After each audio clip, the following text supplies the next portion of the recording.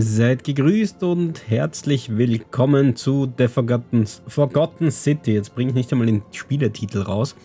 Ja, einem Wunschspiel vom guten Hellnagel, der gemeint hat, das muss ich mal ausprobieren. Ganz kurz Musikunterbrechung hier.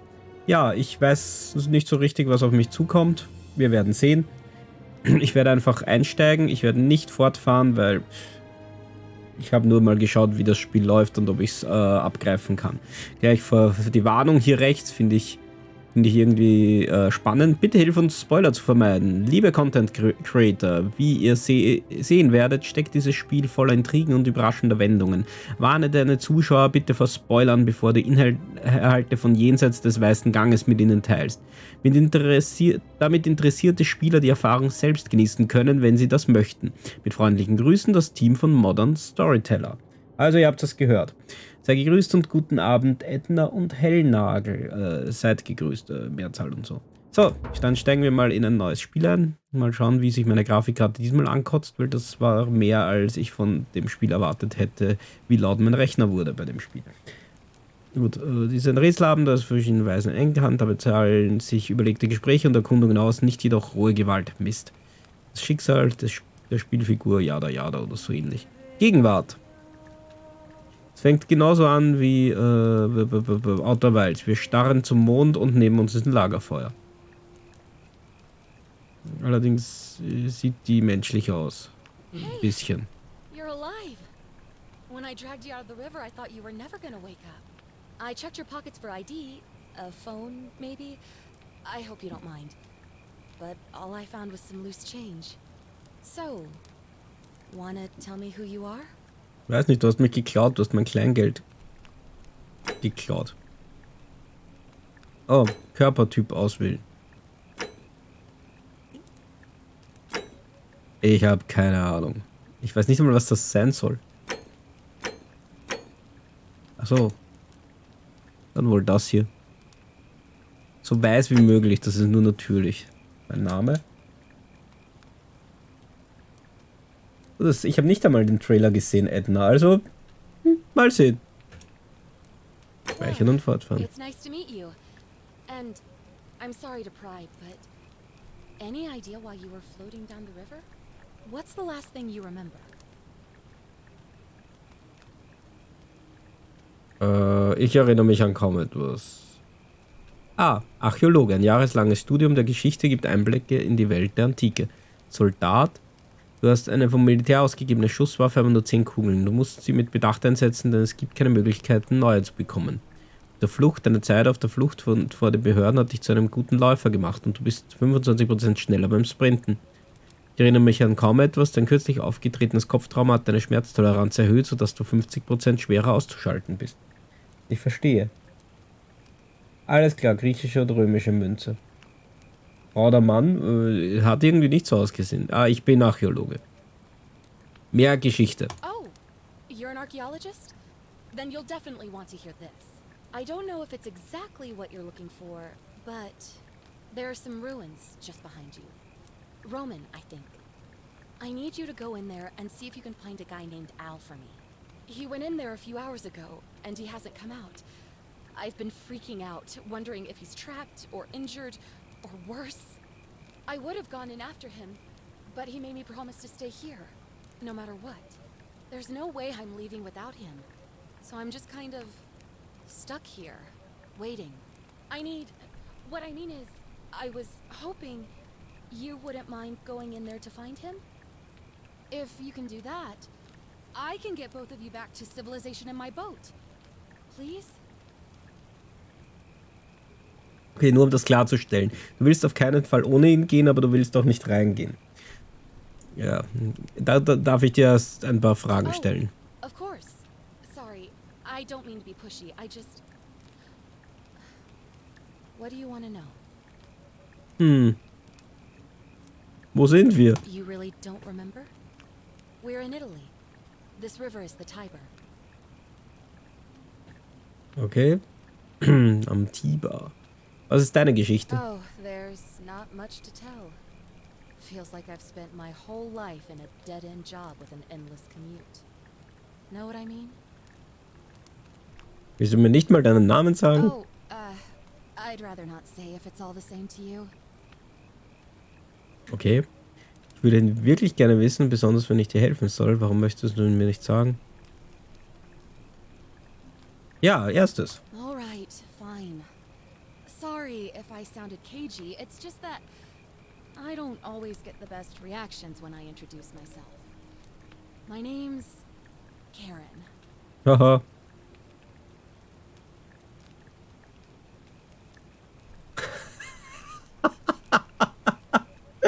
Okay, sorry, ich kann nicht anders. All diese Karen-Memes haben den Namen wirklich ruiniert. Hm? Yeah, something like that. But right now, I have bigger problems, like finding Al. Wer ist Al? He's the guy who washed up on the riverbank not long before you did. I thought maybe you two knew each other. I guess not. But maybe the two of you can piece together what you're doing here. In any case, you'll like him, I'm sure. Once you find him, that is. Sie ist fast schon zu jung für eine Karen, also alles gut. Also was kannst du mir über die Ruinen erzählen? Not much, really. But imagine what you might find in there. Priceless ancient artifacts. Al.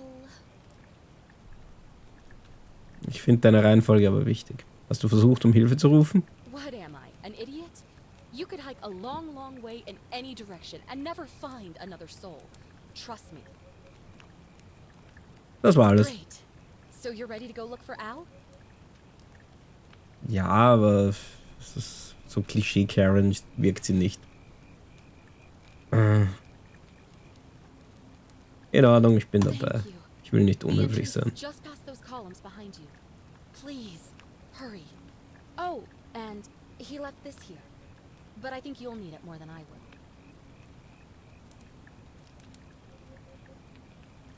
Eine solide, batteriebetriebene Taschenlampe.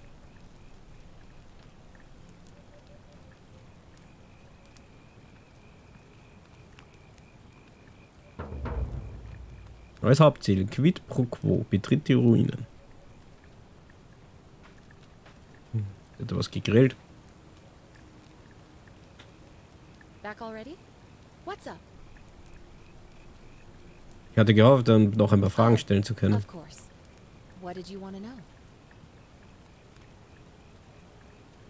What am I, an idiot? Great. Thanks Ich werde again. jetzt gehen. Gut. Das ist mir klar. Das ist eine Taschenlampe. Okay. Rede! Rat mir alles. Ach, egal.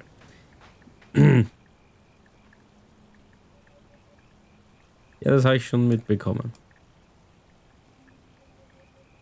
Aber es ist hier hell genug, ich brauche hier keine Taschenlampe. Oh Mann, ich habe wahrscheinlich schon 15 Sachen übersehen. Betritt die Ruine. Ah, sehr gut. Noch kein Achievement, schade.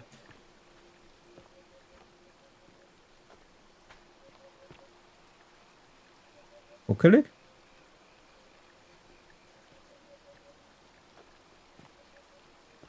Nur in alten Ruinen, okay. Okay, ich kann nicht damit zuschlagen. Zumindest derzeit nicht. Inspiziere die Fackel. Eine verrostete Metallfackel, die wohl von Al angezündet wurde. Ich gehe in die richtige Richtung. Da fackel ich nicht lange.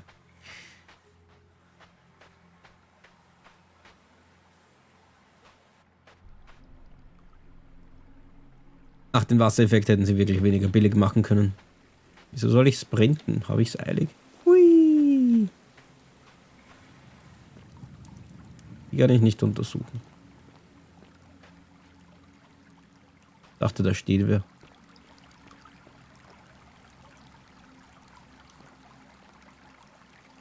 Sie hat gesagt, ich bin da den Fluss runtergetrieben, oder? Wie? Das ist vollkommen unmöglich, dass da ein Mensch runtertreibt. Weder in einem Boden noch einfach nur der Körper. Das geht hier nicht. Punkt. Wie soll das gehen? Ernsthaft.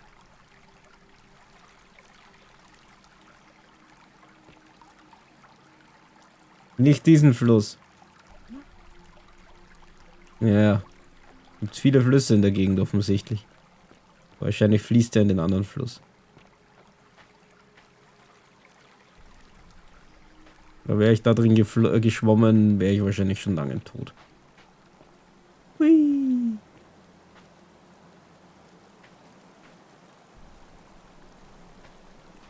Ja, ja, es... Euphrat und Tigris, Wiege der Menschen, jada jada, oder wie war das? Zweifluss steht Stadt. Da war irgendwas. Wenn römisch Wissen ist unfassbar veraltet. Rucksack untersuchen. Ein Rucksack voll mit abgetragener Wanderkleidung und leeren Essenspaketen. Nichts Wertvolles dabei. Aber trotzdem scheint es seltsam, dass Ellen zurückgelassen hat. So, kann ich den... Aber so einen Karabiner kann man immer brauchen. Na gut. Els Notiz. It means I've discovered the entrance to an ancient Roman city, hidden deep underground. Its existence is long forgotten, all knowledge of it lost, except in the Latin inscription here. It reads, "You who wish to enter the city, step forth and be judged. The virtuous shall be rewarded with eternal life in paradise. The wicked shall find themselves showered in gold, but in vain, for this shall be their final resting place." Could an underground city have remained a secret for all this time? Could people have survived down there, against the odds? It seems there's only one way to find out. If I'm not back in an hour, I'm somewhere on the other side. Consider this an invitation, or a warning. Der Bußfertige. Also geduckt.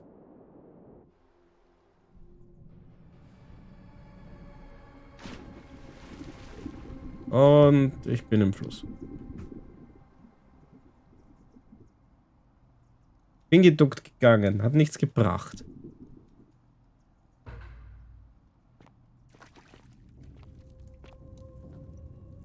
Jetzt bin ich nass. Das ist gleich meine Kälteanzeige oben.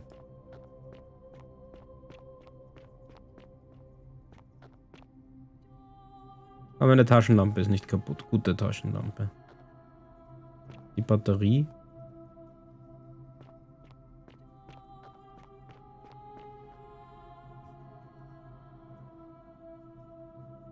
Ganz gut erhalten hier.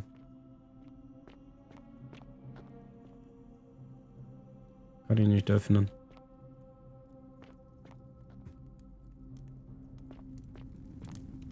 L war hier. Hier brennt alles.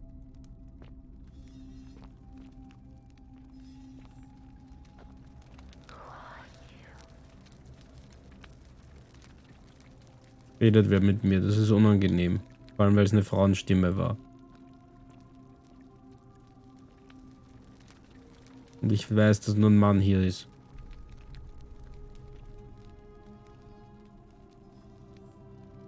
Ich sehe schon, da bewegt sich dann irgendwas im Schatten oder so. Derzeit bin es nur ich. Ja, ja, ich weiß, dass ich so die Taschenlampe benutzen kann, Spiel.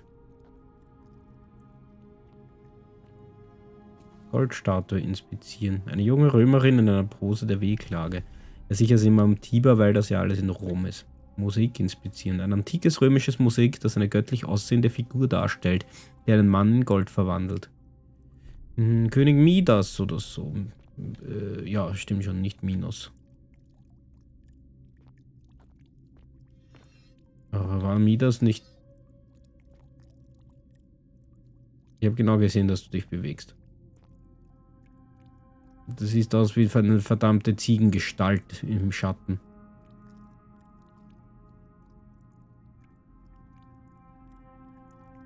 Sonst hätte er...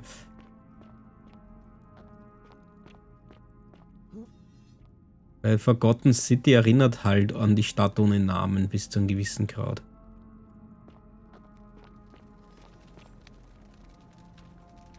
Ein römischer Gladiator in Laufhaltung. Was könnte ein Gladiator in die Luft geschlagen haben? Er ist aus Gold.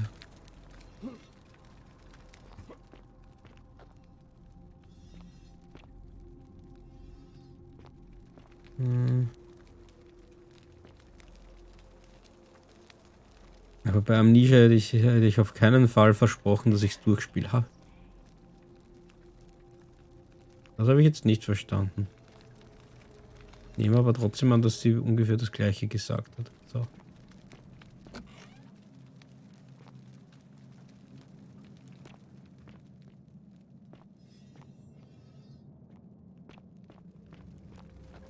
Dieses schleifende Geräusch im Hintergrund ist sehr unangenehm. Ah ja, streammäßig passt alles.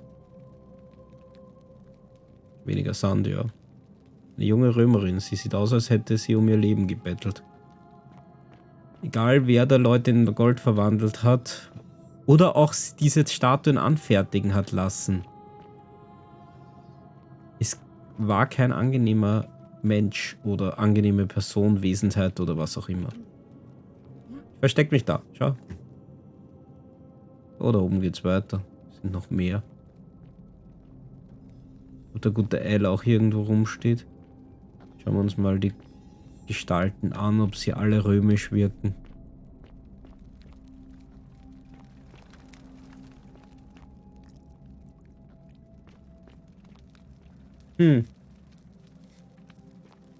Soweit alles okay. Sehr gut. Ja, die letzten Male lief der Stream eh ganz gut. Ich klopfe mal gedanklich auf Holz.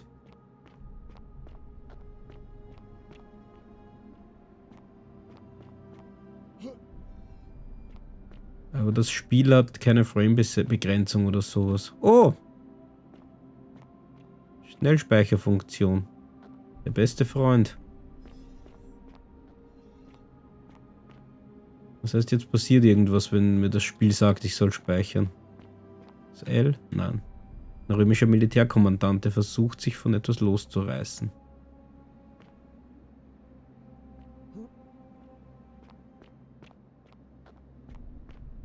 Wenn ein Zyklop herkommt, kann ich ihn blenden. Römischer Legionär in Todesangst. Der Gerüst und guten Abend, Berial. Du hast noch nicht viel verpasst. Wir hängen hier rum und suchen L.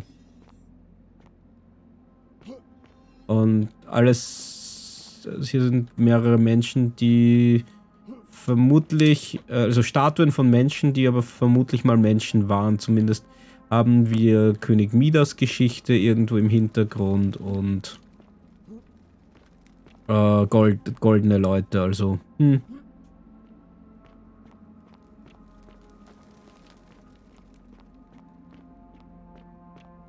Alles ein bisschen seltsam, relativ ruhig. Da ist nichts. Zumindest jetzt nicht mehr.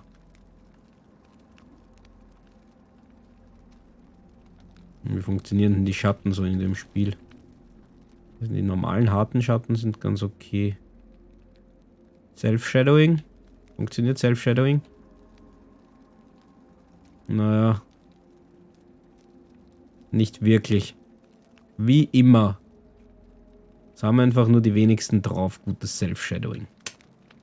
Ist auch aufwendig. König Midas hat alles in Gold verwandelt, ja. Das war ja sein Fluch, weil er wollte das hier so.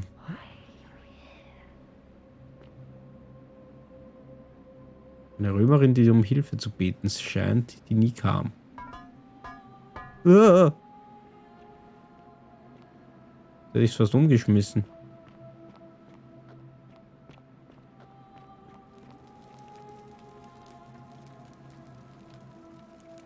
Was ist denn das Feuer da hinten? Mysteriös das Ganze eher.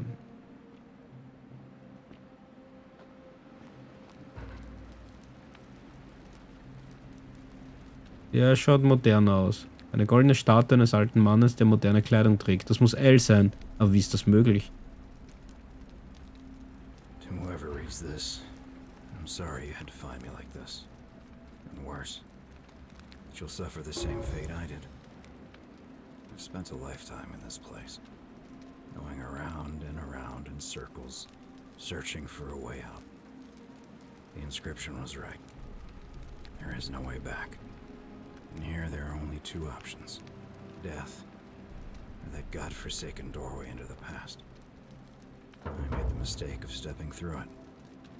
I wanted to set things right. And I tried. I really tried. Whatever I did, it took me right back to the beginning. Don't make the same mistake. Better to end it all now and find out what awaits you beyond that portal. Okay, wir haben eine Zeitschleife. Wunderbar.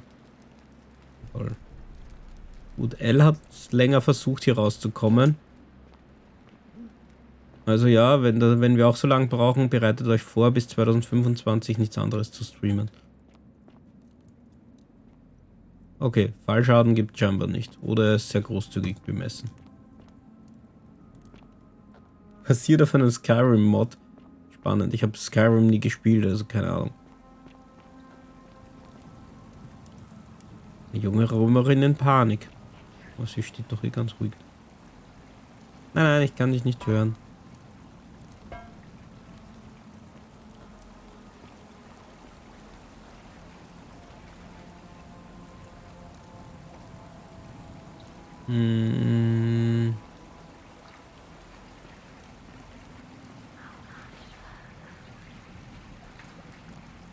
Sonst nicht viel. Was? Wovon redest du, Stimme aus dem Nichts? Blasphemie, ich weiß, aber es ist...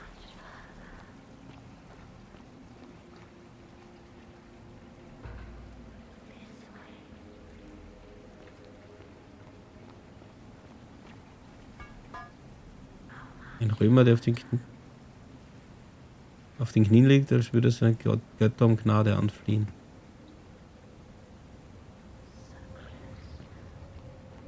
Ich weiß, dass ich nah dran bin und dass ich durch das verdammte Portal soll.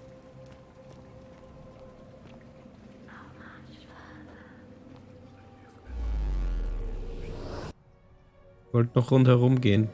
Stargate! Boah, das habe ich schon lange nicht gesehen. Hat sich der Stream jetzt an?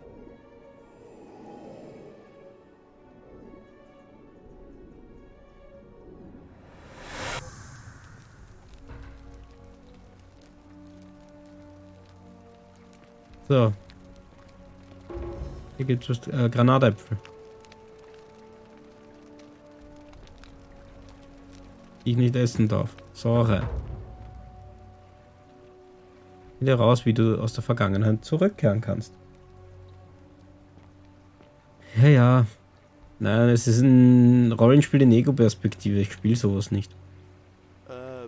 Salve, friend. I'm Galerius. Mind telling me who you are and what you were doing in the Shrine of Proserpina? Das ist ja... Das ist ja praktisch. Die reden Englisch. Augenblick, sprecht ihr Englisch? What? I'm speaking Latin. You are too, although your accent's a little strange. Oh, I see what you did there. Changing the subject like that. Nice try. But I'll ask again.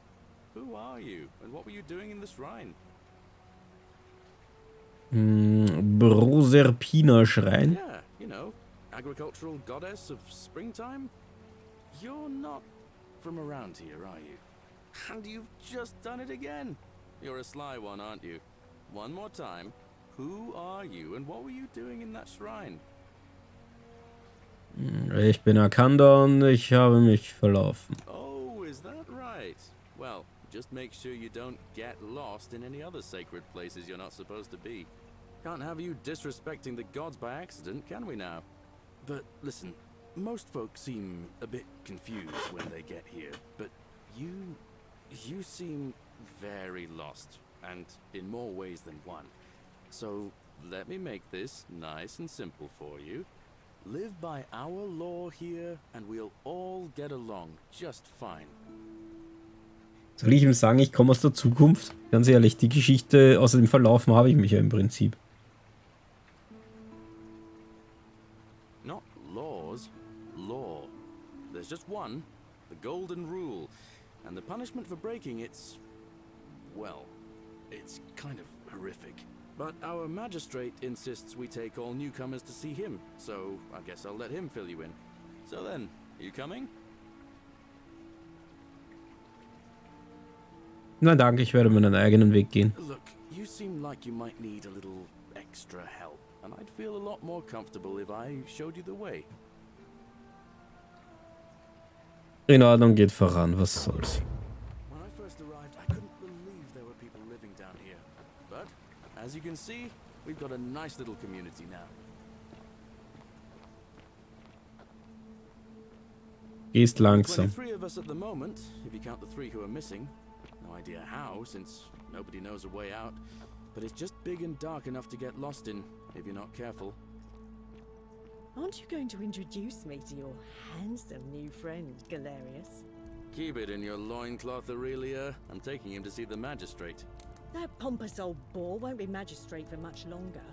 Anyone who helps vote him out today drinks at my bar for free tonight. Politics.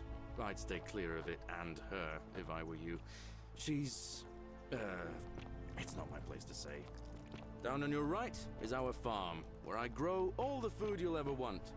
As long as all you want is leek, cabbage, and wheat. Huh. That one usually gets a chuckle. The bloodless shadows wander without flesh or bone. Ah, don't mind Livia. She means well. She's just been in a bad place since... well, you know, I don't know what happened to her. Nichts stehlen, niemand verletzen, nicht wer immer dies schrieb, hatte hoffentlich keine Chance, es fertigzustellen. Also wir merken uns klar, tu verrata Here on your nectu. right is the chasm. If you've got a weapon, it belongs way down at the bottom. Up on your left is the forum, where you can visit the market or get yourself patched up in Lucretia's clinic in the Shrine of Apollo. Most of us have almost nothing, just what we had on us when we arrived, and what we've been able to make and scrounge up since. And this central plateau is where the magistrate and the other patricians live, so don't expect a warm welcome. Galerius, you're meant to be working the farm, not trudging dirt into the villas. Take it easy, Horatius. I was just taking our new friend here to see the magistrate. Well, he's asked me to escort the newcomer personally. The farm. Go. Now. You'd better go with him. But just remember, they're not like you and me. Don't let them use you. What was that? What did you just say? I said it'll take some getting used to. Yeah, I'm watching you, farm boy. Greetings, citizen. My name's Horatius. Magistrate Sentius asked me to escort you to him personally. Follow me, please. Dachte ich mir, dass ich da als Archäologe mehr weiß, weil die anderen werden kein Latein können. Gut, worum geht es? The magistrate wants to brief you about the Golden Rule. Golden, haha. He's busy preparing for the election later today.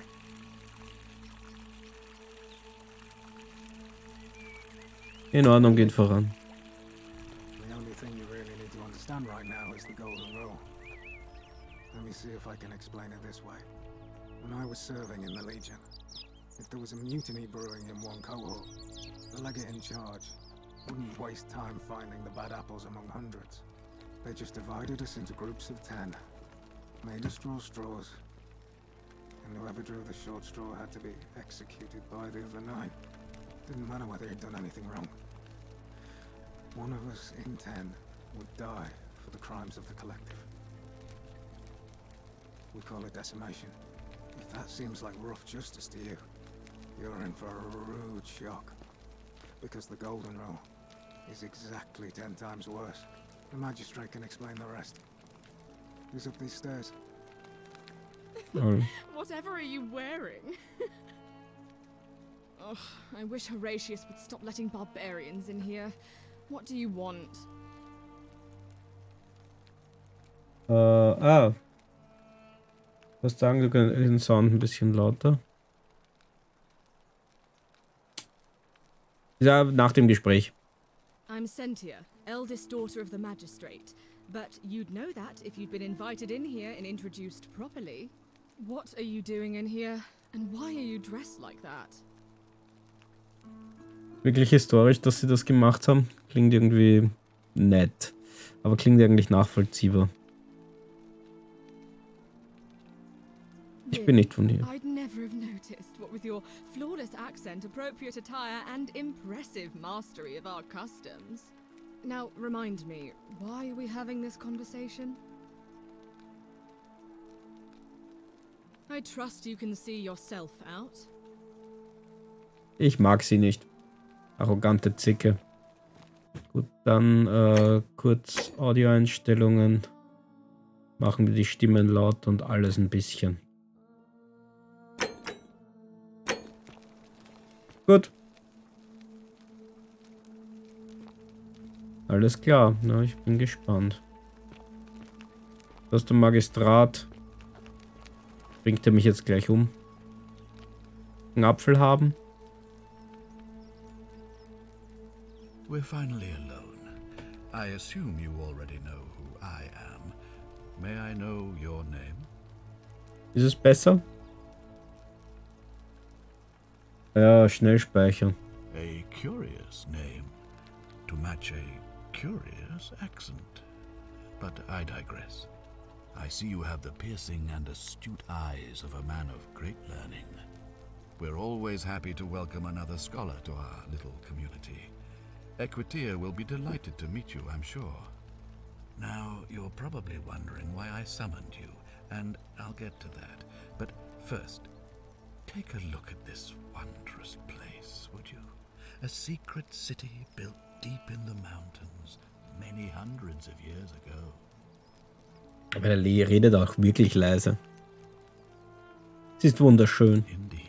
More importantly, consider the miraculous community we've built here over the last 7 months.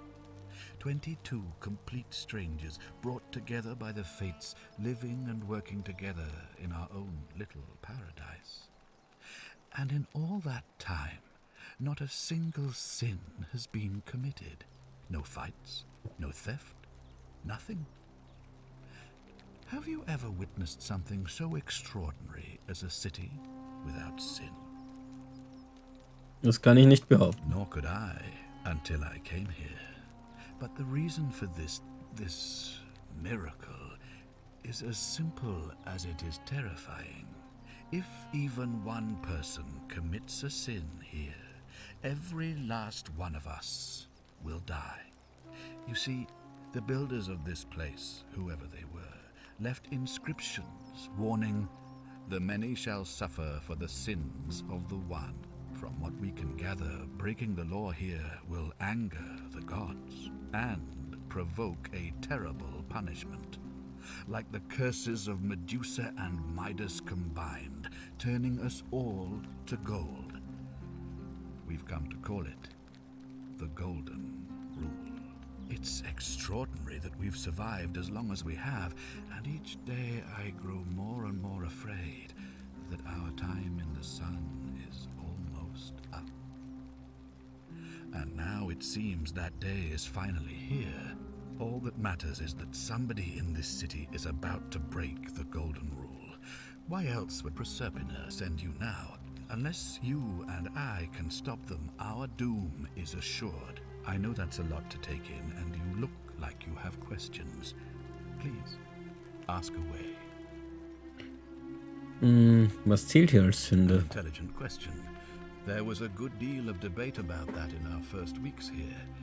Does it refer to crimes or to some other ill-defined wrong? Of course, everyone agrees on the basics. No theft, no assault, and certainly no murder. But beyond that, it was more difficult to reach a consensus. What about lying, insulting someone, blasphemy, trespass, trying to escape, bribery, infidelity, suicide? As magistrate, I had to exercise leadership, and so I made a decision. We must uphold the laws of the Empire to a standard never before seen.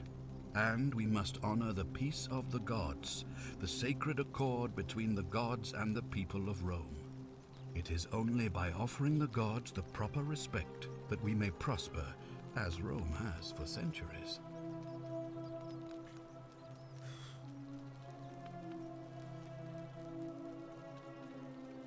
Bin mir nicht nicht sicher, ob das eine gute Idee ist. Was legal ist, ist nicht immer moralisch. Ich nehme das zweite, ja. Und viele eurer Regeln und Bräuche werden da, wo ich herkomme, als barbarisch angesehen. Barbaric? Barbaric? What are you talking about? The Empire is the most civilizing force in the known world. Rome is a beacon of light in the darkness. For 800 years she has borne great statesmen, philosophers, poets, artists and engineers. We have comprehensive laws protecting the rights of our citizens, which have unified countless warring tribes all across the Mediterranean and beyond, from Gallia to Judea. All our citizens are treated the same, regardless of the color of their skin or their sexual preference. Can you say the same? When our people are starving, they are given food rations, and when they are wronged, they have the right to bring the guilty party before the magistrate. Our laws forbid treason, murder, assault, and rape, as well as theft and arson, and so on. No other civilization in the world is so advanced, and you have the hubris to call us barbaric?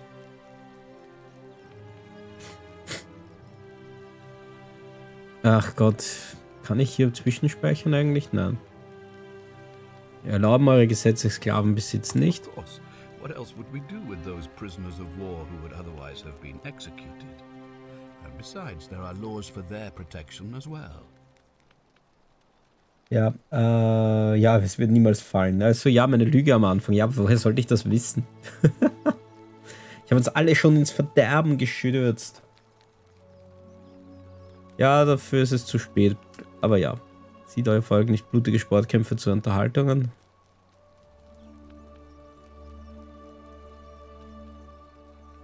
Sieht sich euer Volk nicht blutige Sportkämpfe?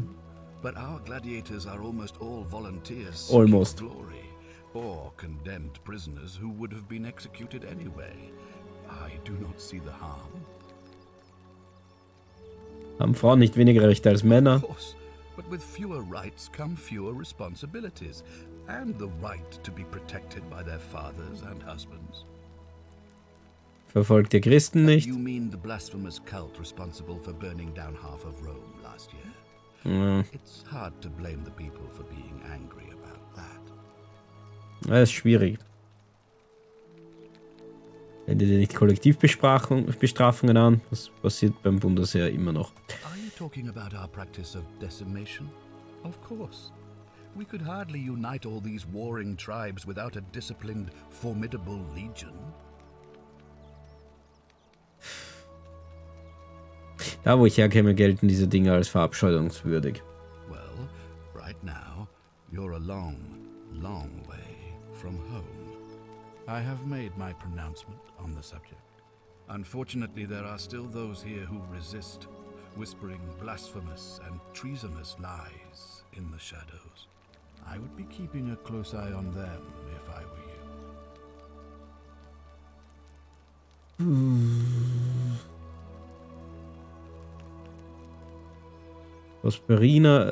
Proserpina hat euch geschickt. Was soll das heißen? You see, in my search for a way to save my people, I learned of an ancient ritual to Proserpina, the goddess of the cycle of life and renewal. It's said to open a doorway in time, so that if the unthinkable happens, one person can pass through it and travel back to the past. And when I saw you arrive in a flash of light from the goddess's shrine, I knew that person was you. You don't belong in our time, do you? Ihr habt recht, ich komme von 2000 Jahren in der Zukunft. 2000 years? That is unfathomable. Please, tell me, in your time, what did you see? What had become of us? Of this city? Er war in Goldstatuen verwandelt worden. I have imagined it, our downfall, 1,000 times. But it still breaks my heart to hear the truth of it. Ich werde jetzt nicht mehr lügen. Wie funktioniert das Ritual? All I can tell you is that it's a ritual sacrifice to Proserpina. I stumbled across instructions. I have to recite a prayer, and of course, as with all rituals, some sacrifice is involved. Usually that means wine or food, or in some cases a live animal. In this case, the sacrifice is rather more costly. The life of the person performing the ritual. I don't suppose you saw any sign of me in the future? Ich habe menschliche Überreste im Tempel gesehen. I assume that was me. If I'm forced to perform the ritual, it's going to cost me everything. You'll try to make sure I don't need to use it, won't you? Klar, Konsequenzen, jada. Das mache ich schon. Ich werde mein Bestes geben. I suppose that's all I can ask for. Warum könnt ihr die Sache nicht selbst nachgehen? Well, I believe you're in the best position to go around asking people questions. You're new here, and it'll seem perfectly normal. As for me, well, it pains me to say my attempts to impose order have not earned me many friends. I fear I may not even remain magistrate after today's election. The people here would only treat my curiosity with suspicion. You shouldn't have that problem, though, unless, of course, you get off on the wrong foot. Na gut. Gibt es irgendwelche Verdächtigen? Do you ever stare at a problem for so long that you can't see it for what it is anymore? What's needed here is a fresh pair of eyes. The less I prejudice the independence of your investigation, the better.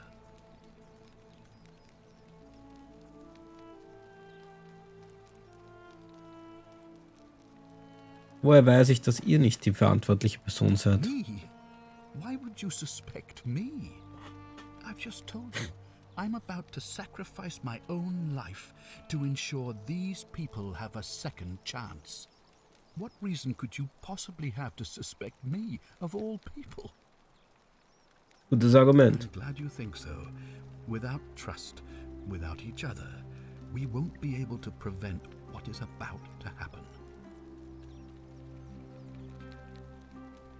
Na gut. Falls ich das tue, werdet ihr mir helfen, in meine eigene Zeit zurückzukehren? If I understand Prosperpina's ritual correctly, that problem should take care of itself. Let me see if I can explain. If you manage to prevent the sin that breaks the Golden Rule, I won't need to bring you here. I won't create the portal, and you will never have been able to come here. Thus, you'll have created a paradox. If this occurs, you should be flung back to your own time, having changed the past for all of us. Make sense? Ja, ich denke schon. Das war alles. Good. So, are you with me? Can I count on you to figure out who's about to break the Golden Rule? In Ordnung, ich bin dabei. Now, I need you to investigate the city, talk to everyone, help them if it'll win their trust. I authorize you to enter private homes and inspect possessions and documents, unless, of course, you're asked to leave. Figure out who the culprit is, and as soon as you have a name, come back and tell me immediately. Na gut, dann fange ich mal an. Oh, and one last thing. If I were you, I'd start my investigation by visiting Lucretia at the Shrine of Apollo in the Forum. I heard wailing from there not long ago. Seems like something's not right.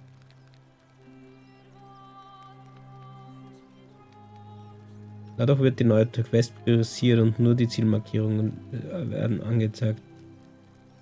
Ich werde mich umgehend damit umkümmern, ja, warum nicht? So, speichern wir mal. Detektiv- und Rätselspiel. Lass mich raten. Ich erfahre erst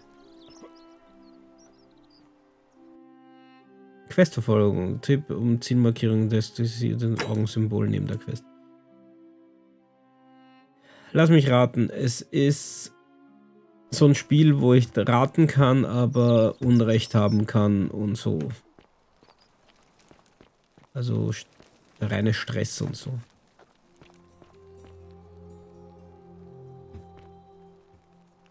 Nachricht von Centilla. Scintilla bedankt sich bei Sentius dafür, dass er sie adoptiert hat. Von Scintilla an Sentius. Möge Jupiter Optimus Maximus euch weiterhin beschützen und leiten. Vielen Dank dafür, dass ihr mich zu eurer Tochter gemacht habt und vielen Dank für den entzückenden Geburtstagsanhänger. Ich verspreche, dass ich ihn immer tragen werde. Ich fühle mich so sicher und glücklich, weil ich euch als meinen Vater und Sentia als Schwester habe. Die Wahlen nächsten Monat scheinen euch Sorgen zu bereiten, aber wenn ihr den Leuten den starken und vertrauenswürdigen Mann zeigt, den ich kenne, dann werdet ihr zweifellos wiedergewählt werden. Nächste Seite. Okay, gibt's nicht.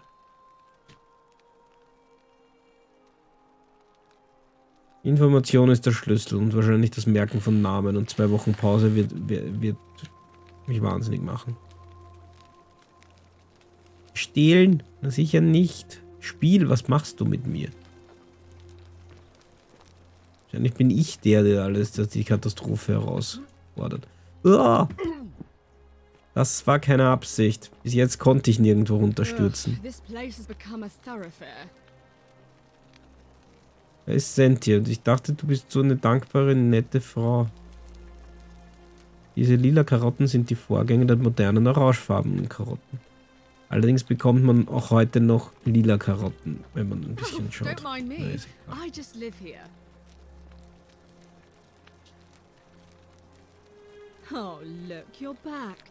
How lucky for me. What is it now? Als Sarkasmus eine gegen die goldene Regel wäre, dann wären wir schon alle tot. Ich weiß, dass ich Schaden genommen habe. Soll ich dich nicht in Versuchung führen? Das halte dir von der goldenen Regel. You know, some people say it's the creation of an all-seeing God who's watching everything we do. But what kind of an awful, incompetent God would let my sister go missing on his or her watch? Vielleicht wäre es das Beste, wenn ihr die Götter nicht beleidigt. Nur für den Fall. Oh, I'd say it to their faces if they had the courage to show themselves. Did you hear that? Curse you, you coward! Where is my sister? What do you have to say for yourself? No response. Nothing. That's what I thought. Und jetzt wissen wir zumindest, dass Blasphemie die goldene Regel nicht I'm bricht. telling you, this mysterious god of ours has to be asleep on the job. Either that, or, like people are saying, it really is just a children's fable my father is exploiting to frighten us into behaving. Das kann natürlich... Ich schätze, wir werden es früher oder später herausfinden. I suppose we will. Wisst ihr, wie man hier rauskommt? Ugh, what is it with you people? You heard the rumor that my little sister escaped and figure I must know a way out too. Is that it? Well, that's just a stupid rumor. We have no idea what happened to Scintilla. I wish you mouth breathers would just leave me alone. Kann ich helfen? I don't know. Can you? Can you tell me how a person could have disappeared from a city with no exits and no crime? Was she snatched away by the harpies?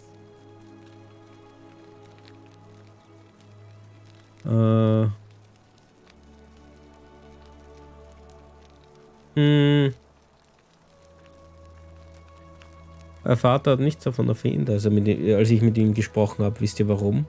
That doesn't surprise me. To him, it was like a prize cow wandering off from its paddock. He's upset, of course, but he says he's too busy with the election to help look for her. So he's letting Horatius do the heavy lifting. Some good that's done. Wann habt ihr sie zuletzt gesehen? It was 3 weeks ago. We ate our evening meal together, and I remember she seemed happy. In love. We went into our rooms, I went to sleep, and when I woke up, she was gone. That's it. Sie ging mit jemandem aus? I think so, yes. But she was very careful about keeping his identity a secret, even from me. Verstehe. Ist es möglich, dass ihr Liebhaber daran beteiligt war? I don't know. But it's been 3 weeks since she disappeared, and Das ist she schon eine hasn't come Zeit. forward. That might speak to a guilty conscience. All I know is, whoever he is, he's still here in the city.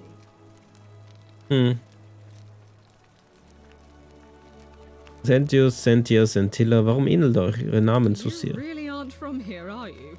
All Roman women are named after their fathers. Oh. I think it's their way of branding us, like cattle to be sold at market. His family name is Sentius, so I'm Sentia because I'm the eldest. And my little sister is formerly Sentia Minor, but she is affectionately known as Sentilla. Das mit dem entspannt aussehen werde ich nicht machen. Das klingt sehr unhöflich. Das war So alles. you'll help me find her? In Ordnung, ich mache es. Oh, thank you. You should probably take a look through her room. It's the one just by the front door. Maybe you'll find something the rest of us missed. Ich werde sehen, was ich werde mich umgehend darum kümmern. Ja, ich gehe Thank zuerst you. ins Zimmer und dann wechsle ich die Quest. Okay, ich habe keine Ahnung, ob das, was ich hier tue, irgendwie richtig oder falsch ist. Ein Herd. Zweifellos unangenehm, mit so einer schlechten Belüftung zu kochen, aber die Römer halten das wahrscheinlich für ein Problem ihrer Diener. Also die haben die Stadt in den letzten, keine Ahnung, Monaten gebaut. Für das haben sie ziemlich viel Prunk da reingebracht. So, Kosmetiktopf. Ein Messinggefäß, wenn einer Puder für Make-up enthält.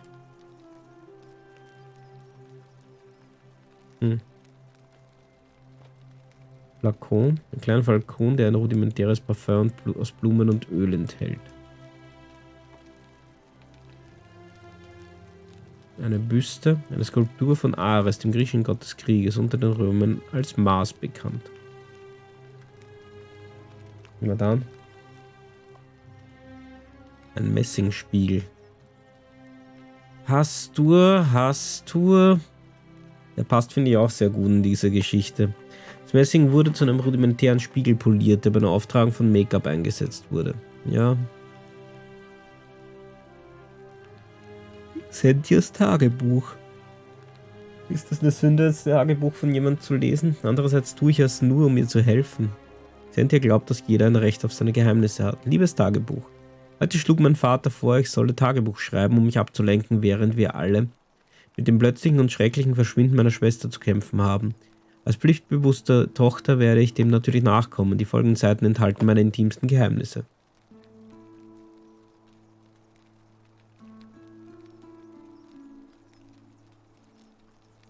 Ich sollte das nicht lesen, oder?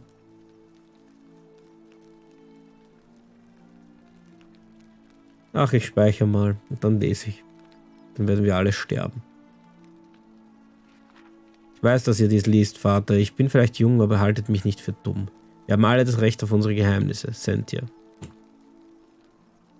Na dann. War harmlos. Wir leben alle noch. Sentias Truhe. Nee, ich stehle noch immer nichts. Warum haben die überhaupt Geld in so einer kleinen Siedlung? Das ist Tillas Zimmer. Ein Tintenfass. Ein Tintenfass aus Keramik. Die Tinte scheint aus Ruß und Wasser hergestellt zu sein. War nicht üblicherweise noch irgendein drittes Zeug in Tinte? Ein Flakon. Wir werden noch viele Flakons hier untersuchen, so wie es ausschaut.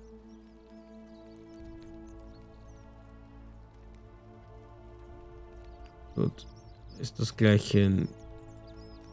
Naja, grün stimmt nicht.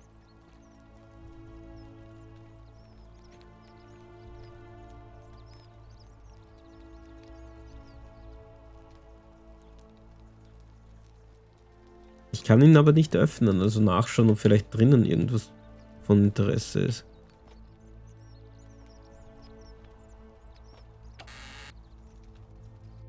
Hier kann ich nur Geld klauen. Hier ist gar nichts. Absolut nichts. Nachricht von Sentilla. Die haben wir alle übersehen, nicht wirklich, oder?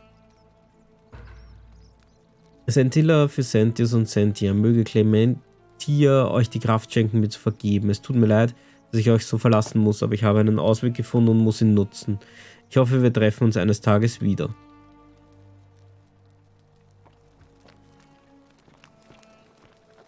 On your best behavior, I trust? Natürlich. Ich bin der Bravste auf diesem Planeten.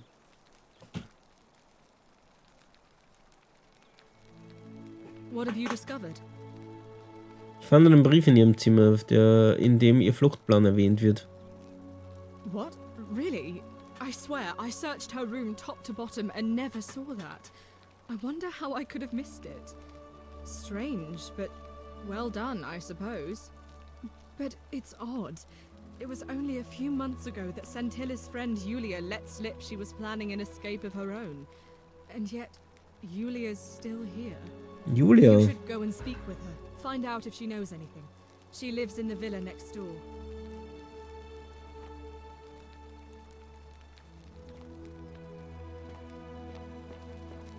So, was sprichst du? What now? Was könnt ihr mir... Was ist eure I'm a Geschichte? legionary of the first Italica, but there's not a lot of fighting down here. So the magistrate has assigned me other duties. I act as the magistrate's right-hand man, keeping an eye on his daughter, I should say, and the others, and making sure they're all behaving. I also keep a register of new arrivals. Wie seid ihr hier gelandet? I'm from Liguria, up north originally. I was doing all right for myself. 12 years into my service. Had a nice girl lined up for when it was all over. Not anymore. She's probably figured I'm long gone and moved on by now. I try not to think about it. My commander sent me to deliver a message to Rome.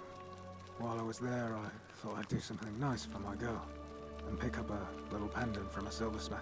That's when the crowd started flooding through the streets, shouting fire. People screaming, trampling each other. Then some Genetricum fugitive tried to take advantage of the chaos and pinch my pendant. I remember chasing him through the crowds, down towards the river. And then, nothing. Blacked out and woke up near here. No idea how I ended up floating so far downriver. But I'm fortunate to be alive, I suppose. Tut mir leid, das zu hören. Don't be. As Seneca the Younger said, difficulty strengthens the mind, as labor does the body. That said, Sentilla's disappearance has been more difficult than I'd care to admit. Was könnt ihr mir über den Magistrat He's erzählen? one of the better commanders I've ever had, that's for sure. Good stoic. Lives by Seneca's words. Treat your inferior as you would wish your superior to treat you. Can't ask for much more than that. Wisst ihr, wie man hier rauskommt? I went around asking the same questions when I first arrived. Never did find a way out. But I learned how to accept my situation. To bear trials with a calm mind robs misfortune of its strength and burden. That's from Seneca the Younger, if you're interested. Kann ich das Bürgerverzeichnis I sehen? don't see why not. Just make sure I get it back by tomorrow.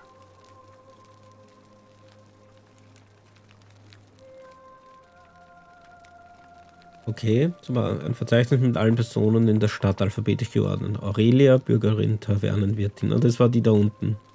Taverne im Elendsviertel, behauptet einen Ausweg zu kennen. Claudia, Patrizierin, Frau von Malleolus. Villa Zentral. Decius, Bürger, Händler im Forum. Domitius, Bürger Malleolus Wache, Quartier Elendsviertel. Ja, das finde ich gut. Duilius, Bürger arbeitsunfähig, Elendsviertel. Im Warenhaus eingesperrt. Arme Sau oder so. Equitia, Patricia, Westerpriesterin. In der Villa unten. Fabia, Bürgerin, Bäckerin, Elendsviertel. Galerius, Bürger, Bauer, Elendsviertel. Georgius, fremder Händler. Forum, also Kleiderhändler. Hannibal, ein Fremder. Durchsucht Schrott im Elendsviertel. Ist in der Zisterne gestorben? What? Horatius, Bürger der Wache, ja, den haben wir da. Quartier im Elendsviertel. Gabasch, fremder Fischer im Elendsviertel, ist verschwunden. Julia, Patrizierin, steht in der Schuld von Malleolus. Villa Mitte, glaubt einen Ausweg zu kennen. Also wir glauben, dass sie einen kennt.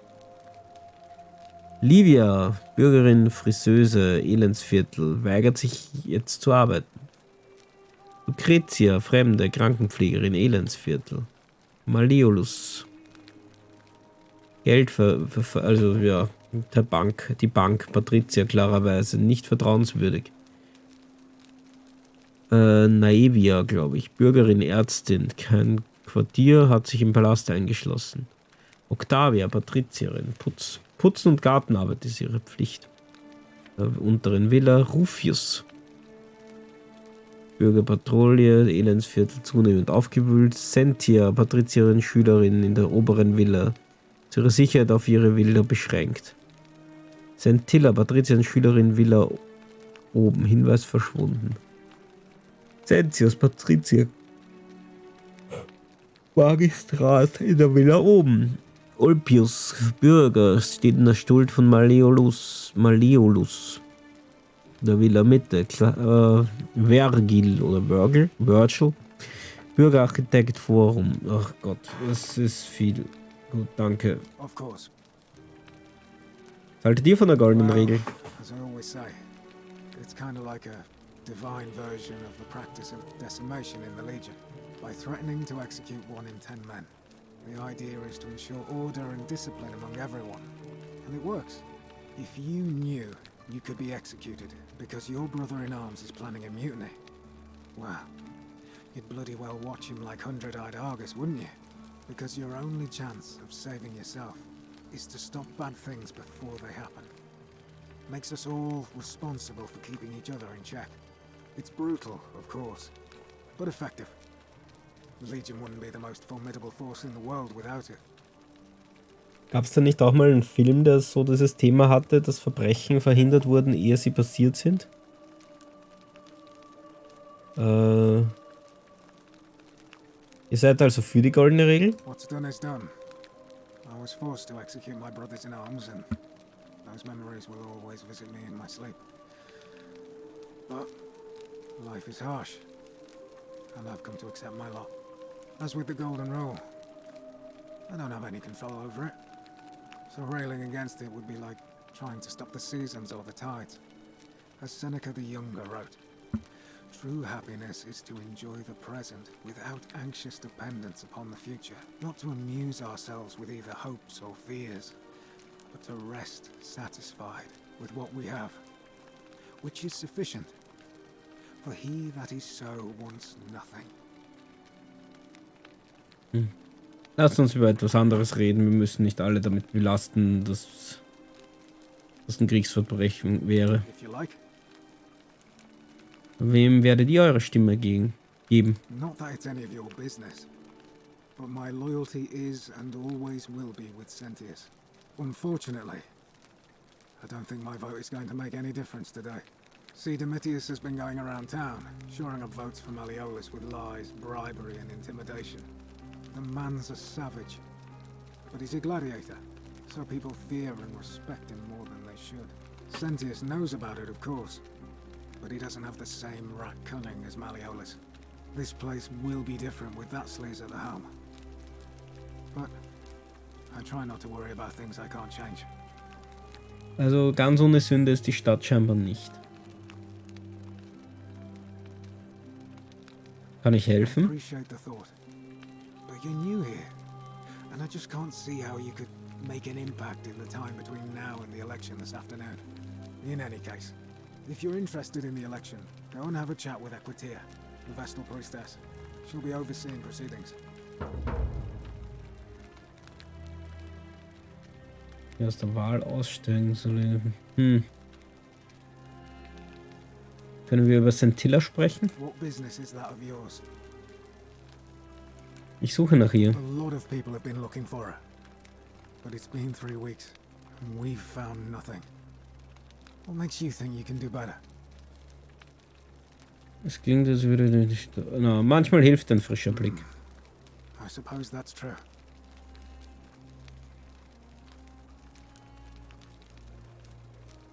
Davon weiß ich gar nichts. Dass er hier was angetan hat, habe ich nicht aufgepasst. What the fuck? Ist euch etwas Verdächtiges aufgefallen, bevor sie verschwand? Sentilla was always a kind, well-behaved young woman. I admit, her disappearance really caught me off guard.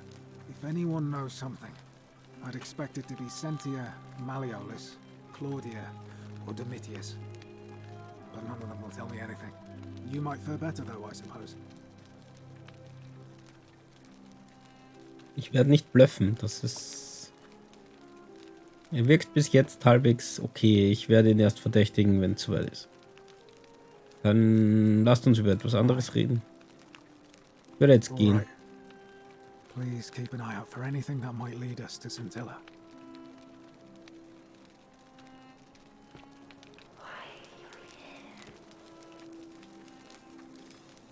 Dieses Flüstern ist weiterhin ein bisschen unheimlich. Speichern wir mal wieder. That's some lamp.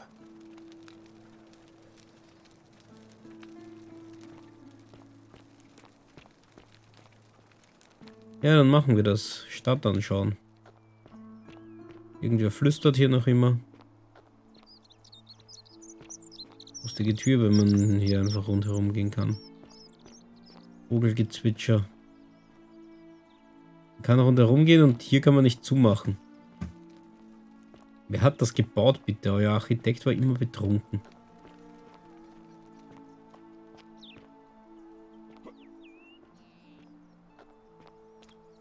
Also nicht einmal, wie sie aussieht. Also wenn ich sie als Statue finde, würde ich sie nicht finden. Also nicht erkennen. Einmal kein Foto. Na gut. Don't mind me. I just live here. Ja, ja, ja. Und du darfst nicht raus. Du bist gebunden. Ich soll vielleicht auch die Taschenlampe stecken lassen. Was? Also bis jetzt sehe ich den Sinn der Pistole nicht. Archäologischer Einblick. Eine mit Urin gefüllte Keramikschale, die die alten Römer wegen ihres Ammoniakgehalts zum Waschen und Bleichen ihrer Kleidung verwendet haben. Magistrat Sentius. Also du bist schon wieder hier. Ich spreche gerade nicht an. Wobei, oh ja, übers Verschwinden deiner Tochter. Ah, you've returned. Do you have any news about your investigation? Können wir darüber sprechen, wer die goldene Regel brechen wird? Nein.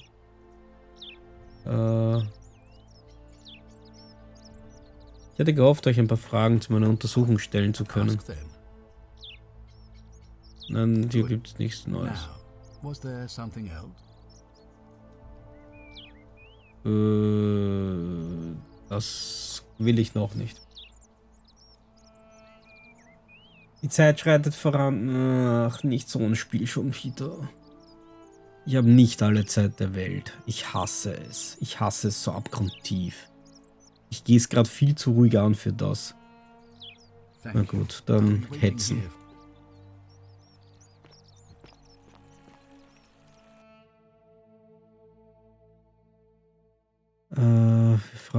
Für Frage Julia.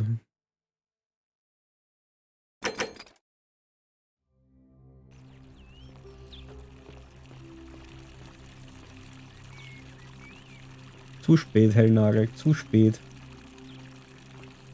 Ich bin unter Druck gesetzt, allein durch die Tatsache.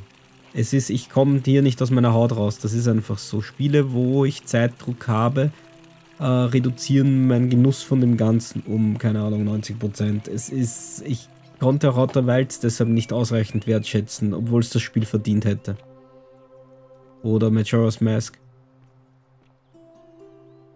What were you two talking about? Ich habe keine Ahnung, wovon ihr sprecht. Don't play dumb. I saw you. Having a shady little chat with old man Sentius up on his balcony. What's he offering you? Money? Favors? What's your vote worth to him? Er hat nicht versucht. Wir haben nicht über die Wahl geredet. What else would you be murmuring about on election day? Mark my words, Malleolus is gonna be magistrate by the end of the day. And if I tell him you've sided with that feeble old has-been, that you've been trying to undermine his hard-won victory, you'll have picked the wrong patron. Got it?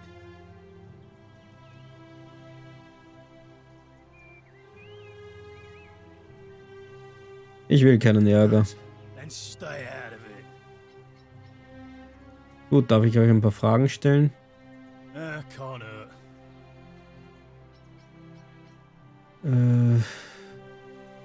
Ich muss mit Julia She's sprechen. not here. Wo ist Had sie? to carry her to Lucretia's clinic this morning. Shrine of Apollo. She was acting sick. Faking it, if you ask me. Typical. Aber für alles andere haben wir keine Zeit. Ich werde jetzt gehen. Just remember, I'll be watching. Der schaut nicht klug genug aus. Andererseits lügt er vielleicht dadurch weniger.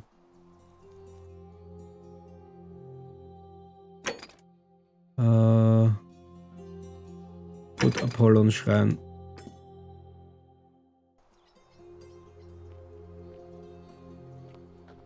Nö, nicht wichtig. Gerade nicht. Muss mich ja beeilen, weil sonst stirbt die vielleicht oder irgend sowas. Mhm.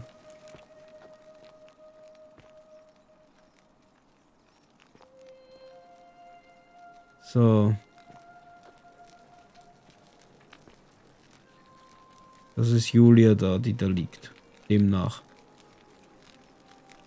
Give me a moment. Sorry I'm such a mess. I just lost a patient and a dear friend.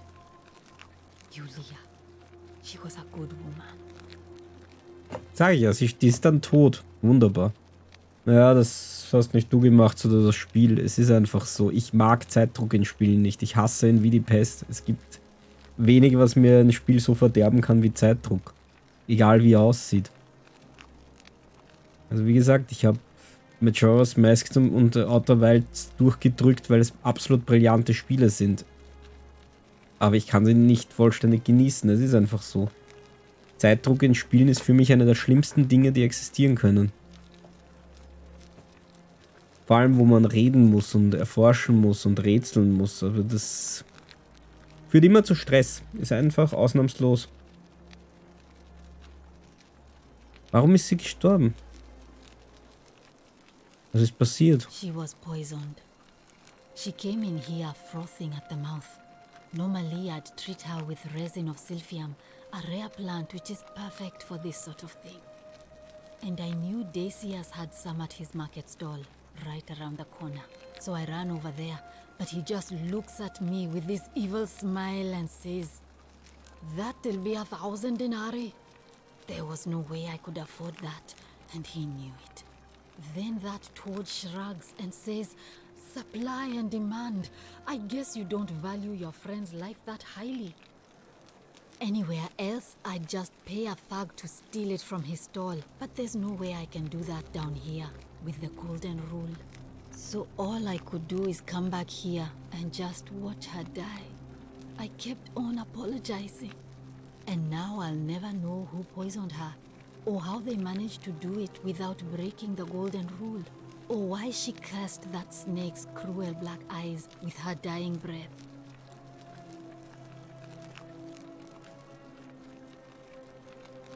Kann ich irgendwie helfen? Well, unless you have the power to bring someone back from the dead, there's really just one thing you can do.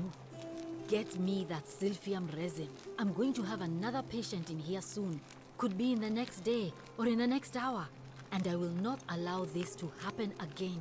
I don't care how you get it, but you have to make it happen. Because if I lose another patient this way, I swear to the gods below, not even the golden rule will stop me from marching up to that Genetricum Fututo and scratching his eyes out.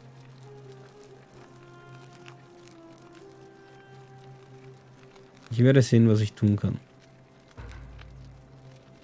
Na gut, mit anderen Worten, hier mordet jemand, was extrem gegen die goldene Regel ist und trotzdem passiert. Ich höre ständig die Statuen flüstern, ist das normal? Oh no, sorry, I don't mean to worry you, but no, that is definitely not normal. There was one other person who claimed she could hear the statues talking to her. But that was Nevia, and she went a little mad. Vergesst, dass ich etwas gesagt habe. Sehr schön. Können wir über Julia sprechen? Sure. What do you want to know?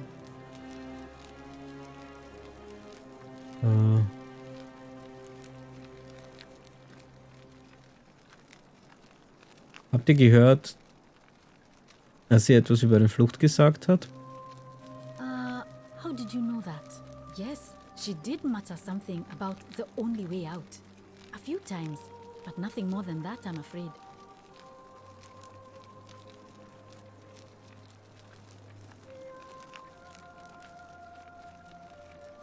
Glaubt ihr, sie wurde vergiftet oder war es selbst Do you verschuldet? really want to know? I mean, if somebody poisoned her, then surely they would have broken the golden rule, and so maybe it's best we don't discuss it. Wisst ihr, was für ein Gift sie genommen hat? Hemlock, I believe. Gibt es einen Grund, warum sie vielleicht sterben wollte? I haven't seen her in months. She's not allowed to leave Malleolas' villa, and they are quite secretive. Lass uns über etwas anderes reden. Sonst noch was? Ich würde jetzt gehen. Come back if you get sick or injured. Day or night, I'll do what I can.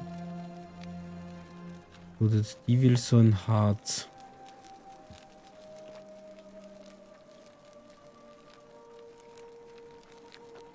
So.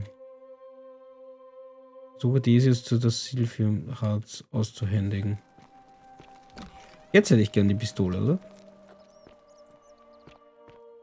So. Ein runder Brotlaib, der in einzelne Stücke geteilt werden. Er steht auf den jeden Freiheit zur Verfügung, der ihn möchte. Okay.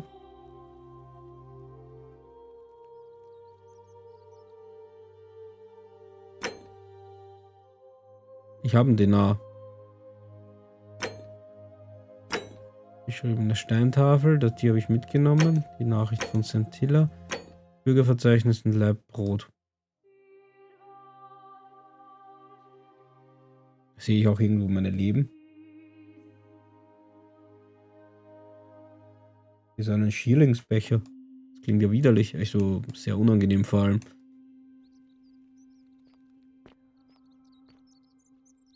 Eine Steinmühle, offenbar werden Mehl und Getreide zum wird Mehl und Getreide hineingefüllt und dann zwischen den Steinen gemahlen, wenn die Griffe gedreht werden. Römisches Rezept für Brot. Hefe, Salz, Wasser und Mehl. Wasser, Rührschüssel und Hefe, das funktioniert das Ganze, ja. Ich habe sowas schon mal gemacht.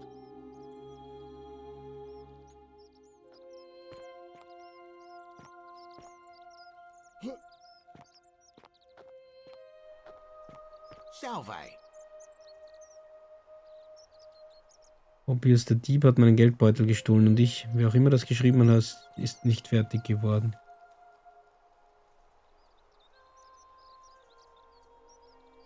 Ich meine, es wurde angezeigt, aber das war so ein Ring eigentlich. Ich dachte, das...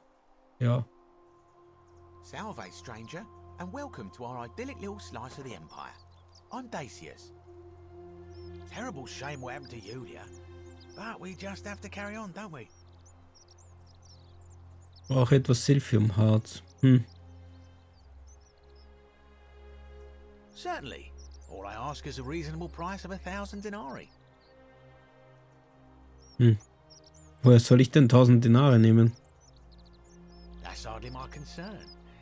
But if you get a job, work hard and save your coins, you should be able to afford it within, say, 5 years? Macht lebensrettende Medikamente fast unbezahlbar. Was stimmt nicht mit euch? Sind Sie Amerikaner? Oh, it's perfectly legal. Simply a question of supply and demand, I'm afraid. Take it or leave it.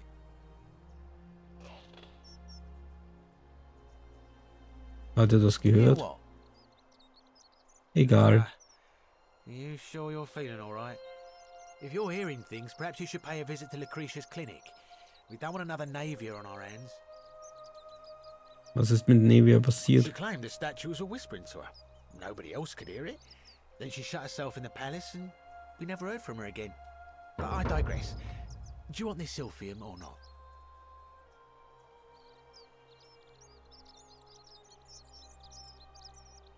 So viel Geld habe ich nicht. Perhaps I can interest you in something within your budget?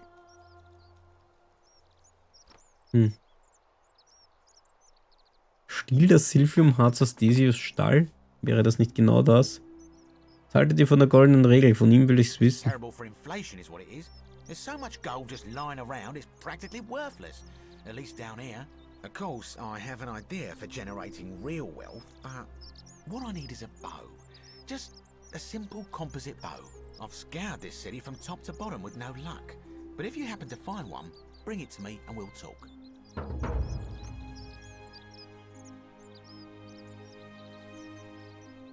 Hat der Magistrat nicht ein Waffenverbot erlassen? Ich würde euch keinen Bogen besorgen. Schlitzohr. Ich würde jetzt gehen.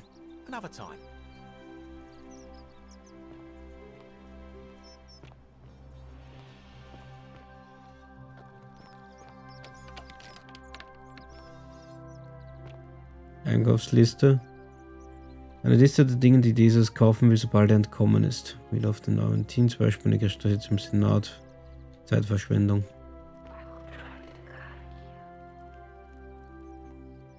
Ja, fix.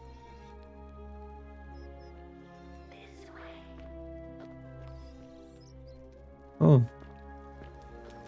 Spannend, das ist das Ding wie in Dead Space.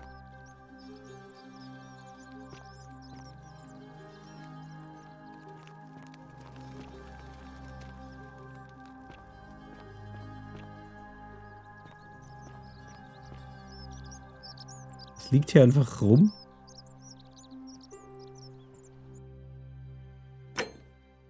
Spiel speichern.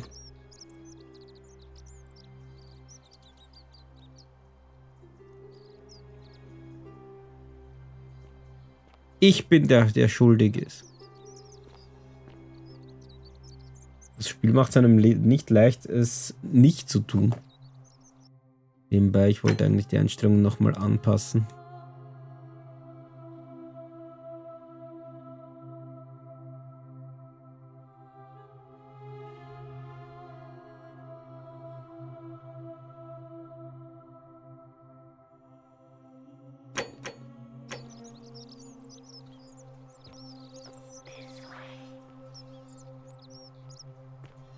Hey, Virgil, how much would you want to make me a bow?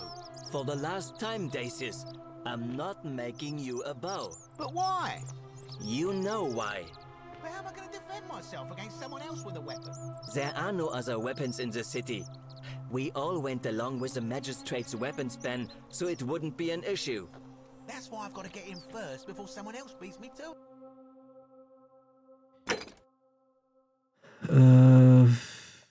Genau, gelebte Demokratie.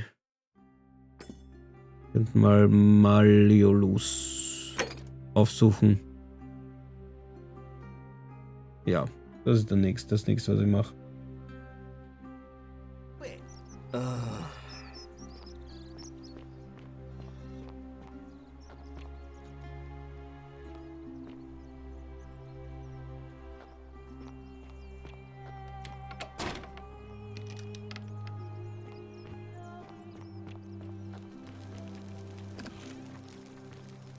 Achso, das war der Tempel.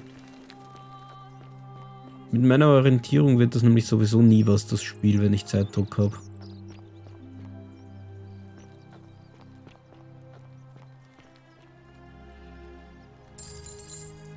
Ich habe einen Münzbeutel gefunden, der hat auch sicher niemanden gehört, das war deshalb kein Diebstahl oder so.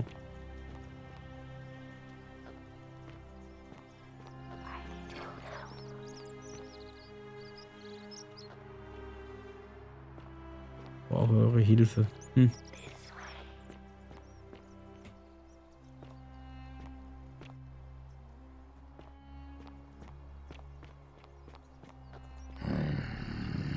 Name's Rufius. Better watch your step. Ja, gehen. Er hat mir den Namen gesagt, muss reichen. Ich meine, wer ist verdächtig bis jetzt? Mehrere. Hello? Hello? Was ist eure Geschichte? My name's Dooley. I live here now because I got in trouble and they said they had to lock me up. Was habt ihr getan? I don't remember things so good. I think it's just because I was looking for treasure. Mutet ihr jemand, dass ihr stehlen würdet? Yes. But I wasn't. I was just looking. Ist das alles? They said I did it. More than once. But I can't remember things so good. Then they called me mean names. They called me a liar, Billy. Liar Billy? Liar Billy? Okay, das ist ein Wortwitz. Lästige Pflicht? Yes. They said I have to live here now. And gave me this letter. But I'm not good with words. Do you think you could read it for me? Salve. Magistrat Sentius Duilius. Ich schreibe euch hinsichtlich eures unverbesserlichen antisozialen Verhaltens, was aus eurer Besessenheit von einem sogenannten verlorenen Schatz rührt. Ich fühle mit eurer Notlage und dem Ableben eures Vormunds Hannibal vor einigen Wochen mit. Doch ich muss euch eine wichtige Nachricht überbringen. Der Schatz, den ihr sucht, existiert nicht. Durch eure Gedächtnisschwierigkeiten liegt es nahe, dass ihr euch einfach falsch erinnert habt. Vielmehr, da ihr bei verschiedenen Anlässen widerrechtlich Orte betreten habt, einschließlich der Umgebung der Zisterne, die für alle Bürger untersagt ist, bin ich widerwillig zu dem Schluss gekommen, dass ihr eine Gefährdung für die Gemeinschaft darstellt und eure Freiheit eingeschränkt werden muss, solltet ihr die goldene Regel brechen. Ich hoffe, dass dieser Brief euch dabei hilft, zu verstehen, warum ihr inhaftiert wurdet, falls ihr zukünftig weitere Gedächtnislücken erleiden solltet. Ah, okay. What does it say? Steht, dass sie euch mehrmals beim Einbruch Jada, wir haben sie vorgelesen. My treasure. Was für ein My Schatz. friend Hannibal used to look after me. He said he always would. But then he died. It was very sad. He said if anything ever happened to him, I had to find something very precious hidden away. He gave me this key and made me promise to keep it safe until I found the treasure. But I couldn't find it. All I remember is he said something about the cisterns. But when I went up to the high one, they put me in here. Now nobody looks after me. Except my friend Galerius. And Ek, the priestess lady. She's a nice lady. Ja, ich schaue mir den Verschlüsselzeug an. Said I shouldn't give it to anyone I didn't trust. But maybe you could help me get out of here. Then I would trust you a lot.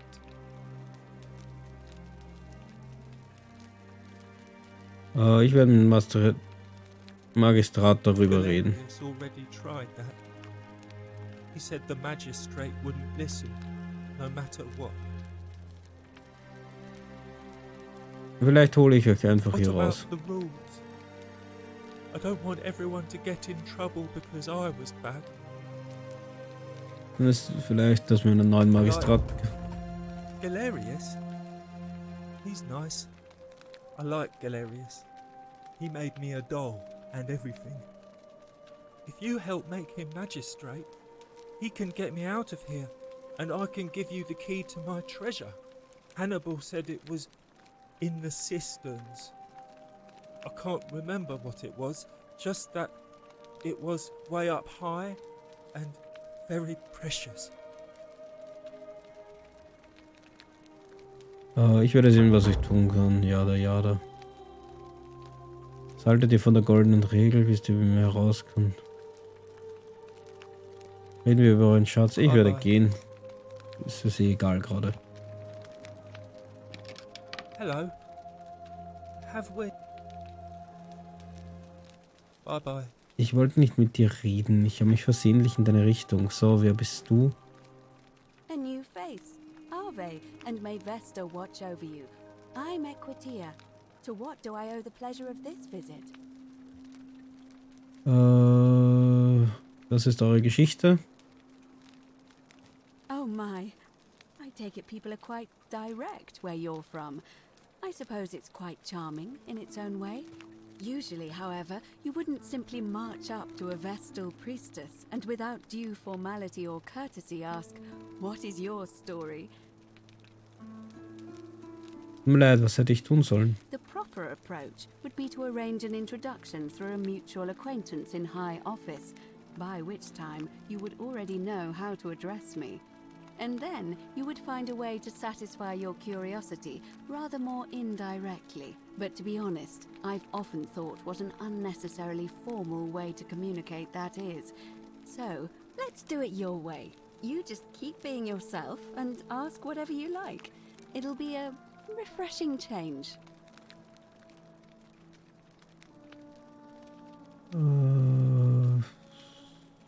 Wie seid ihr hier gelandet? No, I'm not entirely sure. But what about you? How did you end up here? Eine junge Frau namens Karen hat mich bewusstlos aus dem Fluss gezogen und mich dann hierher geschickt. Karen, you say? And nothing about that name seemed odd to you.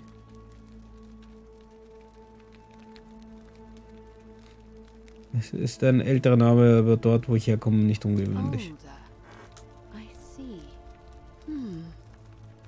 I wonder if... No. Was wolltet ihr I sagen? apologize. I don't mean to be cryptic. It's just that you've got me thinking. Have you spoken with any of the others about how they arrived here too? I really think you should.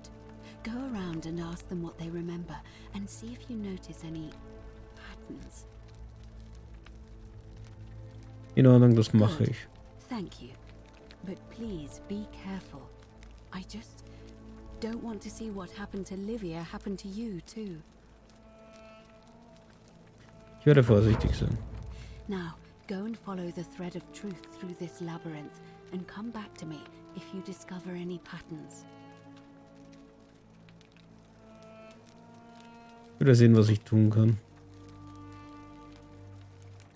Was haltet ihr von der goldenen Regel? I'm quite sure it's the work of the gods, which is strange because they've never been particularly concerned with our misdeeds, as long as we've kept the peace of the gods. We ask for blessings, for good health, bountiful harvest, military victory, and in return, we offer praise, wine, incense, or animals. But here, it seems they require much more of us. I find myself reminded of an especially pertinent tale from our great poet Ovid in his epic Metamorphoses. Would you like to hear it? It is rather long. Gibt es eine Kurzfassung? I suppose so. Jupiter and Mercury put a town to the test by disguising themselves as vagrants and asking for shelter there. Don't you just love Everyone springtime? turned them away and failed that test, except for an old couple named Baucis and Philemon, and so the gods gave them time to escape and granted them a wish, and then wiped that town off the map. Some say the moral of that story is that we must all honor the sacred rituals of guest friendship, the reciprocal obligations owed between hosts and guests. But I like to think it's that we should always show compassion for those less fortunate than ourselves.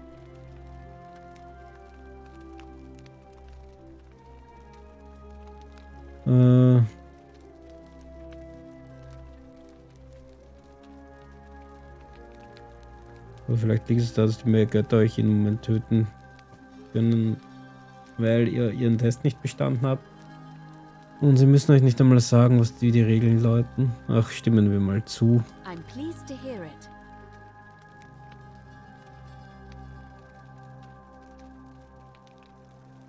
Ich werde jetzt Come back to gehen. me once you've acquainted yourself with the rest of our neighbors.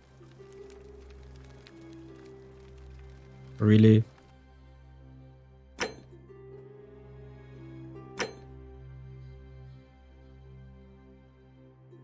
Untertitel.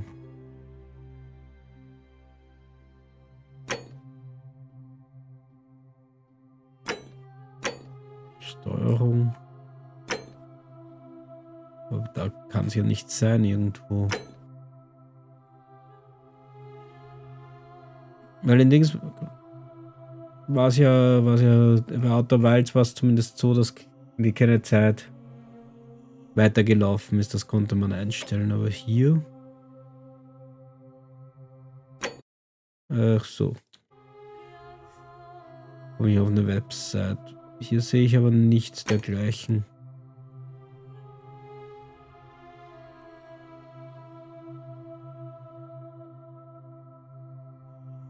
Hm.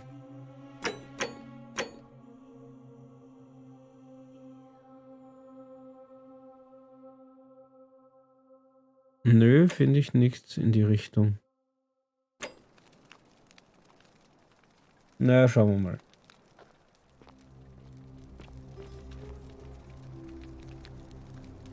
I did not do it, Dooley.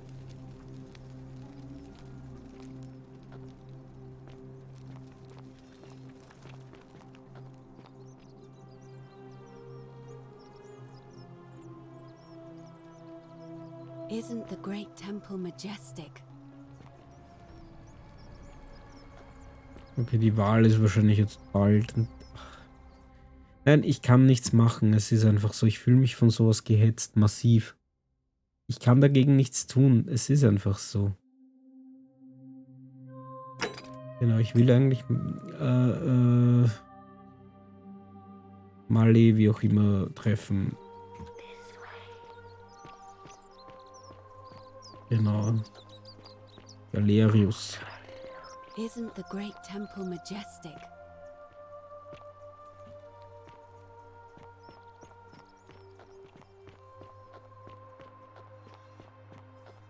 Da läuft einfach mit mir was falsch bei diesen Dingen. Aber ja. So, Galerius, du wolltest... Wir wollten, dass du zur Wahl antrittst oder so. Hope you're settling in, friend. Now, what's on your mind? Was ist eure Geschichte? Wir müssen das rausfinden. Well, it's a long one and kind of sad, but I don't mind telling it.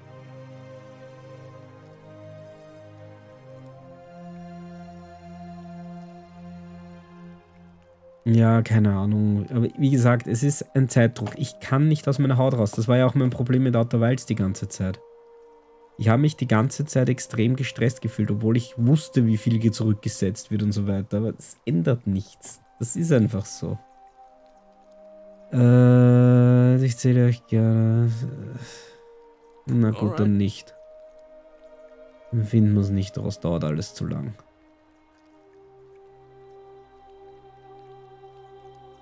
Was denkt ihr über die Wahl? I can't see how I could vote for either candidate. I don't like Sentius much, but Malleolus is almost as bad. Even I could do a better job. Me, a farmer. And I've never given a speech or put on a toga in my life. Habt ihr in Betracht gezogen, selbst ein Magistrat zu werden? Ja, passt schon, Hellnagel. Du findest das Spiel gut. Das war der Grund, warum du es vorgeschlagen hast. Das ist... Es wirkt doch gut, aber... Es ist halt eine Mechanik, mit der ich nicht kann.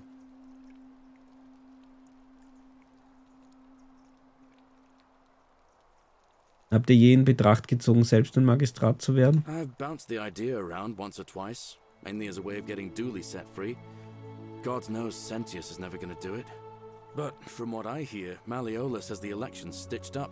Nobody's going to take him on and win. And maybe that's not such a bad thing. I mean, he talks a lot about freedom. So I'm hoping if he's elected, he'll release Dooley from his cell. And that's good enough for me. Wir werden wohl abwarten. Warum ist Dooley in der Zelle? Because Sentius put him there. Poor Dooley was just wandering around looking for some imaginary treasure. Now a magistrate accused him of being a thief. That's nonsense, of course. Dooley's the most harmless man you'll ever meet. But Sentius really has it in for him, for some reason. Dann reden wir über was anderes. Wird jetzt gehen. Alright, see you around. Ja, es stimmt ja nicht, weil Return of the Obra, dem hängt mir noch immer im Kopf, dass ich es noch anspielen möchte. Also jetzt kann ich über die Kante klettern oder wie und abstürzen und sterben. Das ging ja zuletzt nicht. Das war keine Absicht, ich wollte langsam gehen. Ugh. Ach.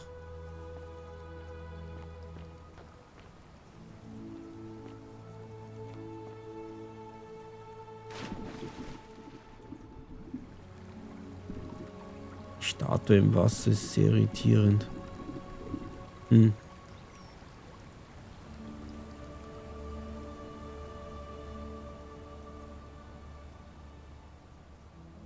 Hier sind diese Schmetterlinge, die mich irgendwo hinführen, eigentlich.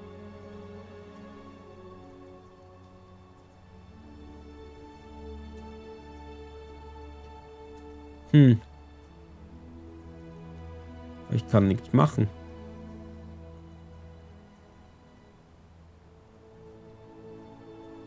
Na gut, jetzt gilt es mal rauszufinden, wie ich hier rauskomme.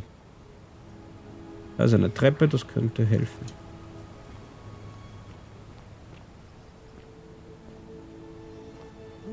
Was tun die Statuen denn bereits hier?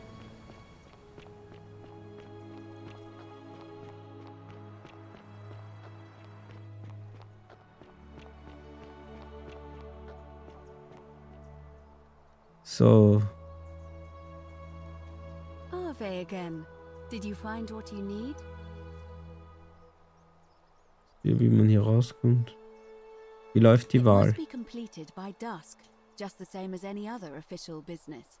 It'll be between Sentius, the incumbent, and Malleolus, the challenger. Why do you ask? Ich würde gerne Galerius nominieren. Ja, warum nicht? Kann ich einen anderen Kandidaten vorschlagen? You can, assuming they're eligible and willing to accept the nomination.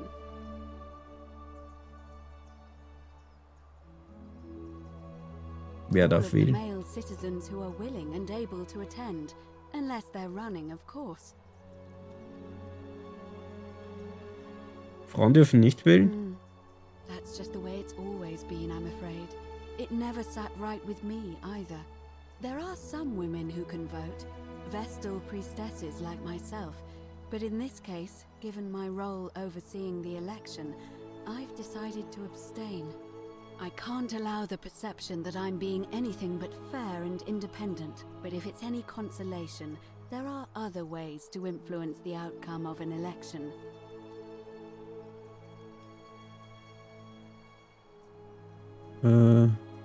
Wie zum Beispiel? Using whatever gifts the gods gave you. Nothing untoward, of course. Ja. Certainly. Come back to me once you've acquainted yourself with the rest of our neighbors. Galerius will es ja nicht wirklich von dem her.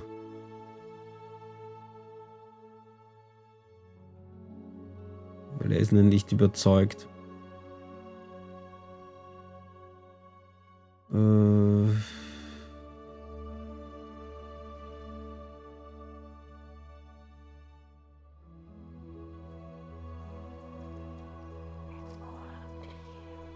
It's up to you, ja.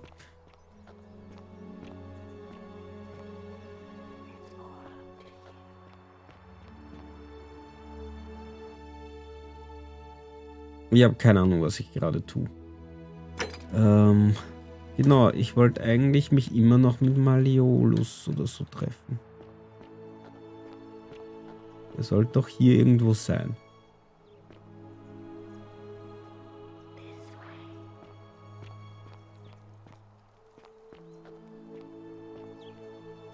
Das ist eine...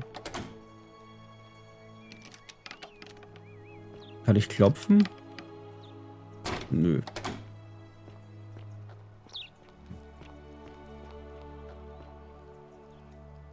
Vielleicht könnte man hochklettern, wenn sie nur mein Gewicht tragen könnten.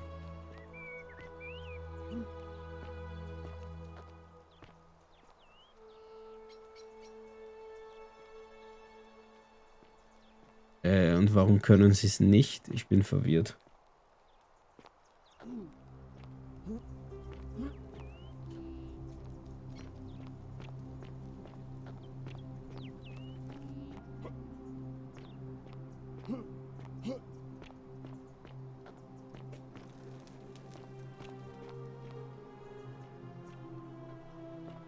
Also die Steuerung verlockt mich manchmal, also verlockt, sie führt einfach manchmal dazu, dass ich mich zu schnell bewege. Also jetzt bin ich erneut fast in den Abgrund runtergestürzt.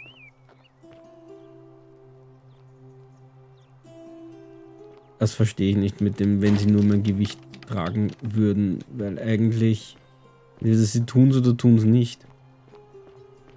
So, wie bist du da hergekommen? Vielleicht finden wir das raus. What now? The name's Domitius. You want to get to Malleolus? You go through me. Ich will den treffen. Too bad. He's busy. Unless... No. You don't look like you could afford it. Sich was leisten? I'm glad you asked. See, he's a busy man, and this is an important day. He'll be inside practicing his victory speech for tonight. Left me strict instructions he doesn't want to be disturbed. So if you want to see him, I'll need something valuable in return.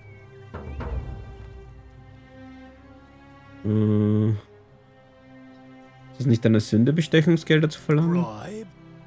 That's such an ugly word. What I'm looking for is more of a tribute to me, your soon-to-be patron.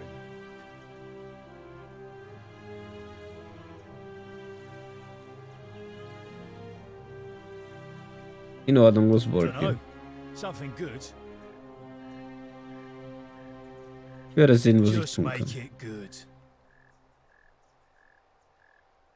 Etwas über das Verschwinden von Sentilla. Listen, I don't abduct women. They come to me.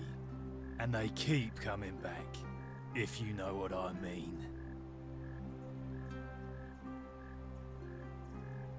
Ja, subtil, aber ich denke, ich verstehe.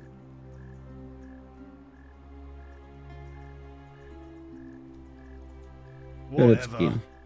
Just remember, I'll be watching.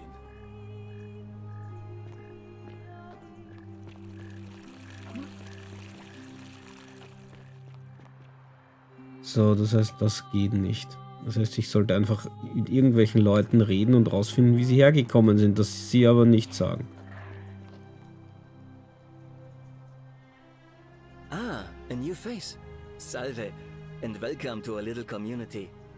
My name's impossible to pronounce for most people, so you can just call me Virgil. You arrived on a sad day, friend. What with Julia's death? I wish we could have met under better circumstances.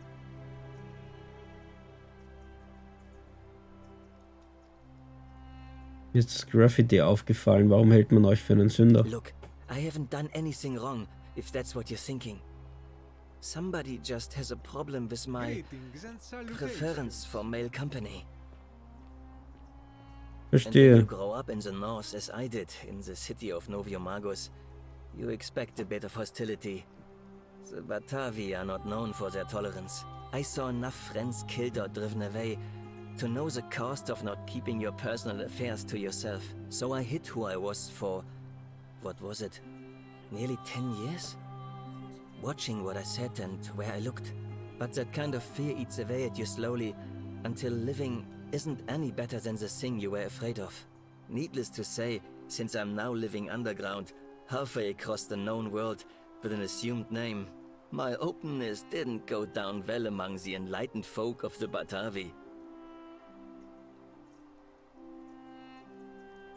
Tut mir leid, das zu hören. Nice of you to say, but not necessary. In any case, the Romans are far more accepting, and among them, I get to be who I am. Or at least, I thought that was the case. It seems I was wrong. Wisst ihr, wer für das Graffiti verantwortlich ist? It's not just graffiti. I have quite a collection of handwritten notes too. The strange thing is, I keep my personal affairs to myself. I've never really been interested in any of the men here. Not my type. So I'm not sure what I could have done to upset this person. If I had to guess, I'd say it's probably one of those cultists. Kultisten? Strange bunch. They insist there's only one God. Also and Christen. that he considers my nature as sin. Can you believe that? If there are any of them here, they won't admit it. Not since they supposedly burnt down half of Rome last year and went into hiding. All I know is if these threats keep escalating, eventually my secret admirer is going to cross a line and break the golden rule. Ich werde der Sache nachgehen. Really? I didn't expect that. But thanks. It's always a pleasure to meet someone so selfless. I'm glad you arrived when you did. I'd start by figuring out who the cultists are. Or maybe ask around among the merchants here. Someone who lives or works in the forum must have seen something. But if you find them, please don't hurt or humiliate them. I suspect they're just confused. Ich werde sehen, was ich tun kann. Was ist eure Geschichte? Well, I'm an architect. Or at least I was back in Rome. That's probably too grandiose a term to describe what I do here. Help out with repairs and try to stop old buildings from collapsing on people. That kind of thing. But you probably don't want to hear about the ingenious architecture or mysterious history of this place. Ja, bis es eine offizielle Religion ist, ist es ein Kult. Ja, so ähnlich. Also ich würde es eher so sehen, bis es in der Gesellschaft angekommen ist. Ich glaube, es gibt auch offizielle Religionen, die in entsprechenden Gesellschaften immer noch als Kult angesehen werden. Kommt natürlich auch immer darauf an, wie offen die Leute sind. Beziehungsweise gibt es sicher auch immer Leute, die alle Arten von Religion als Kult ansehen. Ist schwierig, aber sehr philosophisch. Gut.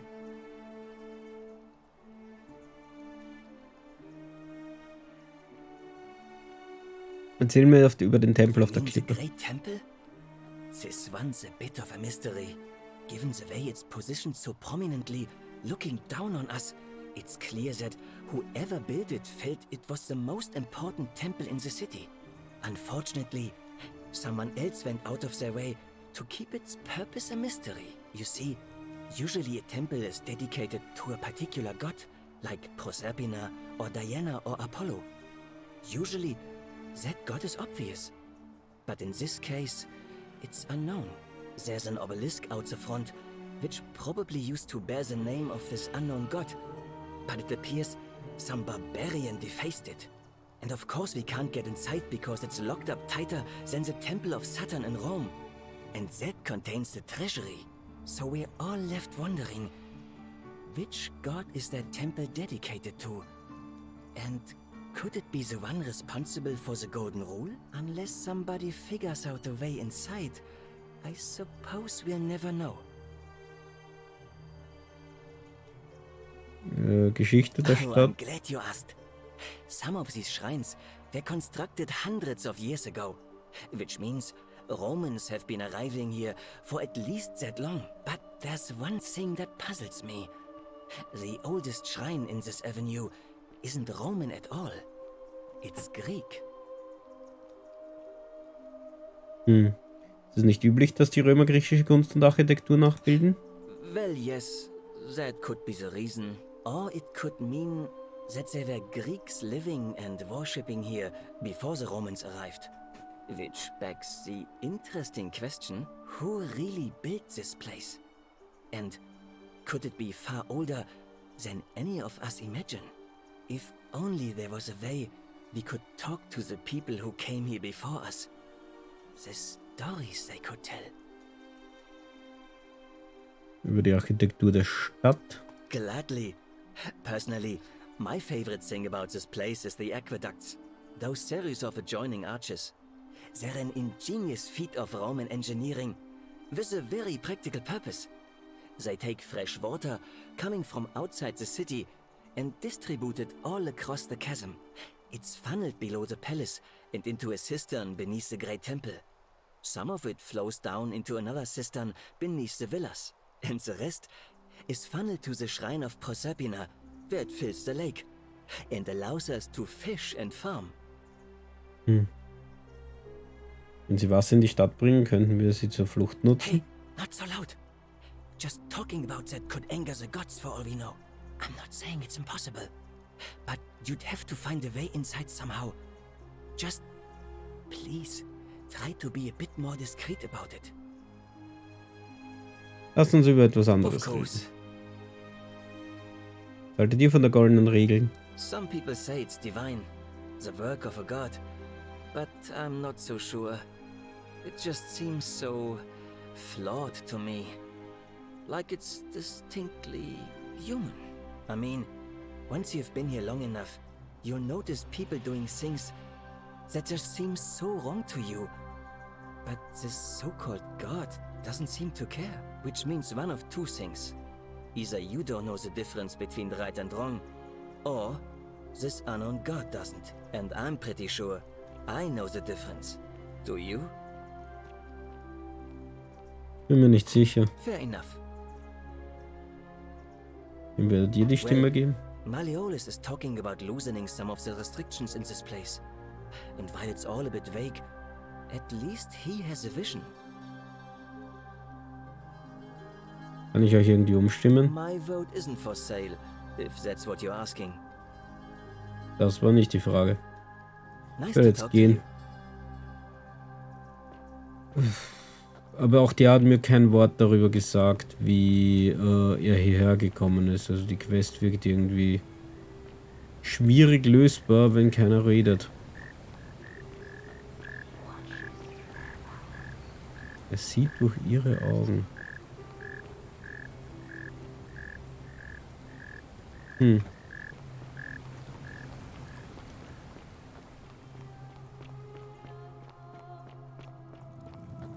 Wo bin ich denn hier gelandet?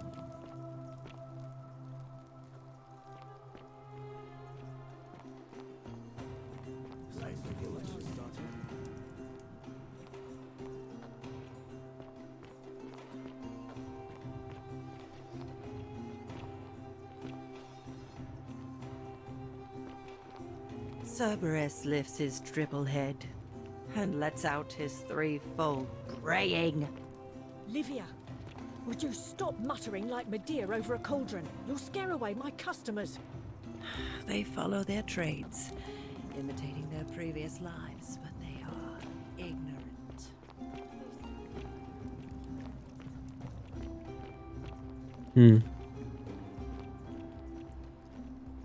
Hier, die sind wahrscheinlich jetzt alle groß beschäftigt, weil jetzt die Wahl stattfindet. Schriftrolle lesen. Der Mythos der goldenen Regel von Durotas dem Jüngeren. Wie es unser Brauch ist, werde ich damit beginnen, dem Gott, der für diese Stadt verantwortlich ist, meinen Respekt zu erweisen, für den anhaltenden Wohlstand und die friedliche Abgeschiedenheit, die er für uns geschaffen hat, verdient er unsere Hochachtung. Doch hier muss ich vom Brauch abweisen, denn sein Versuch, uns so strenge Regeln aufzuerlegen, ist erdrückend und übergriffig und sollte mit Verachtung gestraft werden. Wer hier ist nicht eines Nachts mit Angstschweiß bedeckt aufgewacht, weil die goldene Regel möglicherweise aus Versehen gebrochen wurde. Wir müssen alle einsehen, dass wir Fehler machen können, sei es infolge eines Fehlurteils oder wegen einer bewussten Entscheidung basierend auf einer falschen Schlussfolgerung. Auch die große Bedrohung des Damoklesschwert, unter dem wir leben, ist, glaube ich, eine Täuschung, der euch beweisen. Lasst mich damit beginnen, die Gegenargumente zurückzuweisen. Ja, ich höre eh schon auf zum Lesen. As agreed, we shall dispense with ballots and candidates will abstain from voting. Let's make this quick. As I say your name, call your vote. I'll start with you, Horatius. Sentius, of course. Georgius. Malleolus. Dacius. Malleolus. Galerius. I abstain. I'm just here to observe. Virgil. Malleolus. Rufius. Malleolus. And finally, Domitius. Malleolus. Who else? Citizens, you have made your decision. Your new magistrate is Marcus Malleolus Gurges. Hail, Magistrate Malleolus. I said, hail, Magistrate Malleolus. That's more like it. Thank you. Thank you. I am delighted and deeply honored to have been elected your magistrate. And now, I make this solemn promise to you, good citizens. Under my leadership, you will finally enjoy the freedom you deserve. No more shall you walk on eggshells, fearing simply to live and breathe, because the tyrant Sentius told you it was forbidden. For my first act as magistrate, I hereby announce a day of celebration to mark the end of an era. The myth of the Golden Rule is no more. The Golden Rule is real, you idiot. For his attempt to deceive us all, Sentius is hereby found guilty of treason against the Empire. What? I have committed no crimes. This is madness. His sentence: to fight for his life in gladiatorial combat against Domitius, here and now for your entertainment. You have no idea what you're doing. You're going to get us all killed. Wait. I exercise my right as a Vestal priestess to pardon him. I will not allow you to do this. You're showing your true colors now, priestess. Your corruption sickens me. Domitius, ignore her. Proceed. This is insanity. You'll doom us all. Lies! It is time the Golden Rule was exposed for what it is. A children's fable, exploited by a treacherous leader to instill fear in all of us. This is why he's in his gladiator gear. They've been planning this all along. Shut up, all of you. The magistrate has spoken. I'm going to enjoy killing you, old man. Impossible! The many shall suffer for the sins of the one. No! What have you done, you fool? Death arrives. Okay.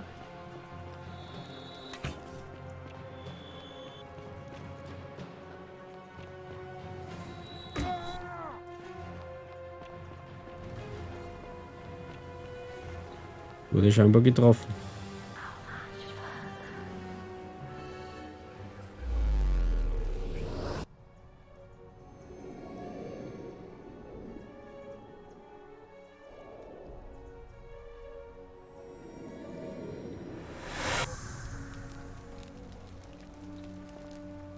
Jetzt habe ich ein Achievement bekommen, Looper.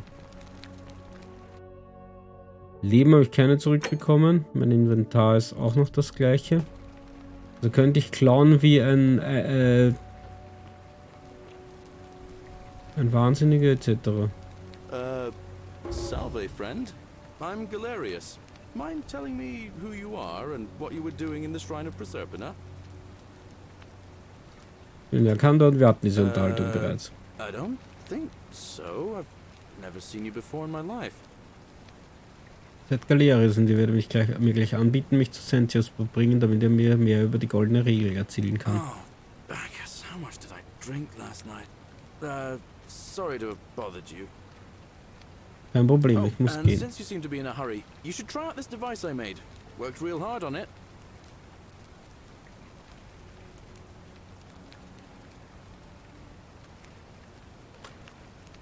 Okay, etwas damit ich schneller bin. Just attach the pulley to the rope over the lake and hang on to the handles. If it works, it'll be faster than walking. And if it doesn't work, worst thing that can happen is you'll take a swim in the lake. I haven't quite summoned the courage to test it myself. But don't worry, it's completely safe. Probably. Wobei der Unterschied scheint zu sein, wenn ich sterbe, bin ich tot. Danke, ich werde jetzt gehen. Alright, see you around.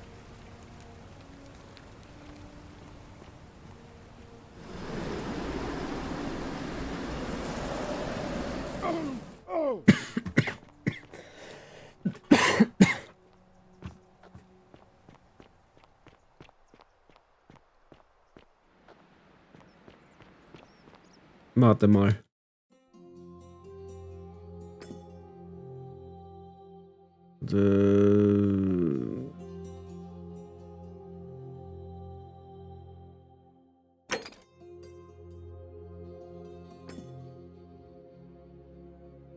Genau.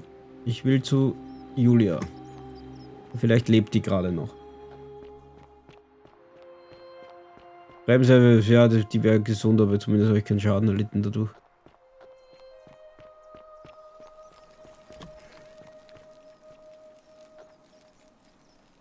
Die lebt noch. What are you doing in here? Can't you see this woman is dying? She needs the resin of a... Tut mir leid, ich wünschte, ich könnte helfen.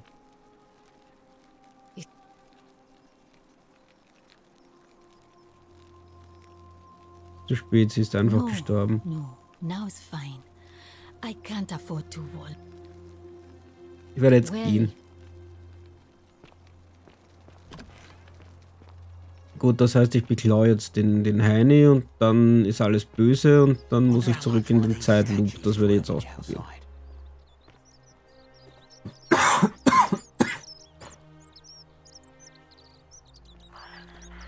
Hey, Virgil, how much would you want? The many shall suffer for the sins of the one. Wo war der Schrein? Ich habe mich verirrt. War er das? Da ist Sentius.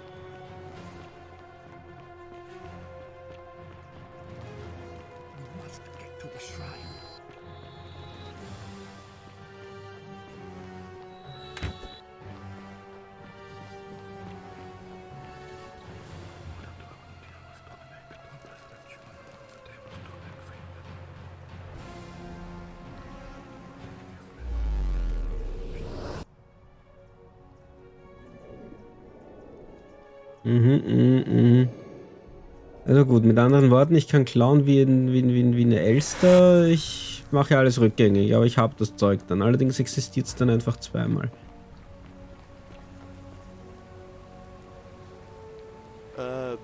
Salve, friend. Komm aus der Zukunft. No, you know, no, that's all right, friend. Welches Datum haben wir We heute? sort of lose track of the date down here, but it feels like the beginning of spring to me, so I'd say early March. Welches It's Jahr? 817 AUC. Sorry, you look confused. 817 years since the founding of Rome. Which part of the empire are you from exactly? Also circa 300 nach Christus, kann das sein? 65? Achso, 753. Oder? Ich weiß es nicht mehr, wann Rom gegründet wurde. Das habe ich mal gewusst. Ist also 65. CE? No idea what you're talking about. But listen, most folks seem a bit confused when you seem very lost, and in more ways than one. Ja. So, let me make this. Live by our law here, and we'll all... Keine Sorgen, ich weiß, was ich All tue. right, friend. Suit yourself. Just don't do anything too reckless till you've spoken with Magistrate Sentia. Errungenschaft freigeschalten, Maverick.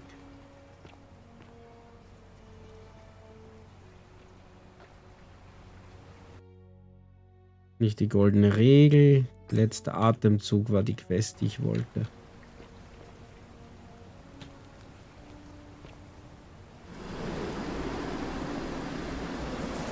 Und... Autsch.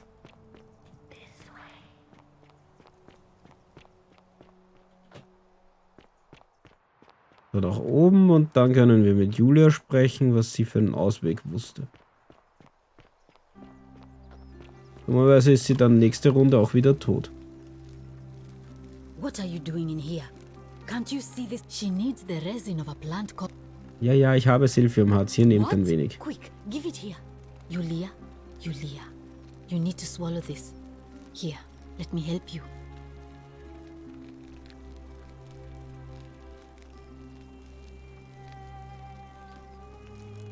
Hopefully, in a moment, she should be able to breathe normally. That was extraordinary. How did you know she needed this exact thing? And at this exact moment? Are you some kind of oracle?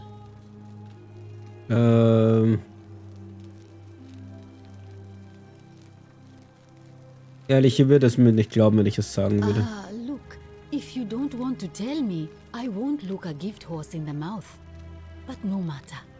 That was like the gods hearing my prayers and intervening. You just saved a person's life, and you should be proud of yourself. She might even be able to thank you herself in a few moments. And maybe she can tell us who poisoned her. and who she meant when she was muttering about that snake's cruel black eyes. In the meantime, I'm happy to help you with whatever it is you need. Was ist eure I'm Geschichte? Lucretia, and I'm going to be straight with you. I'm not a physician. This is Nevia's clinic. I've just been filling in ever since she disappeared. I'm tired and out of my depth and miserable all the time. But I'd rather take this on myself than let one of you lot mess it up. Wie seid ihr hier My gelandet? husband and I moved to Rome from Caesarea. He embraced the Roman way more than I would have liked and turned into an awful philanderer. I would have divorced him and demanded the return of my dowry, but I knew he would sooner have me killed than give me my right. So I waited for the right time to take what was mine and disappear.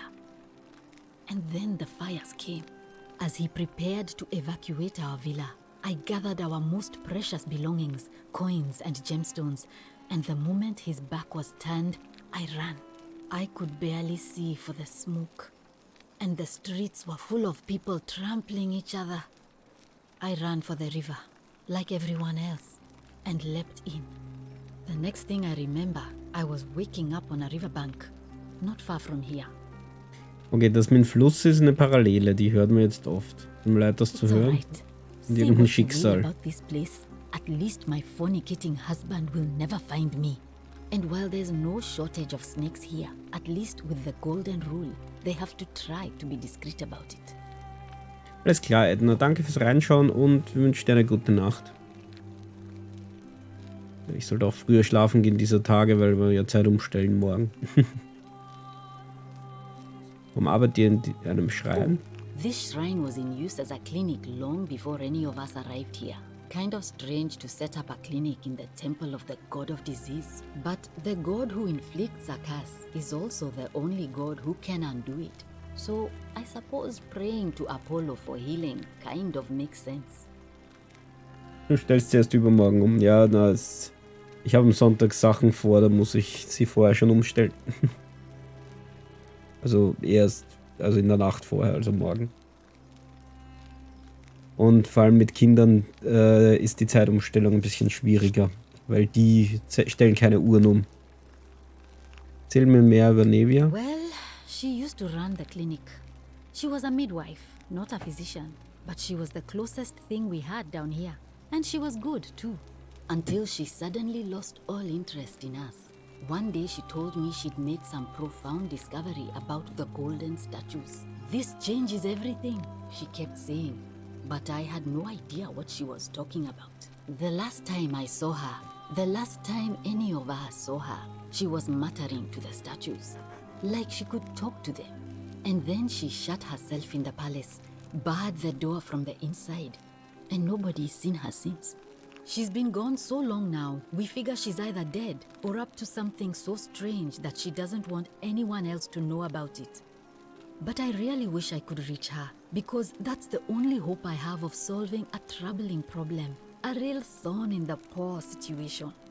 One of my patients is suffering from terrible rheumatism. His joints are inflamed and he's in constant pain. Fahrt fort. He's become so irritable that the smallest things set him off, and I worry he'll end up losing his temper and lashing out, and you know what that means. I just know Nevia would know how to treat him, assuming she's still alive. But nobody seems to know how to get into the palace. Ich werde sehen, was ich tun kann. Alter, die von der goldenen A Regel. city without sin might sound good on paper, but whoever dreamt it up didn't think it through. Maybe it was an attempt to create some kind of utopia. But snakes like Decius will always find loopholes to exploit. And what can we do about it? Absolutely nothing. In some ways, we are worse off because we can't take the law into our own hands.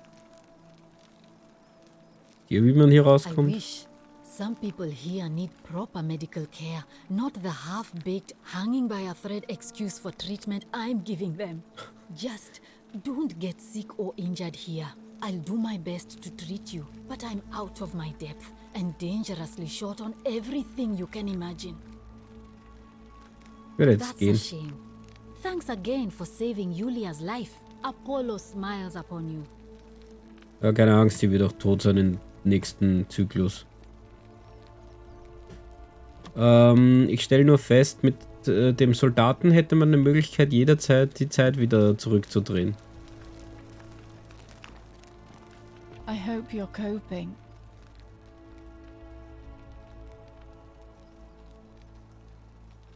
Oh, it's you. Sorry, I'm still a bit out of it. But thanks for trying to help me, I suppose. Was there something you wanted? Lucretia says I'm supposed to rest. Das ist wahr, Hellnagel. Ich kann überall auch stehlen und habe noch was davon. Ja. Was wollte ich sagen? Ja, wegen Zeitumstellung. Ich meine, ich habe ein paar Uhren, die ich selbst umstellen muss. Vor allem auch mein hauptsächlicher Wecker. Ich muss sagen, was euch widerfahren ist. As much as I'm grateful that you tried to help me, it's just not safe for me to talk about it. Please, no more questions. Ich wüsste gerne, wie jemand euch vergiften konnte, ohne die goldene Regel zu brechen. The golden rule. That's the least of my worries. The gods may be cruel, but Malleolus and Claudia are far crueler. Alles klar, Hellnagel. Na, ich habe keine Ahnung, woher meine Uhr ist. Haben sie euch vergiftet? Please, just leave me alone. I don't want to talk about it. Also gut, reden wir etwas anderes. Ich will zuerst das andere und dann frage ich sie noch einmal. Wisst ihr etwas über das Verschwinden von Sentillon? No. I did hear from Ulpius that she disappeared. It's very sad. She was such a lovely young woman. But I'd been locked in Malleolus's villa for months before she went missing, so I can't help you, I'm afraid. Und er erwähnte vor ein paar Monaten, dass sie eine Flucht plant. I was. And look where it got me. Was ist passiert? I can tell you, but it's a long story. Ich habe alle Zeit der Welt.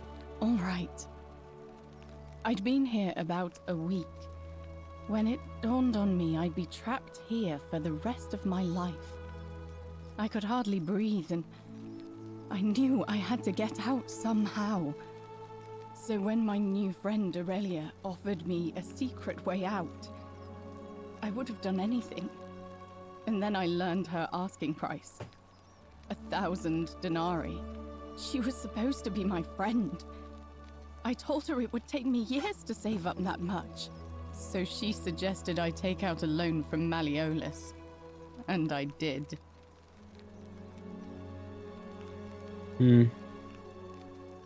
Dachtet ihr, er wärt hier raus, bevor ihr den Kredit zurückzahlen müsst? I'm not proud of it, but yes. I was surprised he agreed to it, to be honest. But I was so happy to have the money I didn't question it. I had to sign an agreement, saying I'd work off the debt over 30 years. But I figured I'd be out of here so soon it wouldn't matter. I paid Aurelia. And she gave me her so-called way out.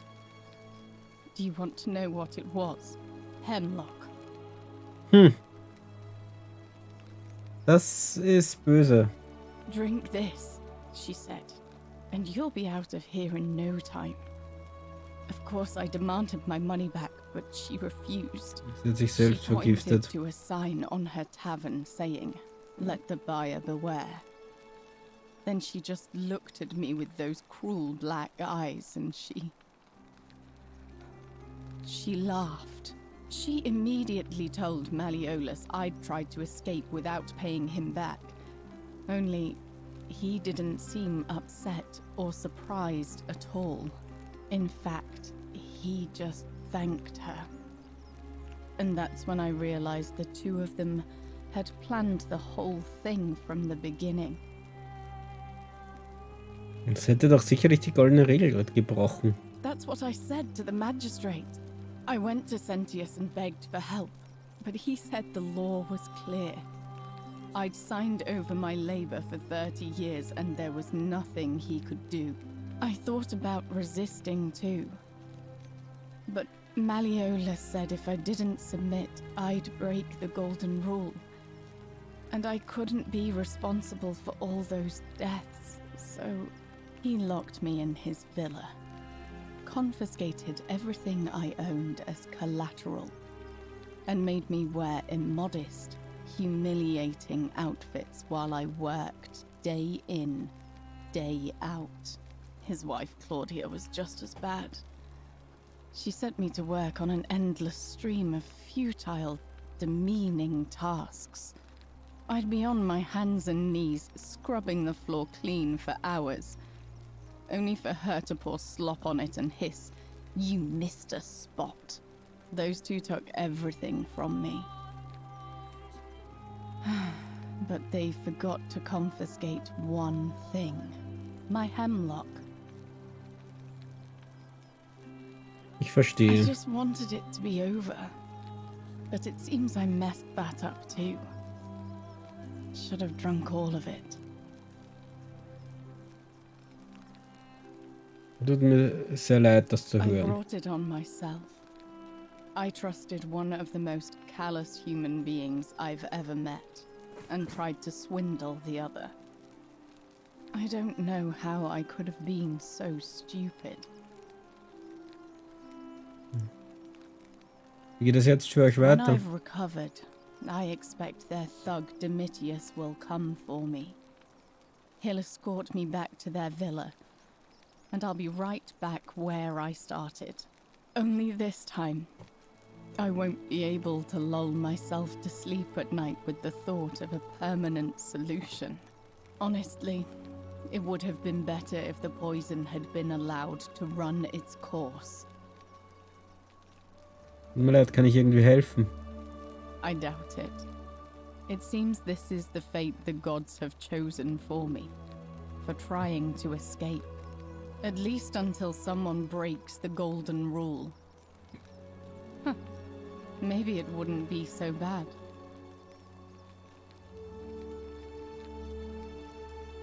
Ich habe eine bessere Idee. Wie viel wird es kosten, eure Freiheit zu A erkaufen? lot.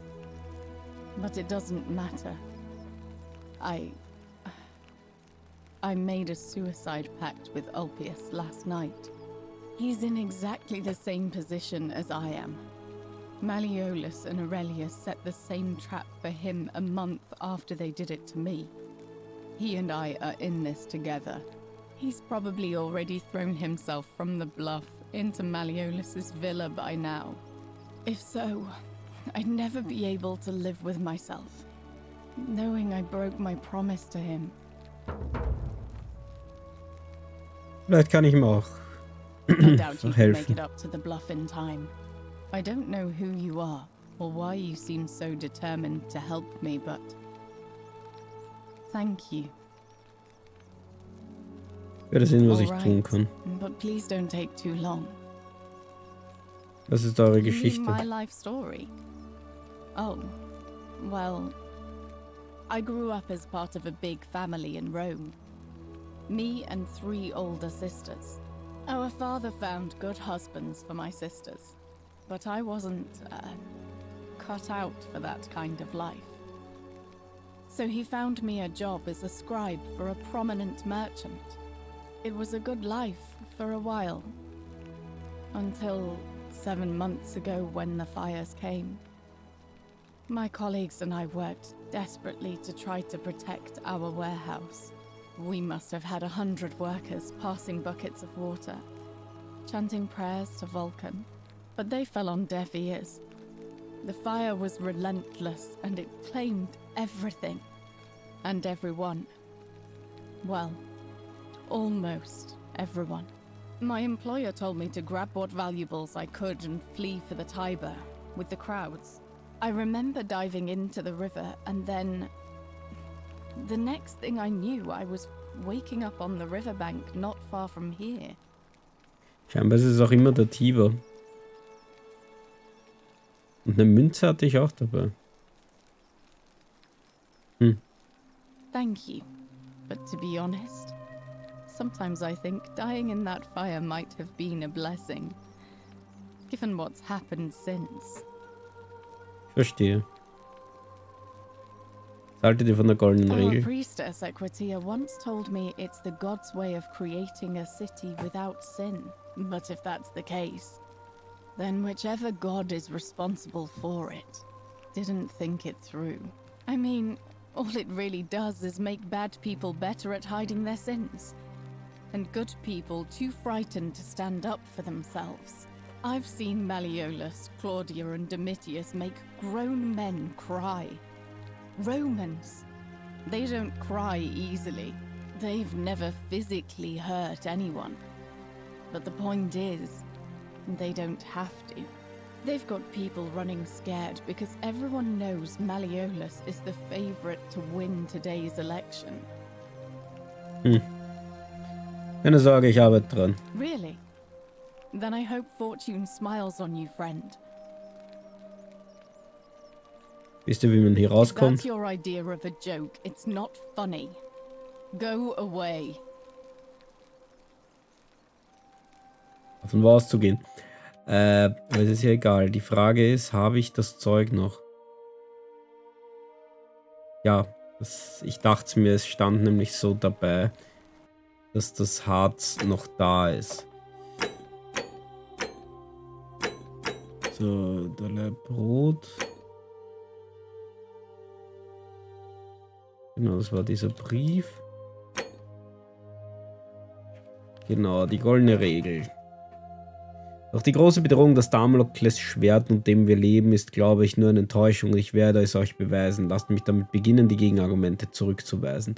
Ein Damoklesschwert, an einem Rosshaar aufgehängt, das es einen jederzeit töten könnte. Auf den ersten Blick könnte man argumentieren, dass die Inschriften, die besagen, die vielen werden für die Sünden des einen leiden, ein Beweis dafür sind, dass die goldene Regel in der Tat existiert. Dies kann aus logischer Sichtweise allerdings nicht nachgewiesen werden, denn wir können nicht annehmen, dass die Verfasser mehr wussten als wir. Dass diese Botschaft niedergeschrieben wurde, macht sie nicht wahr, genauso wenig, wie wenn ich aufschreiben würde, Duratos der Jüngere ist ein Gott. Zweitens kann man argumentieren, dass die Statuen an diesem Ort ein Beweis dafür sind, dass die goldene Regel real ist. Daran braucht ihr nicht zu erinnern.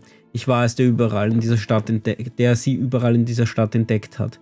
Ich war es, der sie sammelte, in einem Handkarren packte und sie in die Nischen stellte, in denen sie heute stehen. Ich werde sie nicht so schnell vergessen, und doch weigere ich mich, zu dem Schluss zu kommen, dass sie einst echte Menschen waren. Es gibt einfach keine Beweise, die diese Schlussfolgerung unterstützen.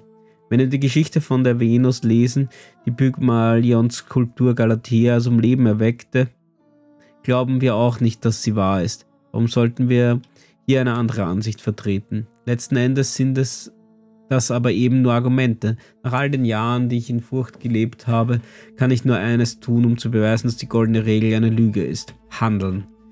Freunde, ich entschuldige mich hierfür im Voraus, aber eines Tages werdet ihr diesen Moment als Wendepunkt in der Geschichte unserer Stadt sehen.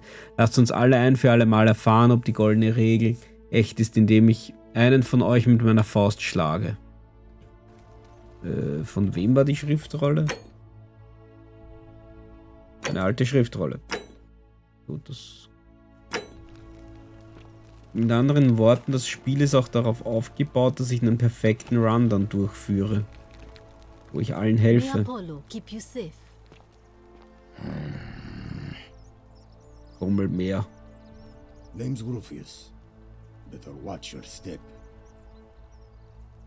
Was ist eure Geschichte? Can't talk long. Got to stay sharp, but family's from Seleucia on Tigris, Babylon province.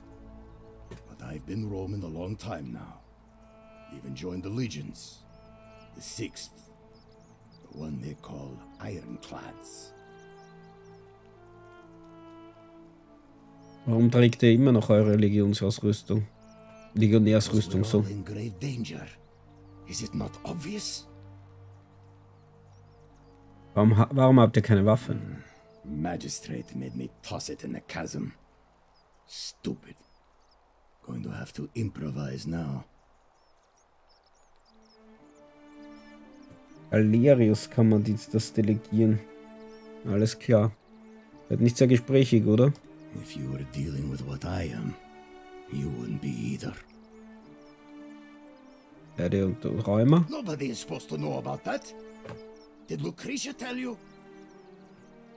Ich habe es selbst rausgefunden. Look, I haven't been at my best lately. All my joints ache constantly, and the pain. It has a way of messing with your head. I get stirred up by things that shouldn't bother me, and then there's the statues, and my doubts about my faith. And I just want to scream. You want to help me? Do what Lucretia hasn't been able to do. And find me something to make the pain go away. Until then, get out of my face. Aber. Ah, you again.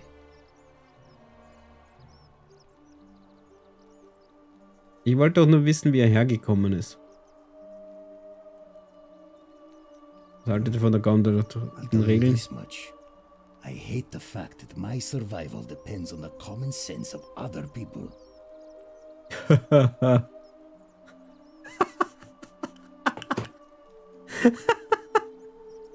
Okay, gut. Das war genau das, woran ich dachte. Ich kenne das Gefühl, ich habe eine Pandemie durchlebt. Then you know what I'm talking about. I mean, all these people just bumble along like nothing's wrong. Well, we're one bad decision away from being wiped out. Like the last lot of people who lived here. Seems like I'm the only one ready for what's coming. Whatever that is. And when it hits, it's everyone for themselves. You've been warned. Glaubt ihr denn, was kommt? I don't know. But did you ever get the feeling some of these statues are watching us when we're not looking? Like they're waiting for something. I don't like it. Ich glaube, ihr habt recht. Of course I am. Wisst ihr, wie man hier rauskommt? If I did, do you think we'd be having this conversation? Wem werdet ihr eure Stimme geben? Meliodas. Not sure I trust Sentius. Couldn't even protect his daughter in a city without sin. How's he going to protect us? Kann ich euch irgendwie umstimmen? No. Whatever.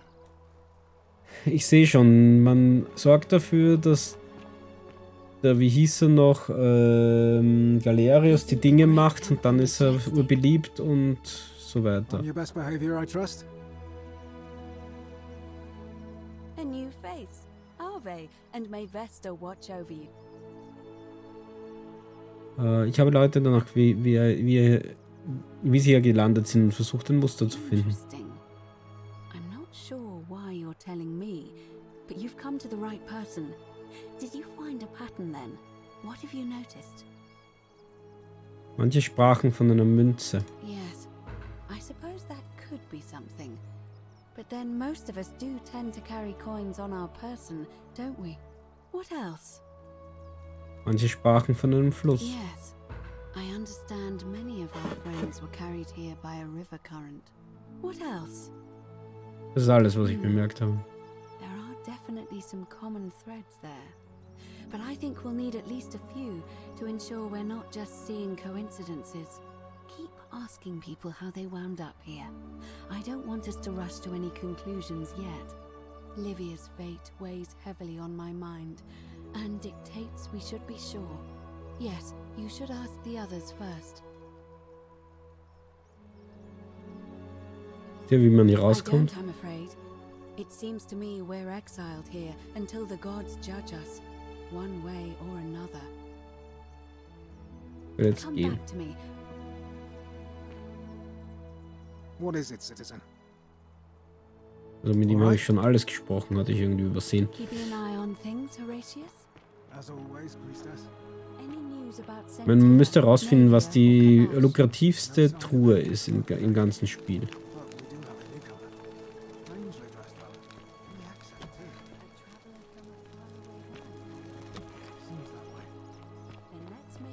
Das ist ja verschlossen, oder? Habe ich es richtig im Kopf?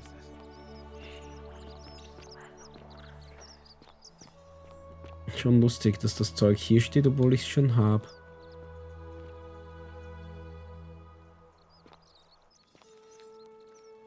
Hey, Virgil, how much would you want to make me a bow? For the last time, Dacius, I'm not making you a bow. But why? Help! You have to do something! A man arrived in the baths. A real nasty sort, with his face all covered up. And he's got a weapon. You have to do something, or he's gonna break the golden rule. Würde sie nur... Ja, eine Ahnung von wie Virgil bedroht ist. Wie? Ich habe keine Waffe. The magistrate made us throw them all into the chasm. So now this man's bow is the only one in the city. You'll just have to improvise. Ich werde sehen, was ich tun kann. Thank you. He's still in there, somewhere. I have to hide. Find me in this empty shrine when it's over.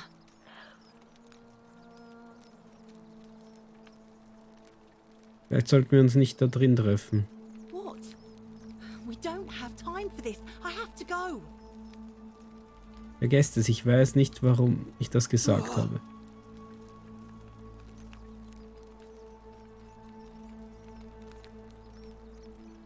The shrine is collapsing.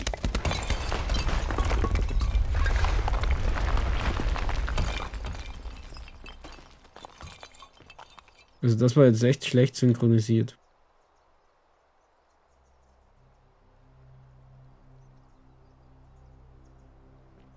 Ich habe eine Leiche beraubt. Schrein kann jeden Moment einstürzen. Did anyone see that? The whole shrine just collapsed on her. Oh, Fabia, why did you have to go in there? Poor sweet girl. I can't believe she is dead. Fabia, I mean. She walked into that empty shrine, and the next moment she is lying dead under a pile of rubble. The gods are cruel and unjust. She was like a daughter to me. I'm sorry, friend. It's not right for me to lay my burden upon you.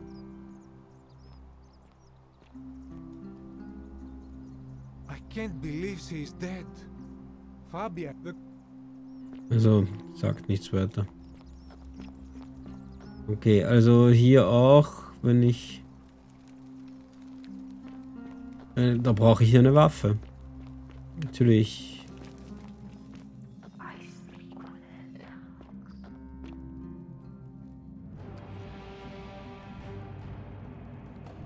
Stop right there. I'm looking for Tiberius Quinctius Crispus, otherwise known as Quinctius. Do you know where he is? Kenne keinen I'm not Quinctius. sure I believe that, so allow me to explain something to you. I am here with orders from Emperor Nero himself to find and execute the cultist Quinctius Ich habe vorher for terrible gespeichert. crimes against the Empire. So, if you tell me the truth, I will allow you to live. But if you lie to me or otherwise obstruct the Emperor's business in any way, I will put this arrow through your chest. Is that understood? Ich schwöre, ich habe You nicht are gelogen. not off to a good start. When I ask you a question, I expect an answer.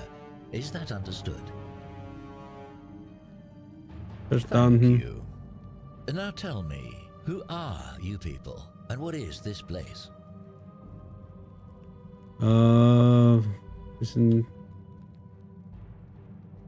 Warum nehmt ihr nicht den Bogen runter und kommt rein, um euch selbst zu Oh, how überzeugen? very welcoming of you. You want me to let my guard down, is that it? You're not going to get your claws into me. I was told Quinctius was a cultist, but I never thought he'd be foolish enough to lead me right to the heart of his mystery cult. Augenblick, was ist ein mysteriöser Don't Kult? play coy with me. I don't care if you're worshipping Bacchus, Magna Mater, or Christ. You lot are all the same to me. Always sneaking off to your secret sanctuaries, indoctrinating each other with your little mantras. The Emperor may have tolerated your activities up until now, but after what Quintius did, those days are numbered. Irrt euch, wir sind keine You say Kultisten. that, but if you're not a cult, then why go to such great lengths to keep this place a secret? Wir halten es nicht geheim, wir sind alle hier So you gefangen. admit you're not allowed to leave. Problem ist nicht, dass wir nicht gehen dürfen. Wir können nicht. Es gibt keinen Weg hier raus. Threatening me is not going to help you. But in any case, that sounds an awful lot like a cult to me. And I saw the inscription saying, "The many shall suffer for the sins of the one." I take it this is some kind of mantra you all believe? Das ist kein Mantra, es ist eine Warnung. A distinction without a difference. You've clearly been indoctrinated into this nonsense. Now tell me, where did you lot get enough gold to make all these statues? Waren einst Menschen, die zur Strafe in Goldstatuen You verwandelt lot are wurden. practicing human sacrifice too. You people Er hört auch nur, was er will, oder? Ihr verdreht meine Worte. Because I'm the real villain here. It's all clear to me now. The secret sanctuary, the indoctrination, the mantra, the human sacrifice. You're cultists. There's no doubt in my mind. What baffles me is how a person can believe in something with such zeal. They just can't see what they've become. However, you still have a chance to redeem yourself by telling me where Quintius is. Do not waste it.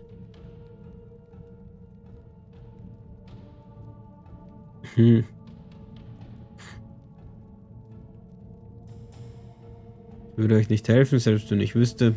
Was könnt ihr mir über Very Quintius? well. Here's what I know. He's a 40 to 50-year-old man with distinctive eyes, one green and one blue. Oh. He's also known to have delusions of grandeur. The Emperor says he and his cult, your cult, are responsible for starting the fire which burnt half of Rome to the ground and killed thousands in the process.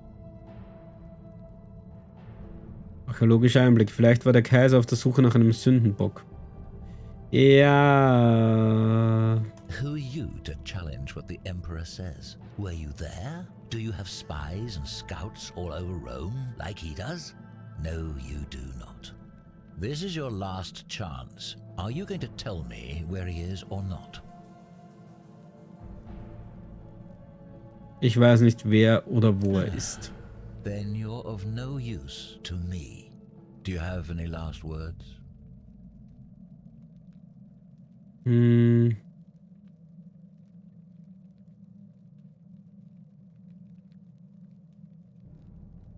Ja, aber ihr habt gesagt, ihr würdet mich nicht töten, wenn ich euch die Wahrheit And sage. there's a simple explanation for that. I lied. But if you want to know the truth before you die, here it is. Once I'm done with you and Quintius, I intend to kill every last one of you wretched degenerates. And I can think of nothing I'd enjoy more. The many shall suffer for the sins of the one. Ich hänge an diesem blöden Ding.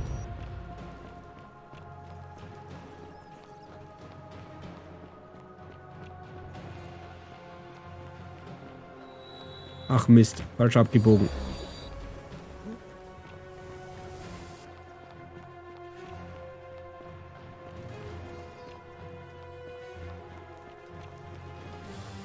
So.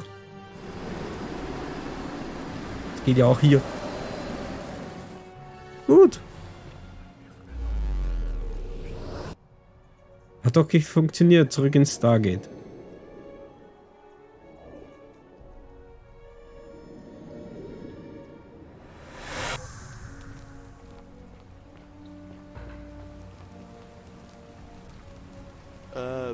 Salve, friend. I'm Galerius. Mind telling me who you are and... Ja. Ich möchte, dass er ein paar dringende Angelegenheiten für mich regelt. Serious. I'm listening. Ja, Julia liegt im Sterben, aber Lucrezia kann ihr ohne dieses Silphium nicht helfen. Nehmt etwas davon und geht schnell. Oh no. All right, I can do that. Das war's und jetzt lauft so schnell ihr I'll go. könnt. But once I'm done, I'll need you to tell me how you know all of this. Okay, das heißt, dieses Spiel läuft anders als viele Zeit-Dings, die ich spiele. Einfach aus dem Grund, dass man in einem Durchlauf alles schaffen kann. Also man kann die Leute retten und solche Dinge. War ich hier schon? Nein, hier war ich noch nicht.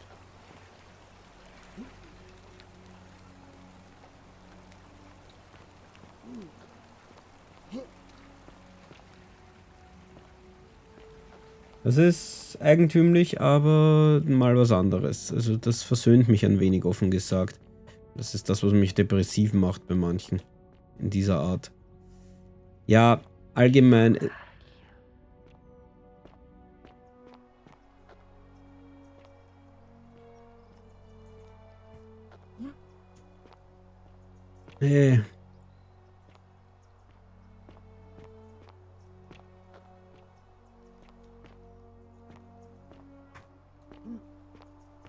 Da habe ich mich irgendwie verlaufen. Ich wollte wieder darauf. Das mit den Ranken, da kriege ich wahrscheinlich noch irgendwann irgendein Item.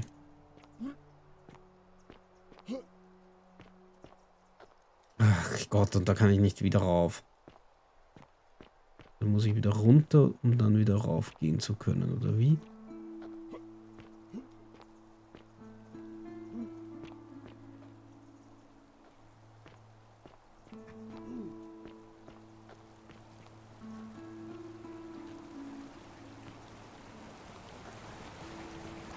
Okay, wo bin ich jetzt gelandet? Wieder hier.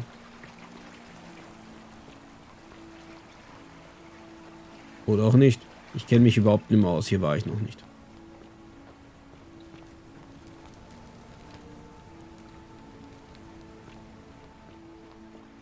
Ach so. Das ist der Schrein. Ich bin wieder am Anfang. Gut. Ja, sie wird sterben, wenn sie in den einstürzenden Tempel kriegt. Man erfährt immer mehr und mehr, ja klar.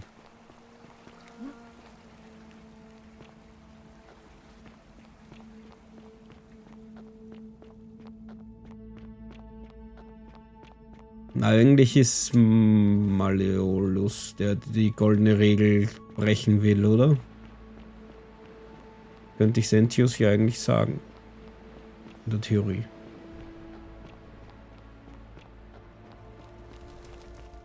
Ich dachte eigentlich, ich habe schon viel von der Stadt gesehen. Such nach mir. Hier wurde gerade gespeichert. Aber es ist ein Spiel, in dem ich noch nicht gestorben bin.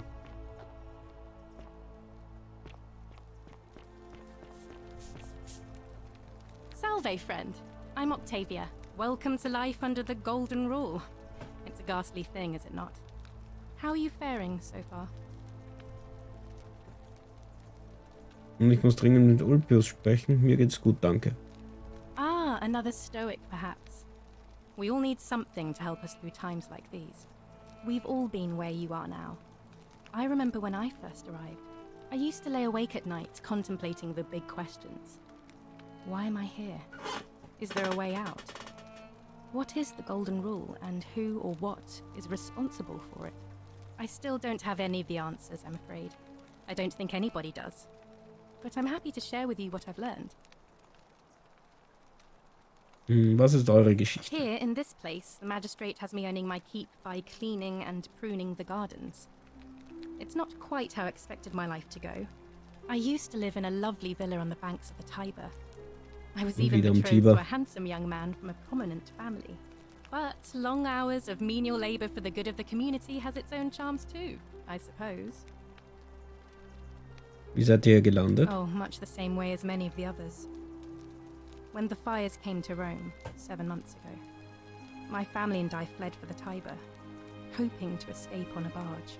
We were among the fortunate ones with enough coins for passage, but unfortunately, there were a lot of desperate people, and they boarded before we could depart. A scuffle broke out, and I was pushed overboard. The last thing I remember was the water, rising up to hit my cheekbone. I woke up by the river, near that shrine, and stumbled across this place. Das zu hören, ja, die Gedächtnislücken waren auch schon klar. I'm sure it's all part of God's plan for me. Gott meinte nicht die Oh Götter. yes, of course. A slip of the tongue. Ja, genau. Lasst uns über etwas anderes reden. Was haltet ihr von der goldenen Regel? The many shall suffer for the sins of the one. I think about those words a lot. I'd like to think that if we all love our neighbours as ourselves and do to them as we'd have them do to us, then we'll all be fine. But on the other hand, I was always taught the intent of man's heart is evil from his youth, and that all of us are born with a tendency towards sin. And that's where I get stuck. Is it true? Are we born with a tendency towards sin? Sehr viele Aussagen von ihr stammen aus dem Christentum, so viel ist sicher. So wirkt es auf mich. Die Menschen... Ach Gott, ich bin mal nett. You don't think that's a little naive? I suppose you've never seen what I've seen. Innocent men and women, torn apart in arenas while thousands of Romans look on and cheer. Gutes Argument, ihr habt vielleicht If that's recht. true, then sooner or later, things are going to end badly for all of us down here. Unless, of course, there's some kind of divine intervention. Oh, eine Intervention wird es auf jeden Fall geben, ja. I wish I shared your faith. Also seid ihr christlich? Please keep that to yourself. I know you're not from around here, but things are very difficult for us right now. There was a terrible fire in Rome last year, and our emperor decided to make us his scapegoats. There were executions. It was horrible. Euer Geheimnis ist bei mir sicher. Oh, thank you. You have no idea how much I appreciate that. Wisst ihr, wie man hier I'm rauskommt? afraid not. Although I did once hear someone gossiping down at Aurelia's tavern about a possible way out. I don't put a lot of stock in such rumours, but if you're desperate and wealthy, you could look into it, I suppose. If that doesn't work, then I suppose we're all stuck here until the gods decide our fate.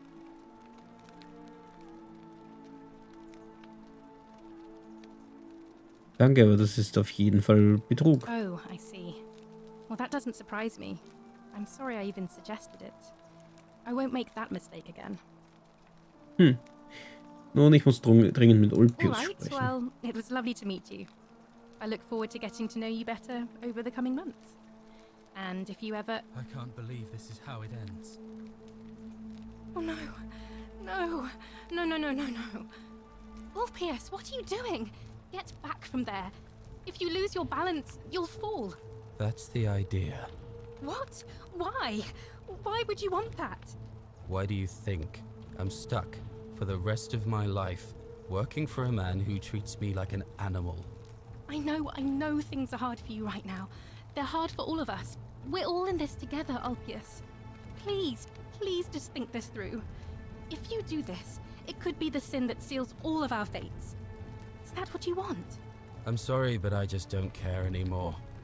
Please, Ulpius. Help him. If he goes through with it, it could be the end for us all. I don't know what to do. I've never had to deal with this sort of thing. Please, you need to talk to him. In Ordnung, ich werde mit ihm reden. Thank you. And please, choose your words carefully.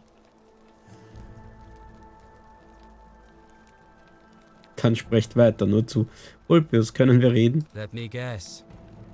You're going to lecture me on how suicide is a crime against the Empire. Nein, ich finde, ihr sollt das Recht haben zu sterben, wenn ihr zu sehr leidet. Was soll schon You're passieren? not going to trick me. I'm no coward. I intend to go through with it. Ja, also kann es kein Christengott sein, der diese goldene Regel macht, denn Selbstmord scheint nicht die Regel zu brechen. Ja. Wirkt irgendwie so. Ist das die Sünde? Ich denke einfach, dass es Gründe gibt, am Leben zu Like bleiben. what? I'm stuck slaving away for that culus cumulatis for the rest of my life. What do I have to live for? Vielleicht könnten wir Freunde You're sein. just saying that to buy time. You must think I'm an idiot. I'm out. Wherever you are. Scintilla, my love. I'm sorry. Ulpius, no!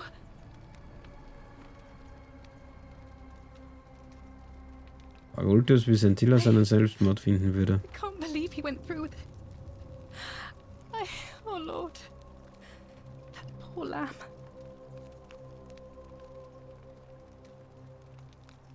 Sein Selbstmord hat die goldene Regel nicht gebrochen. Was bedeutet das? Well, I suppose it means suicide isn't a sin under the Golden Rule. So I guess that means whichever god is responsible for it. It isn't mine.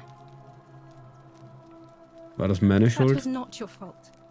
There's no way you could have given him what he wanted, moments after you arrived. Was passiert I'll have jetzt? to let everyone know what happened. And I guess Malleolus will have to clean up the mess in his villa. It's of his own making, after all. And I'd best pray for poor Ulpius. Ich habe von oben in Malleolus Villa uriniert und bin davon gekommen.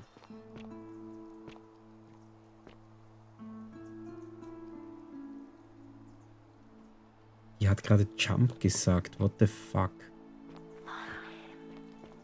Kann man hier rein? Das ist der Tempel. Folgt ihm, spring. Ich habe gerade gespeichert. Hier ist irgendwas komisch. Thank you. Thank you. I am delighted and deeply honored to have been elected your magistrate. Yes. Thank you. I am delighted and deeply honored to be elected your magistrate. And now. Also er ist da drin verreckt, hat das gebrochen und dadurch kann ich reinspringen.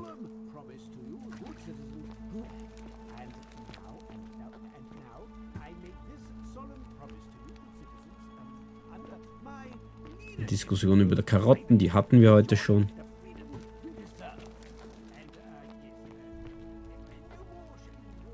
Nachricht von Ulpius. Ulpius beklagt seine verlorene Liebe. Ulpius an seine verlorene Liebe, möge Gott über dich wachen. Bitte wisse, dass ich so lange durchgehalten habe, wie ich konnte, aber ohne dich ist mein Leben sinnlos. Ich hoffe, nur wir sehen uns im Garten Eden wieder. Ich habe so meine Zweifel, weil du dich umgebracht hast oder so ähnlich. Naja, wenn man das so... Achso, der übt gerade seine Siegesrede. Was in der Vase? Die Vase ist zu bezweifeln. Die goldenen Statuen sind wieder im Chat. Sie sagen mir irgendwas zu tun. Ja, es hat aber funktioniert. Ich bin noch immer nicht gestorben. Thank you. Thank you. I am delighted and deeply honored to have been elected your magistrate.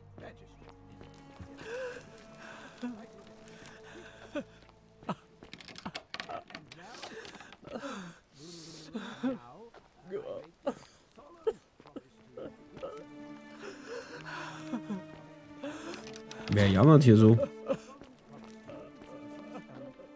Bin ich wieder weg davon.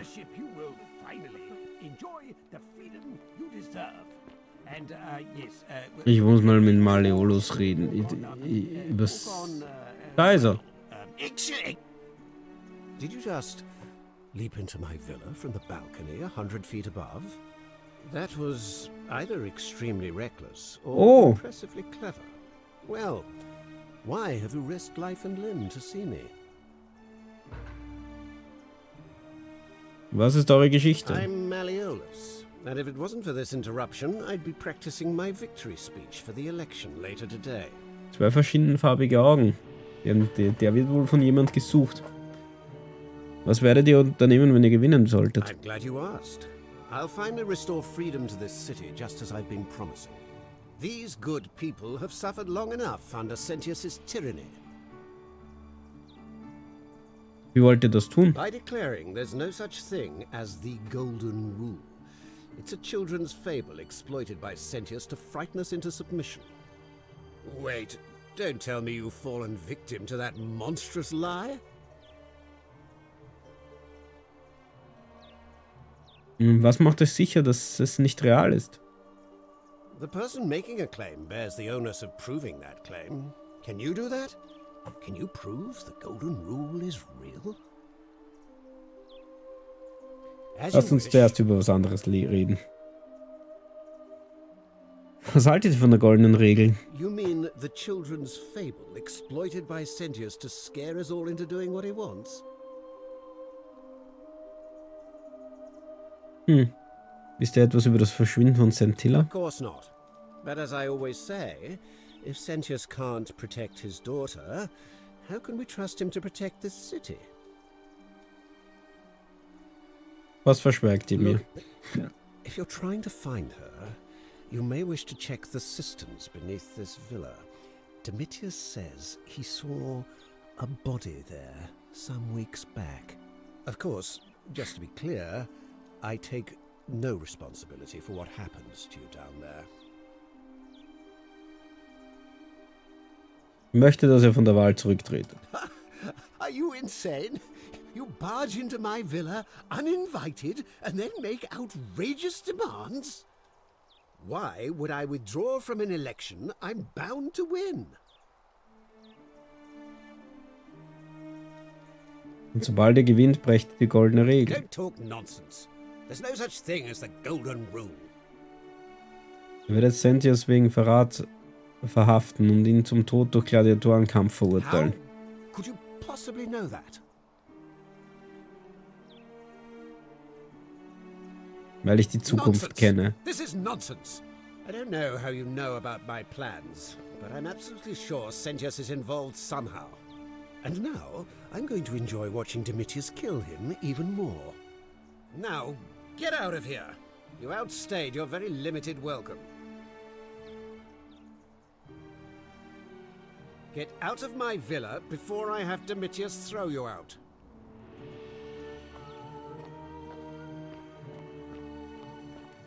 Na gut.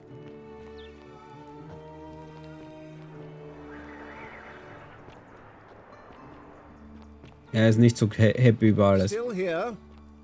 Ja, ich suche einen Ausgang. Aber ich komme nicht durch die Tür. Ein Dilemma, oder?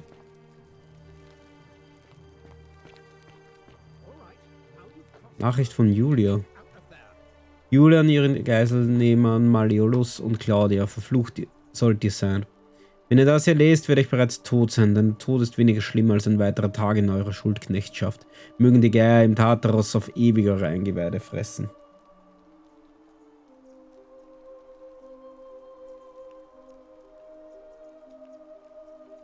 Scheint eine Flasche für Schierling zu sein, ein tödliches Gift.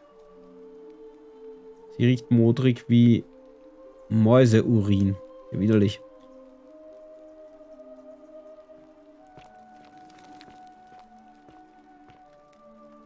Aber da kann man im Prinzip auch mehr rausfinden bereits.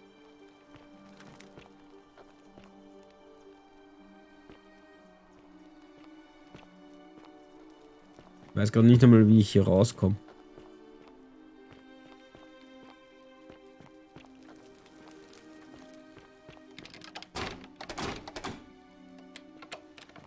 Kriege ich irgendwann mal Dietriche? Ja, kein Zustand hier.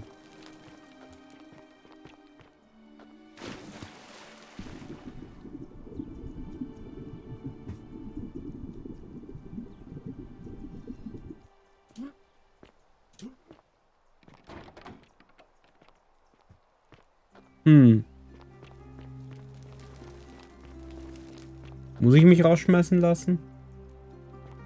Wie riecht Mäuseurin? Gute Frage.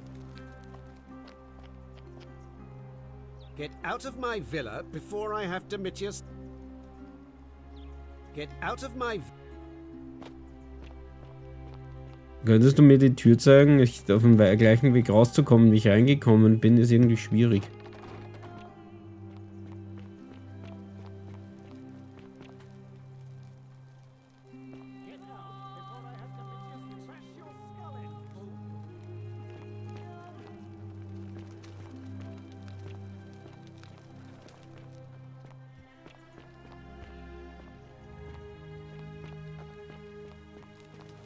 Ich meine ernsthaft, ich will einfach rausgehen. Wird mir das so schwer gemacht? Mäuseurin? Ich weiß eigentlich sogar relativ genau, wie Mäuseurin riecht. Ganz einfach, weil sobald du irgendwo eine Maus im Haus hast, und wir haben in unserem Nebengebäude Mäuse, riecht es stark nach Mäuseurin. Meine Mutter sagt dazu immer, es mauselt. Aber ich habe nachgelesen, es ist der Urin der Mäuse, der danach riecht. Ich kann nicht raus, sorry. Griechische Löwenstatue. Die griechische Statue eines Löwen. Das Ganze zweimal. Still here?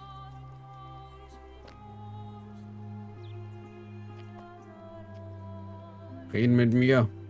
Get out of my villa before...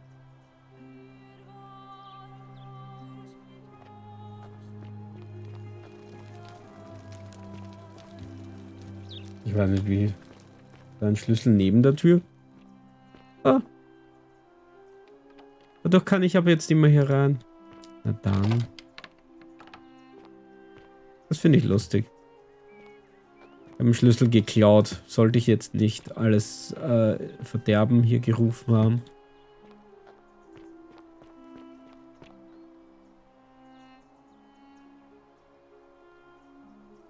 What now? Whatever. Nicht so wichtig. Wobei, ich rede mal mit ihm über die goldene Regel. What?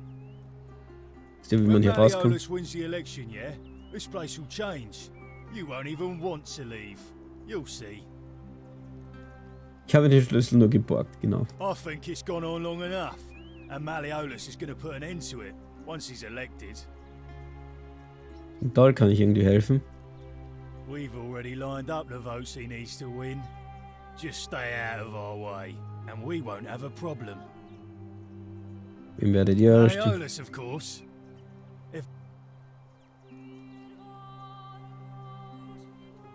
Whatever.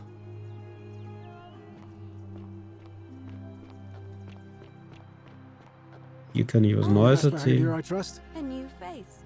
Arve and Leute haben Gedächtnislücken. I know I wasn't entirely sure how I wound up here. What else? Yes. What else? Yeah, it's as I feared. I think I understand what poor Livia has been going through. Let me ask you this. Did you happen to encounter a stranger in the forest before you arrived here? Ja, habe ich, eine junge Frau. Did you happen to catch her name? Karen? I see. And was this Karen by any chance wearing a hood? Sie hat einen Kapuzenpullover getragen, woher wisst ihr das? I've seen her before. There's something I think you should see. I think you'd better follow me to the baths. Es ist nicht sicher, ein Meuchelmörder ist gerade eingetroffen. What? How could you know that? And why are you talking to me instead of doing something about it? Please, go and stop him and come back to me once we're no longer in danger. Keeping an Wo ist das? Der Sünder? Nein. Rausfinden, wie man die alte Dulis Schlüssel zur oberen Zisterne, also ja. Gerade wie ein Pfeil, Bogen halten. Hinter verschlossenen Türen.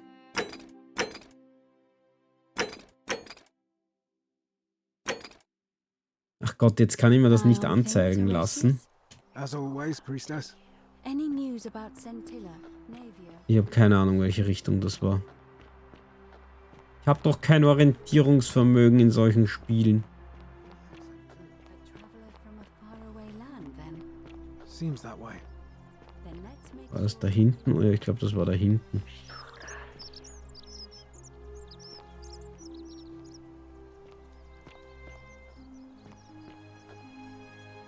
Help! You have to do something. A man arrived in the baths. You have to do something. Da haben wir von dem Burger. Ich werde mich umgehend darum kümmern. Thank you. He's still in there. I have to hide. Find me in this. Geht nicht dort hinein. Vertraut mir einfach. All right, fine. Come and find me in my bakery instead. Please be careful.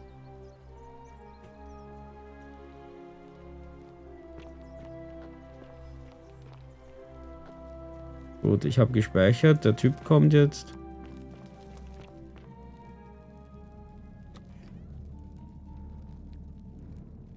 Stop right there. I'm looking for Tiberius Quinctius Crispus. Das ist der Malleolus. Quinctius. Do you know where he is?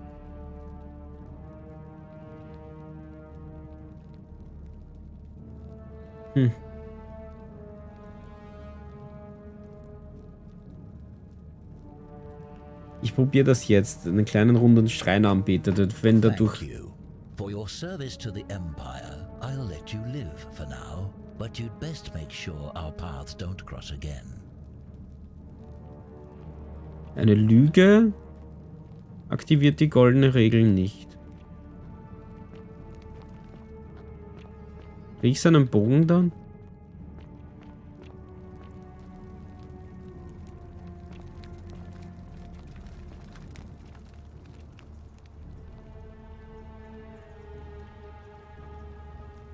Den Zyklus mache ich übrigens noch und dann gehe ich schlafen oder so.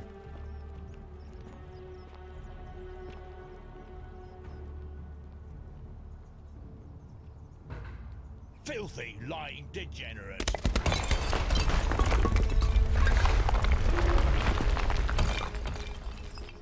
Praktisch. Holzbogen. Nehmen. Kopfgeldaushang. Lesen. Auf Befehl des Kaisers Nero, alle treuen Söhne Roms werden angehalten, den Brandstifter und Mörder Tiberius Quinctius Crispus, einen Bürger aus dem Aventinbezirk Roms, aufzuspüren und zu töten. Er ist etwa 40 bis 50 Jahre alt, er ist durchschnittlich groß, durchschnittlich gebaut und dunkles Haar, ein grünes und ein blaues Auge, er trägt für gewöhnlich keinen Bart. Er ist ein bekanntes Mitglied der Kultisten und leidet unter Größenwahn. Der ist Christ. Spannend. Ein Denar. Er war arm. Hat er nichts im Vorfeld gezeigt? Ja, es wirkt so, als könnte ich lügen. In allen Situationen so. You there. I'm sorry to trouble you, but I couldn't help but notice that fine bow you're carrying. No idea how you managed to get your hands on it, especially in the light of our dear old magistrate's ban, but I'm impressed. And before you ask, no, I wouldn't dream of trying to buy it from you. I have no use for a wooden bow myself.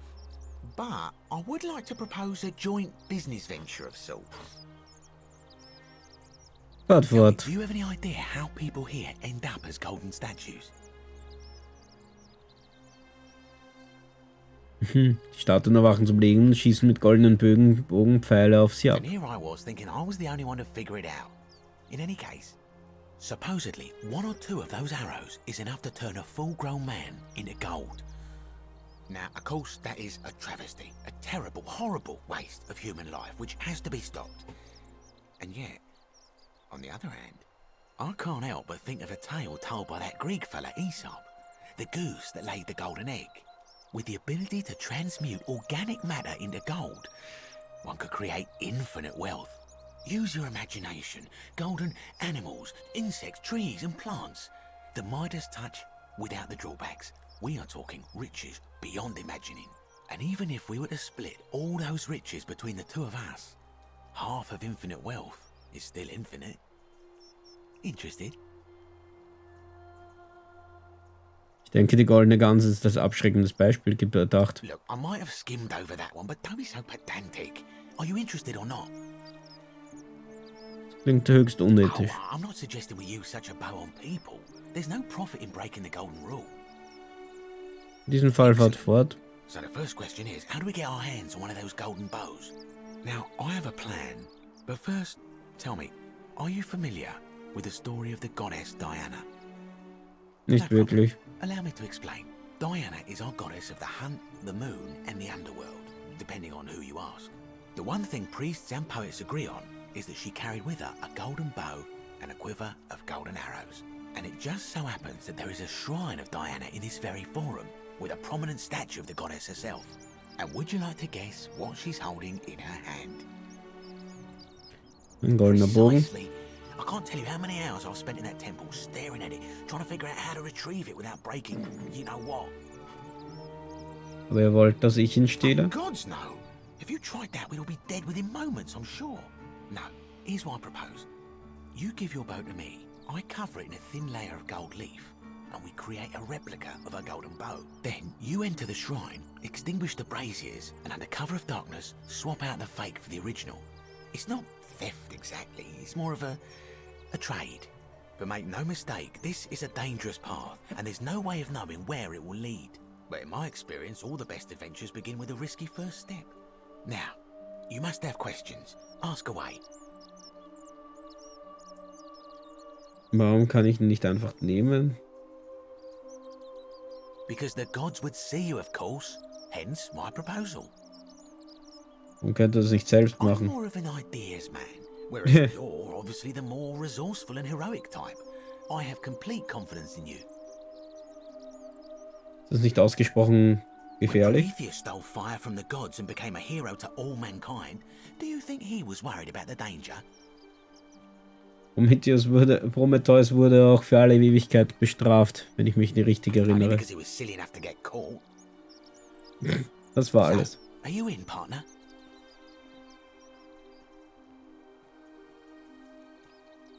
Wenn du keine Action- oder Horror-Elemente sehen möchtest, ist das eher nichts für dich.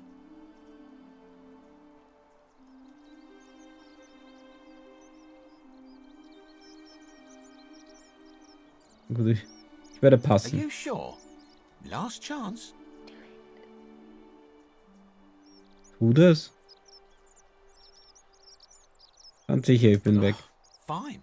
Stay poor and ignorant forever then.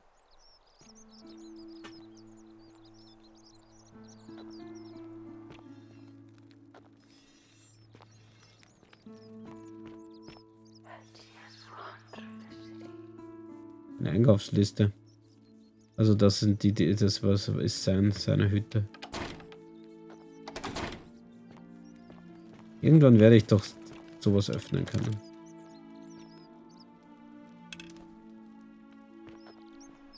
I'm guessing that Promethean fire's not for sale. Ich habe jetzt einen Bogen.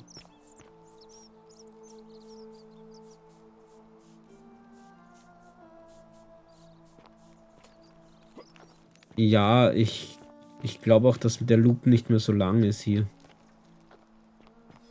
Ah, hier sind wir bei der Wahl. Habe ich mich auch noch nicht umgesehen. Also die Gebäude standen schon.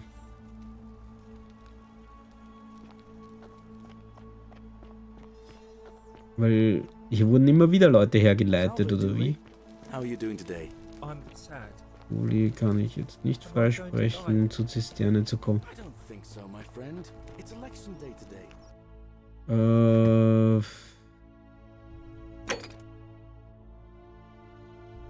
Archenevia im Palast? Nein.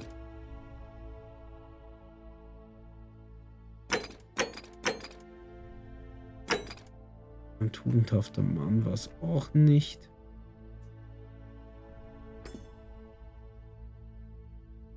Kann ich da Equitia sprechen? Also wir wollten ja zur Zisterne und ich habe den Mörder abgehalten.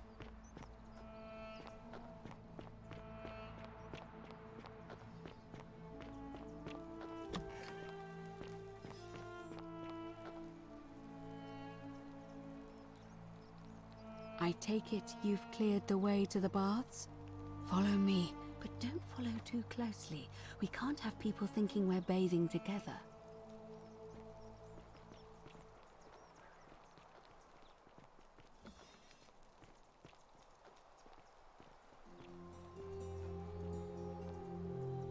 Also nicht too closely. 20 Meter? Reicht das?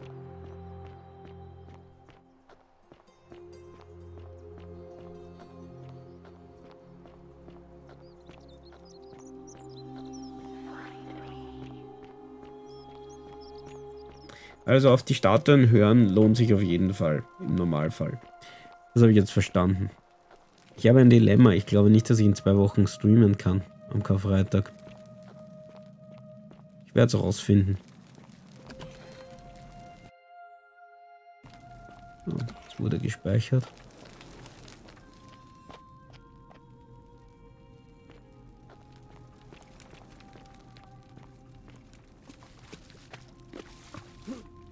Ist das die Zisterne, die wir gesehen haben? Ja, nur halt noch gut erhalten. Wird das Spiel begonnen?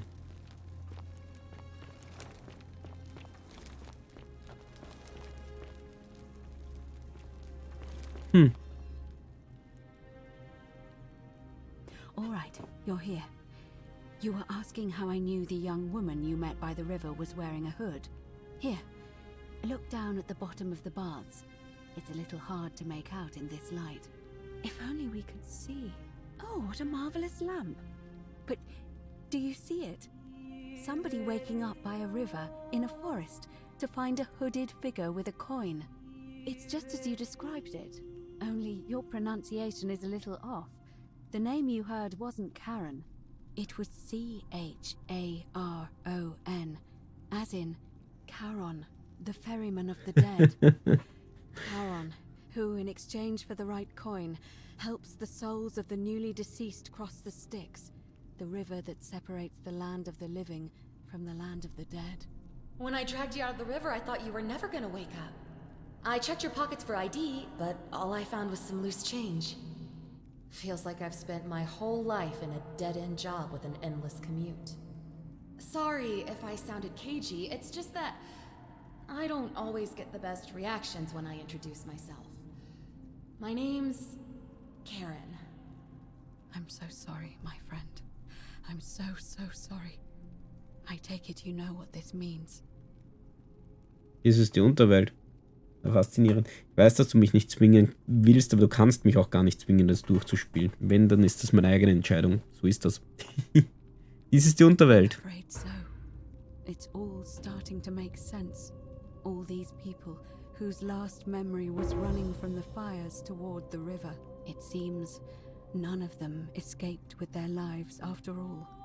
Perhaps we should be grateful they don't remember their final moments. It also tells us that the Golden Rule is the work of Pluto, the god of the underworld, and why his epithet has always been Father of Riches. I know it's a lot to take in, and you look as if you have questions, so I'll try to answer them if I can. Also Hellnagel, wenn du dafür 1000 Kilometer fährst, solltest, vielleicht sind es auch nur 900, solltest du das genau überlegen, ob du dafür die Reise dir antust. Also sind wir tot. In the old stories, the underworld was where the souls of the deceased were taken. But it was also possible for the living to reach it without dying, if they were particularly fearless. So I'm afraid I don't know. Was könnt ihr mir über Charon erzählen? Es funktioniert nur auf Englisch, diese Sache.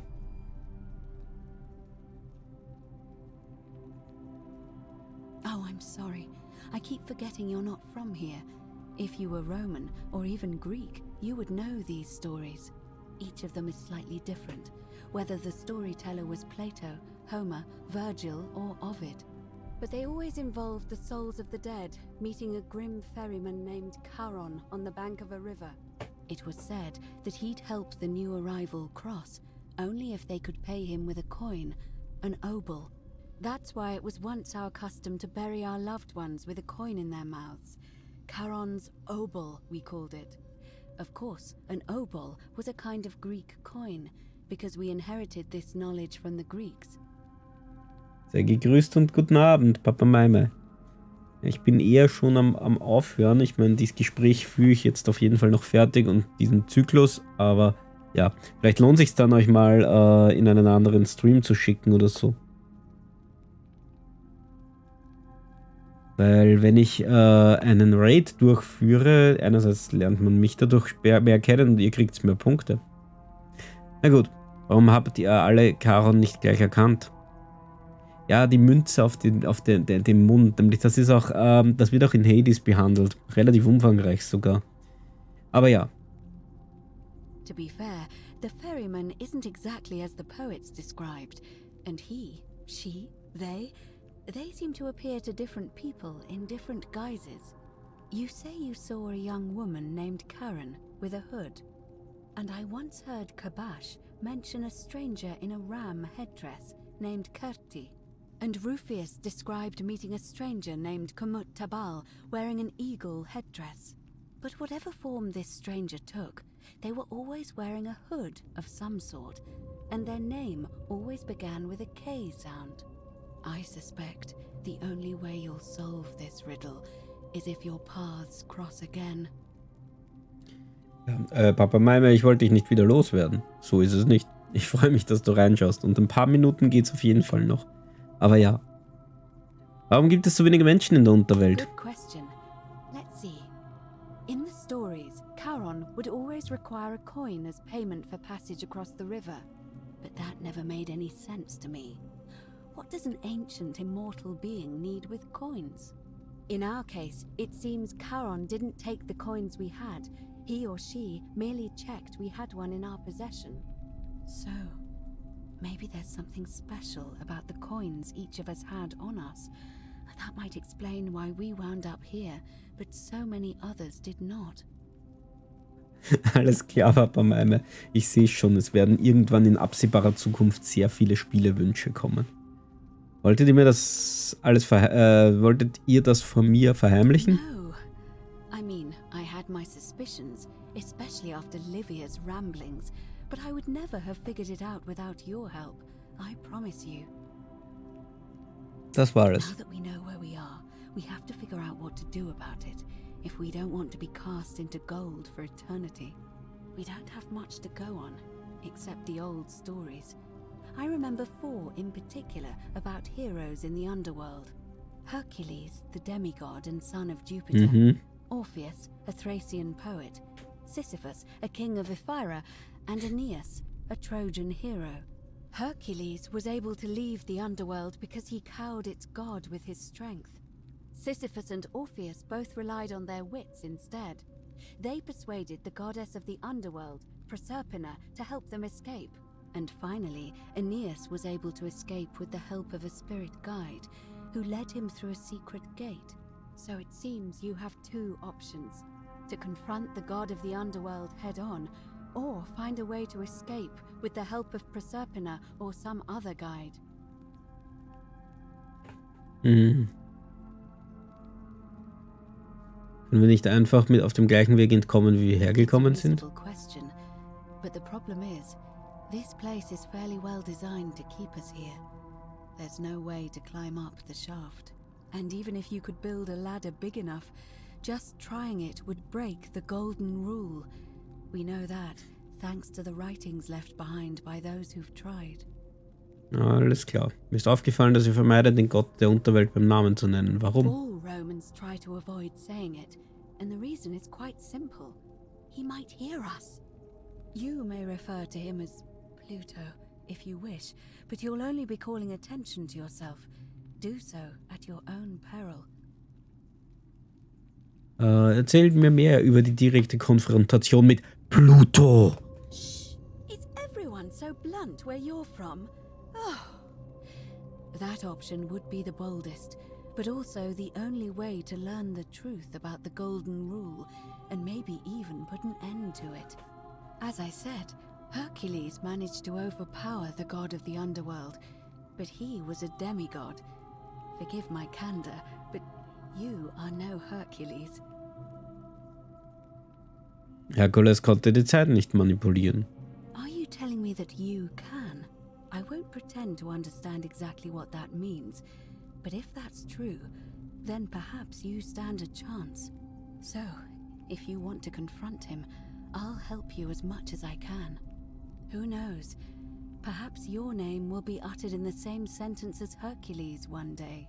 But first, you'd need an audience with you-know-who, and for that, you'll need to enter the great temple overlooking the city. The problem is, The door has been sealed shut for as long as I've lived here, and there doesn't even seem to be a keyhole. I suspect the answer lies in the desecrated obelisk in front of it. I'm not sure if you noticed, but there are 4 plaques missing from its base. It looks as though somebody, or a series of somebodies, forcibly removed them, and in doing so, dishonored and angered our divine keeper. If you could recover and replace all 4 of those missing plaques, I imagine he might be willing to receive an audience again. Ui, die labert ganz schön viel. Puh, der Joghurt, ja, der gute Joghurt. Aber dort kommen wir gerade nicht hin, da hast du recht, ist zu weit weg. Was könnt ihr über den Obelisken erzählen? Towering stone monument with 4 sides and a pyramid-shaped head that stands before the great temple, a dedication to the god of this place. You'll find them all over Rome, but of course they were looted from Egypt many years ago. It seems one of them made its way here too, although how is a mystery. However, this one is unusual in that each of the 4 sides is decorated in a different style: Roman, Greek, Egyptian, and another I don't recognize.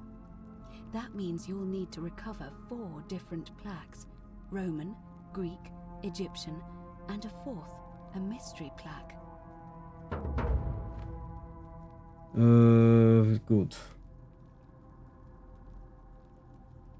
Braucht 3 Tribute, hast du vergessen zu erwähnen.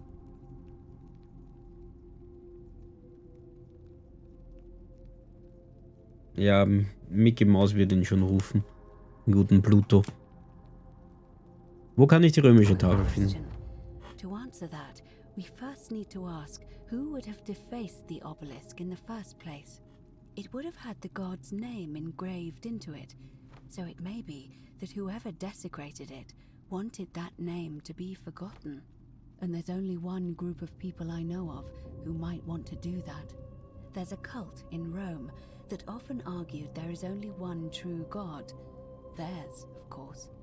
They've been known to start fires, as well as deface religious monuments whose existence challenged their beliefs. If I were you, I'd go looking for them. Of course, they've all been in hiding since the fire last year, so finding them won't be easy. But I did hear a rumor they have a secret shrine somewhere in the city. Perhaps, if you could find that, you might be able to recover the Roman plaque. Kann ich die griechische Tafel finden? No. But perhaps you should begin your search with the local Greek fellow, Georgius. His store is in the forum. Wo kann ich die ägyptische Tafel finden? Bash, our Egyptian resident, would be able to tell us. Unfortunately, he disappeared weeks ago. But I did hear Aurelia is peddling rumors about him at the tavern, so perhaps you could talk to her, or just take a look in his room. Genau.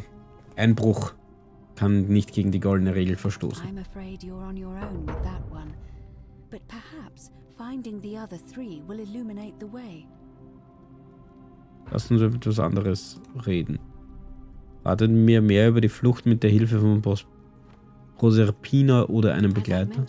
Both Orpheus and Sisyphus were said to have persuaded Proserpina to help them escape, and Aeneas was guided to the exit. The problem is, those are the stories of a poet, a self-aggrandizing king, and a brawler about their own heroic deeds, so they should be taken with a grain of salt. First, Proserpina. What we do know about her is, well, it's a grim tale.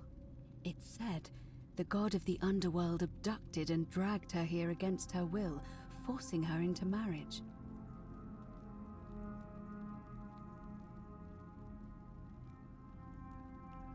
Also ist sie vielleicht bereit, gegen ihn zu arbeiten und um uns zu helfen. Stories are true, then I suppose so. The problem is, how do we communicate with her without being noticed by her captor? Leaving that aside for a moment, there is also the possibility of a spirit guide. I don't suppose you've come across one of those in your travels? Hin und wieder höre ich, wie die weiblichen Statuen mir etwas zuflüstern. Truly? And you're only bringing this up now? Then again, I suppose you were worried I'd think you were as mad as Navia. Can you tell me more? Is it the same voice? What kinds of thing does it say?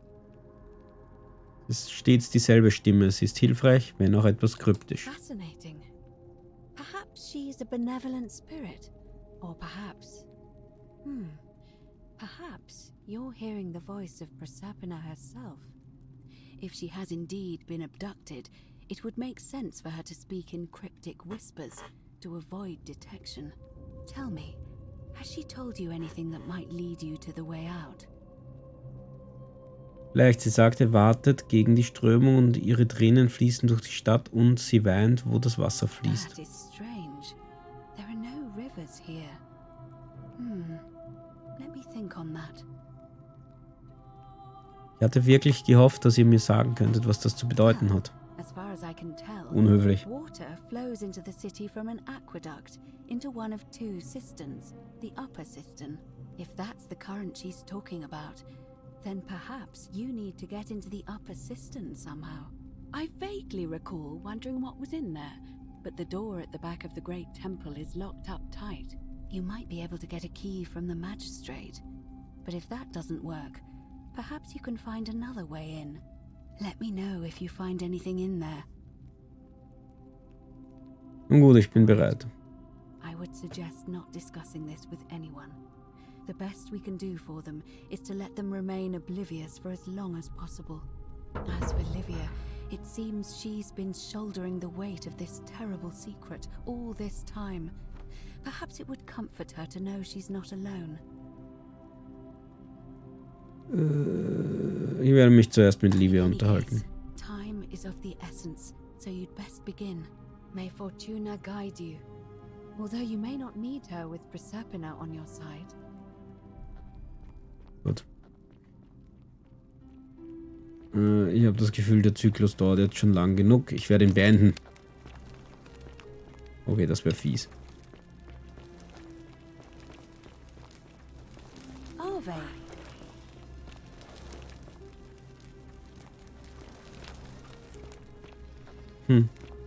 Sie sagt, sucht nach mir. Das hat sie schon öfter gesagt. Ich habe das Gefühl, wir haben jetzt die Wahl verpasst oder so. Ich lädt den nächsten Abschnitt. Ich speichere mal wieder. Nicht, dass irgendwas Dummes passiert.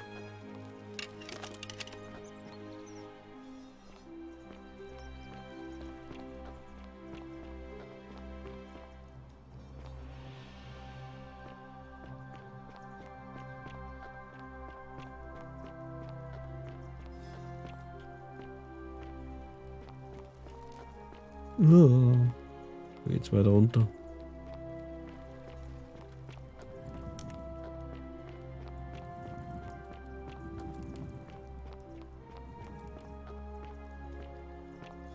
Ist immer noch weiter runter.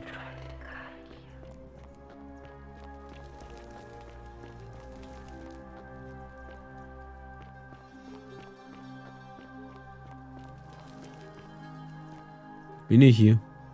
Nachricht von Livia. Kryptische, fast poetische Worte von Livia. Der Ort wird verflucht genannt. Hier bietet Tychius seine Eingeweide zum Zerreißen an, ausgestreckt über 9 Felder. Ihr, Tantalos, könnt die Wassertropfen nicht fangen und der Baum, nach dem ihr greift, entzieht sich euch. Ihr, Sisyphos, greift an oder verfolgt den Stein, der immer wieder zurückkehrt. Ixion wendet sich, folgt sich selbst und flieht. Und die 49 Beliden, die es wagten, die Vernichtung ihrer Vettern, ihrer Männer zu planen, holen in unaufhörlicher Arbeit das Wasser wieder, das sie verloren haben.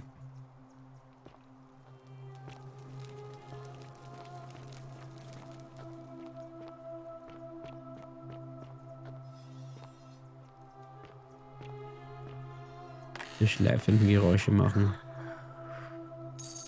Die Denar darf ich haben. Ich habe eine Flasche Wein gefunden. Klingt eigentlich gut.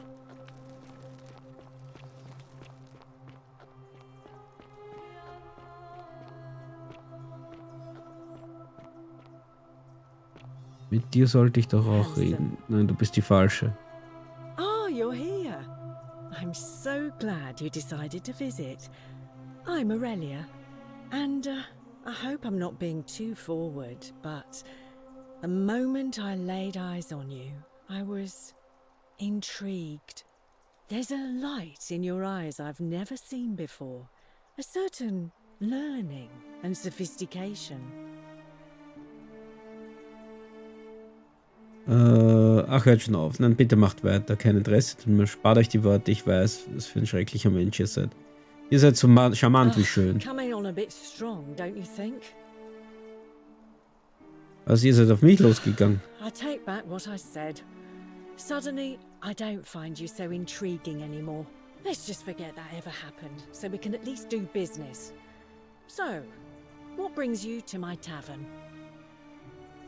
Suche Kapasch, habt ihr ihn gesehen? Not for a few weeks now. Last time I saw him, he was sitting at a table with Georgius, whispering about some job. I remember because they kept looking over their shoulders as if they didn't want anyone else to know. So, naturally, I hovered. The one word I kept hearing was vanishing, and then, the next day, Kabash just disappeared. Coincidence? I think not. Was ist eure Geschichte? Let it go. Nothing's going to happen between us. Wisst ihr, wie man hier rauskommt? Normally, I'd expect you to buy me a drink before asking if I want to get out of here. Das ist süß, aber im Ernst kennt ihr einen Straight Ausweg. to business, huh? I can work with that. As a matter of fact, I do know a way out. I'm happy to tell you all about it, but this is valuable information we're talking about, and I don't just give it out like some cheap oracle. So, how badly do you want it? Wie jeder verdammte 1000 Dinare will. 1,000 Dinari to you? Also.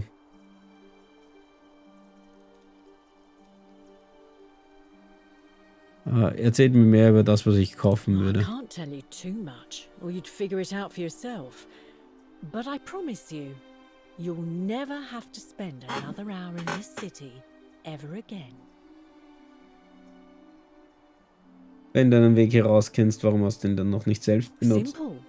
It's a one-way trip, and I'm not ready to go just yet. I like my life here. One day, maybe, but not now. Es ist nicht moralisch fragwürdig, all die Leute hier gefangen zu halten, wenn ihr den Ausweg I kennt. think of it this way. I have something of value, and I'm willing to share it for a price. That's not unethical. That's just good business. Now, do you want it or not? Kein Interesse, das ist doch Betrug. It's hardly my fault if people misunderstand the terms of a deal. I mean, it does say, let the buyer beware, right outside my tavern. Haltet ihr von der goldenen Regel? I just try not to think about it. Drink helps with that. As the saying goes, to drink is human, so we drink. Und, interessante Gerüchte gehört. For 10 Dinari. Okay. Have you met Livia? She used to do my hair until one day she just snapped. This place has that effect on people. Now she just stands around, caked in filth, muttering nonsense to herself. It's a real shame. Now I have to do my own hair. Natürlich war sie das. Lasst uns über etwas anderes reden. Wird jetzt gehen. See ya. Ja, sie ist diejenige, die Gift verkauft als Ausweg. So. Cerberus lifts his triple head and lets out his threefold graying. Livia, would you stop muttering like Medea over a cauldron? You'll scare away my customers.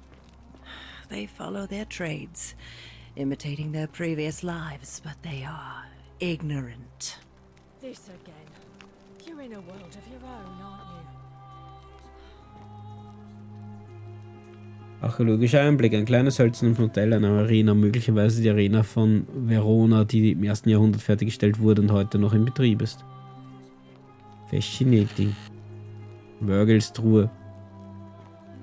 You, Tantalus, cannot catch. Just as the ocean accepts the rivers of all the world, so this place accepts all the souls. But it does not notice the crowds that come.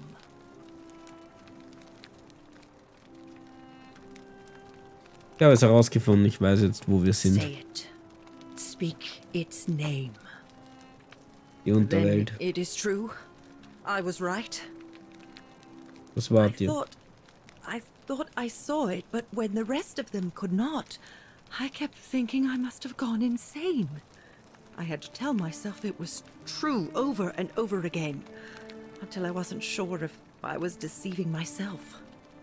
I must apologize if my words seemed cryptic.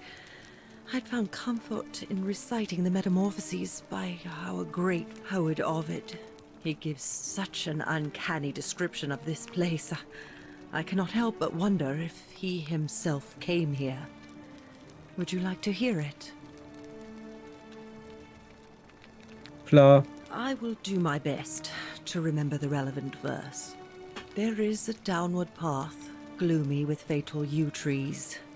It leads through dumb silence to the infernal regions.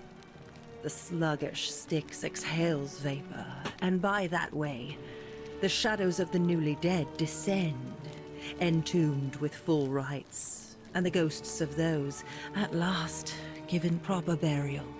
The wide, thorny waste is cold and pallid, and the newly arrived shades are ignorant of the road that leads to the Stygian city, where Black Dis has his cruel palace. As the ocean accepts the rivers of all the world, so this place accepts all the souls, and is never too small for any populace, nor notices the crowds that come. There the bloodless shadows wander without flesh or bone. Some crowd the forum, some the house of the ruler of the depths. Others follow their trades, imitating their previous lives, and still others incur punishment. I hope I have done it justice, and now we share a secret. It's as if you've lifted a great burden from my shoulders. Thank you, friend. I think I should rest. Friend, you have given me hope. May you follow in the footsteps of Hercules and return to the light of day.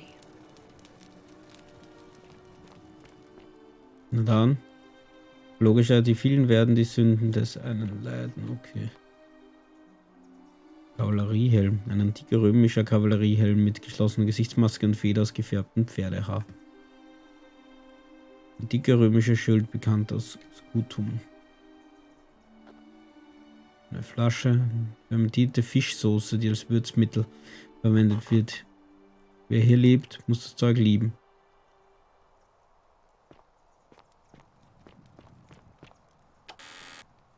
Valerius Truhe. Lesen wir das Gedicht. Mein Leben war kompliziert, wie die 7 Arbeiten des Herkules. Ein Weiser besiegt und versklavt, aber ich würde alles gerne wieder erleiden. Denn jeder Verlust, jede Wunde und jede Tragödie brachte mich zu euch. Strahlend wie Roms heilige Flamme, nährt eure helle Wärme meine Seele. Ich weiß, ich kann euch niemals berühren, nur um Vestas Flamme zu erhalten. Aber euch von weitem zu beobachten und zu lieben, in eurem Strahlen zu baden, ist mir genug. Okay. Ah. Prototyp für die Seilrutsche. Gut, dass ich sie jetzt habe.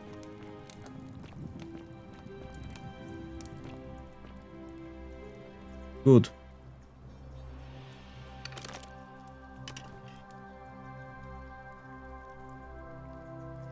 Warum? So.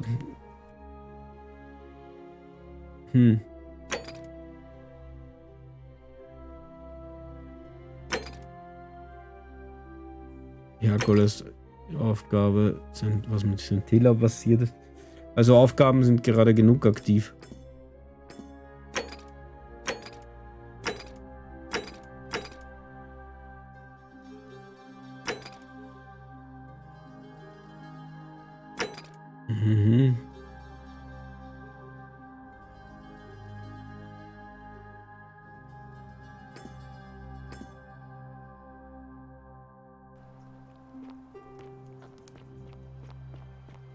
Schauen wir mal zum Georgius. Oder so.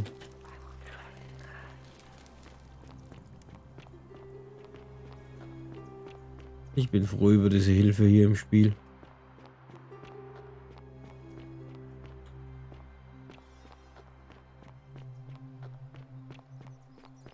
Ah, a fellow traveler. Greetings. I'm Georgius. It gladdens me to see another foreigner in our midst. We must stick together, you and I. Also garum hieß die Fischsoße, okay. Friend, your clothing is most extraordinary. Leather boots in place of sandals, trousers with precise stitching, and such a curious design. I have traveled distant trade routes from the markets of Damascus to the farms of India, and never have I seen anyone dressed quite like you. Tell me, I must know, from which exotic part of the world do you hail?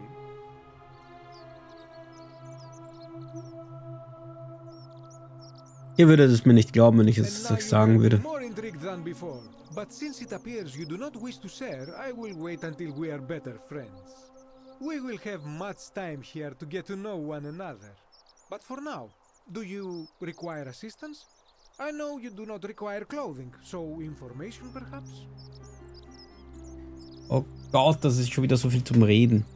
Ich suche nach Kapasch und ich hörte, dass er der letzte war, der ihn gesehen hat. Ah, I knew this day would come. I do not wish to lie to you, my friend, but even discussing this matter is dangerous. Please, let us leave the live coals safely beneath us. Ihr könnt mir vertrauen, wir Ausländer müssen zusammenhalten. Erinnert ihr euch? Well, but the magistrate would not look kindly upon this, so please keep it to yourself. For several months now, I have been sneaking out at night to worship the gods of my ancestors in the temple of Demeter. Each day, I leave offerings of food in the hope that we may have a bountiful harvest, and yet the next day when I return, the food is missing. Wieso ist das ein Problem? The offering, it is symbolic, you see. It is never eaten. So I ask, who or what is devouring the food in this temple? Stranger still. Once I sat in front of my shop like the 100-eyed Argus until dawn to see if I could spot a thief going in. But do you know what I saw? Jemand, der getrunken hat. Nobody entered, and yet when I went to take a look, my offering was gone. It is bizarre, is it not? When I told my friend Kabash of this at the tavern, he offered to help investigate. He went in, and to my dismay, he was never seen again. Wo ist der It is Demeter? the only Greek temple in the city. Head towards the baths, and it is the last building on your right. Lasst uns über was anderes reden. Was ist eure Geschichte? Story? How kind of you to ask. I am a tailor and I run the humble shop in the forum. Warum habt ihr hier eine Schneiderei eröffnet? You mean to say, with all the turmoil and terror of the Golden Rule and so few customers, why bother setting shop at all?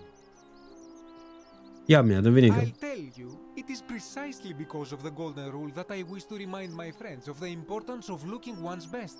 I say, the more of our customs we preserve down here, the more we can preserve a semblance of normality, the better our chances of keeping our heads. Don't you agree? Ich nehme an, ja. And there is another reason too. If we all end up as golden statues for future generations to marvel at, I don't know about you, but I would like to look my best. Wie seid ihr gelandet? A very good question indeed. And I would be happy to tell you if only I could remember it clearly myself. Warum erzählt ihr mir nicht das, woran ihr euch erinnert? I remember I had just been to Rome to sell an extraordinary selection of wares, and drowning in coin, I decided to celebrate my success. I rented a prestigious villa by the Tiber, invited over a few select friends, and we began making our way through some of the most exquisite wine money could buy. Quite a lot of it, in fact. Now, I have had visions and awoken in strange places before. I have even found myself naked in the desert sands more than once, but none of that compares to this. This time, I remember people screaming, then falling into a void as empty as time before creation, gasping for air, and then nothing. When I regained my faculties, I was lying naked by the banks of the Tiber, gods know how many miles from my villa. Ihr seid also den Tiber hinuntergeschwommen. Indeed. I'm lucky I was carrying a little extra weight. I believe it kept me afloat. In any case, it seems I'd been rescued and resuscitated by a benevolent stranger. I went to find firewood for his campfire, stumbled across a cave, and discovered that trapdoor temple. And here I am. Lass uns über etwas anderes reden. Wisst ihr, wie man hier rauskommt? Not so loud. What are you playing at? Kennt ihr einen Ausweg oder nicht? You to stop that at once. Have you not been told about the last attempt? Der letzte Versuch? Then I suppose this duty falls to me. It is a long story. Ist ja nicht so, dass ich irgendwo hingehen würde. You are witty. I like that.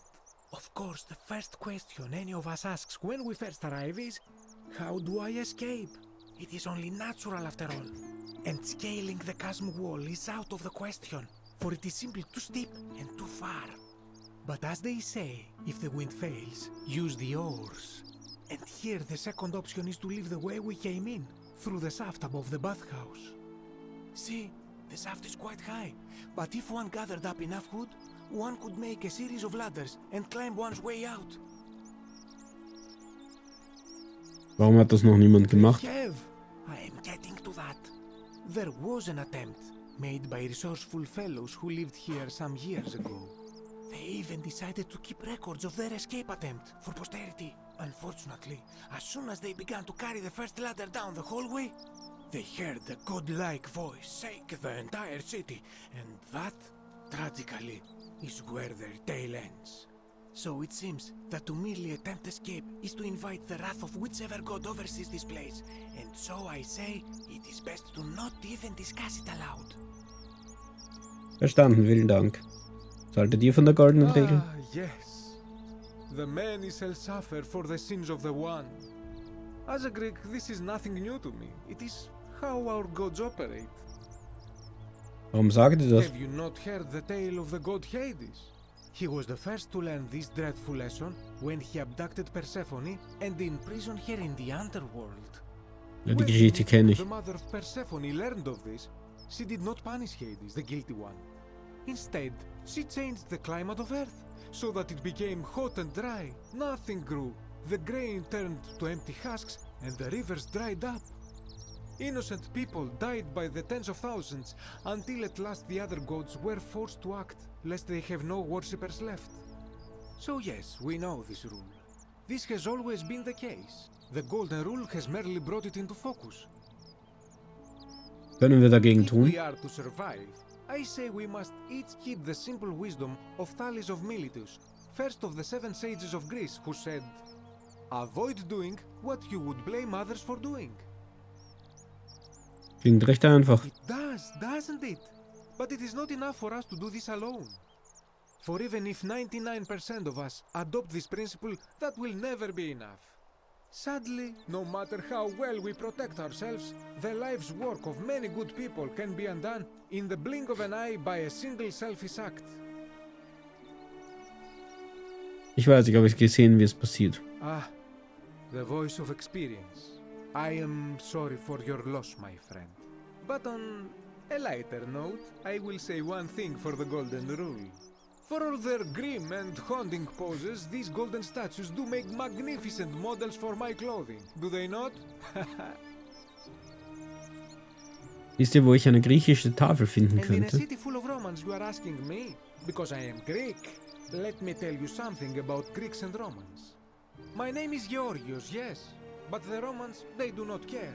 They hear me say Georgios, and they think, ah, he must mean Georgius. Good Roman name. They do this all the time. They see us worshipping Zeus, they copy us, but call him Jupiter. They take Hades and call him Pluto, Persephone, Proserpina. I am flattered that they copy our ideas, but why must they change the names? Do they want credit for making it all up? Do they want to forget where it came from? At first, I pull my hair out. After a while, I give up, and I become Georgius the Roman. I accept the world is Romana. Plus, I have no hair left to pull. But my point is this. If you want to know who stole an old Greek name, look no further than the sticky-fingered Romans. The plague you seek was pilfered from a collection of old Greek relics by none other than Dully. He cannot help it. Like a typical Roman, he likes shiny things, especially those that once belonged to my people. And besides, it makes him happy. So I say, let him keep it. I believe he still has it with him, in his cell, just opposite the Temple of Demeter. Na dann. Wem werdet ihr eure Stimme My geben? friend is quite the dilemma. But after some reflection, I'm leaning toward voting for Malleolus. I do not enjoy the thought of another visit from Domitius if I voted the wrong way. Kann ich euch irgendwie umstimmen? Nothing comes to my mind, my friend. Keine Ahnung, von wem Virgil bedroht This is wird. troubling, is it not? I'm afraid I have no idea. It is ridiculous though. Virgil is a fine man. But my young friend Fabia confided in me that she saw someone leaving graffiti on his shop front last night. Perhaps you should ask her about it. Ja, I let's hope gehen. that our paths cross again soon, my friend.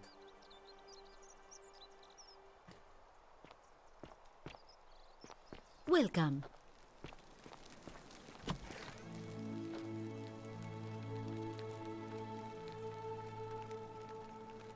Du dich beruhigt. I'm still a bit out. Was there something?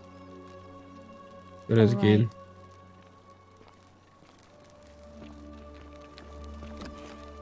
Welcome. Feeling all right? That's a Gut, wo kann ich vernünftig was klauen, damit ich den Zyklus hier beende?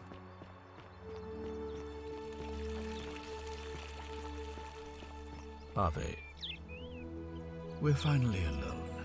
I assume you already... We have? Warten. Wait, if I understand correctly, someone is about to break the golden rule, forcing me to create a portal in time. Versteht es, das ist ja to bring schräg. you here? I must have entrusted you with figuring out who the culprit is. Only, I assume we failed, and you had to start over. Is that about right? If so, what happened? Ich konnte nicht verhindern, dass sie gebrochen wurde. Ich habe sie... Ah, I see. Look, it's unfortunate, but all that matters now is that you make use of what you've learned and gathered and do better next time. Now, I assume you've sought me out again for a reason.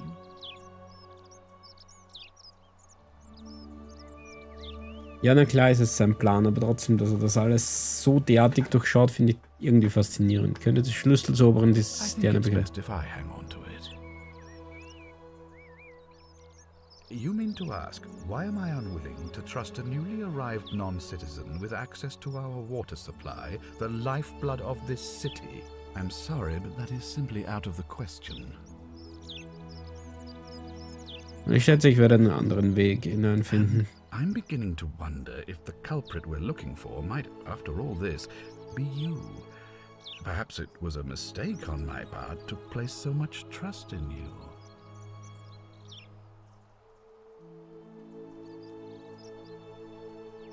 Ich gehe. Ich gehe gar nicht mehr. Ich verspreche euch, ich werde mich von der I'm glad Zisterne... to hear that. Now, was there something else?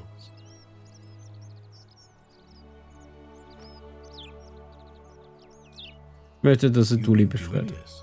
Releasing him is out of the question, I'm afraid. That man is a liability we simply cannot afford.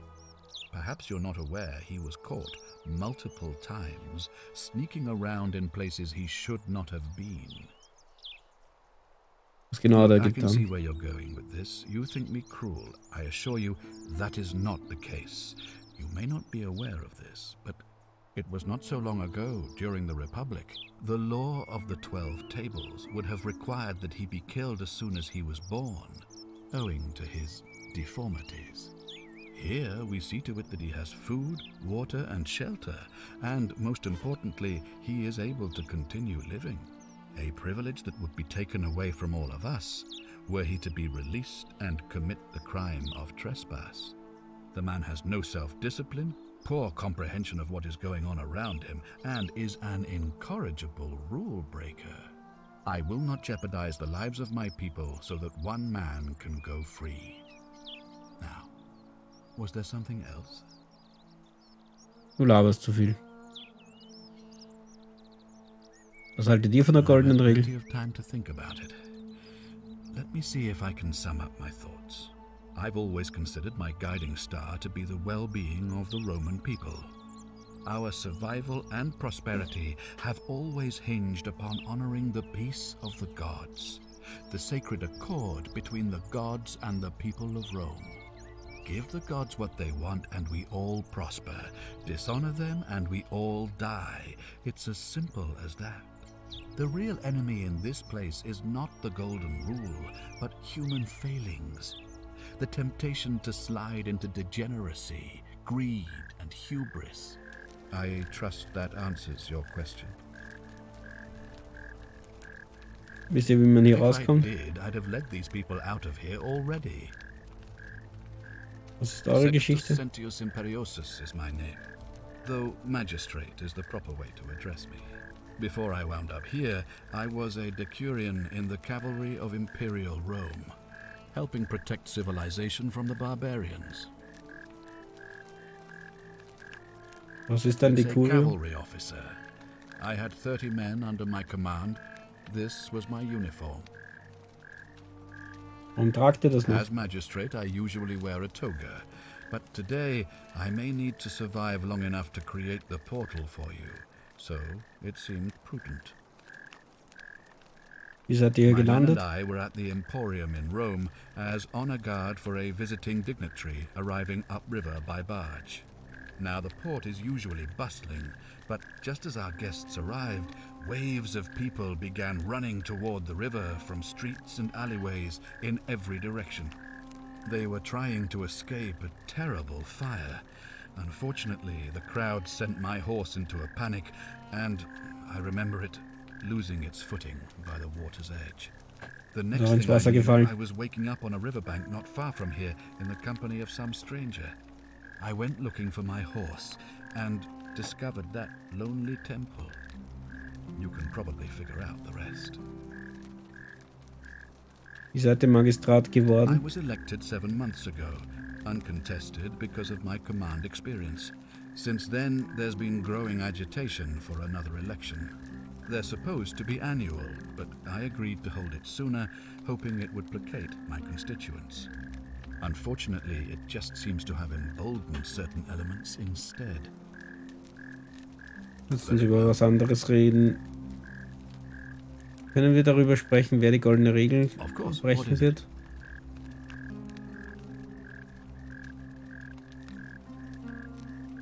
Ich habe bereits herausgefunden, wie ich mindestens eine Person davon abhalten kann, sie zu brechen. Was jetzt? Well, if you've stopped one person from breaking it and you're still here, then there must be someone else about to break it still. Allow me to explain.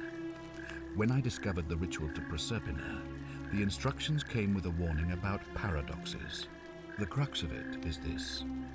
If you do anything to change the course of history in such a way that your very being here is impossible, you will have created a paradox. To illustrate, when the golden rule is broken, I will open the doorway that will bring you here to prevent it from being broken. If you manage to succeed in saving our lives, then I will have no reason to open the doorway, and you will never have come here. A paradox. You see? The same thing would happen if you, say, inadvertently, allowed me to die. If I can't summon you, then you can't be here, obviously. If either of those things were to happen, I am given to understand you would be flung back to your original time, having changed the course of history for us and yourself. So the fact that you are still here means someone is going to break the golden rule, and there is yet work to do. Understand? Ich denke schon. So, it looks like you'll have to continue your investigation. Now, was there anything else you wanted to ask? Ich gehe dann mal. I'll be waiting here for news. Also wenn ich ihn töte, habe ich das Spiel geschafft. Ich habe gerade gespeichert. Don't be so foolish. If you kill me, we all die. Allow me to explain. When I discovered the ritual to Proserpina, the instructions came with a warning about paradoxes. The crux of it is this. If you do anything to change the course of history in such a way that your very being here is impossible, you will have created a paradox. To illustrate, when the golden rule is broken, I will open the doorway that will bring you here to prevent it from being broken. If you manage to succeed in saving our lives, then I will have no reason to open the doorway, and you will never have come here. A paradox, you see? The same thing would happen if you, say, inadvertently, allowed me to die. If I can't summon you, then you can't be here, obviously. If either of those things were to happen, I am given to understand you would be flung back to your original time, having changed the course of history for us and yourself. Darum geht's. Wenn ich euch also töten würde, würden alle sterben und ich würde in meine ursprüngliche Zeitlinie zurückkehren, ohne einen Weg zurück. Indeed. Muss man vielleicht noch einmal überdenken. I'll be waiting here for news.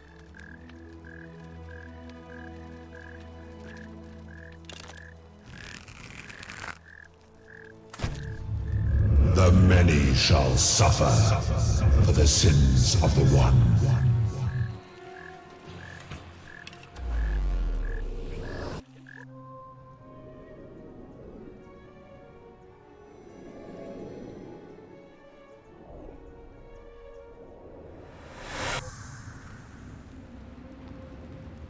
Oh.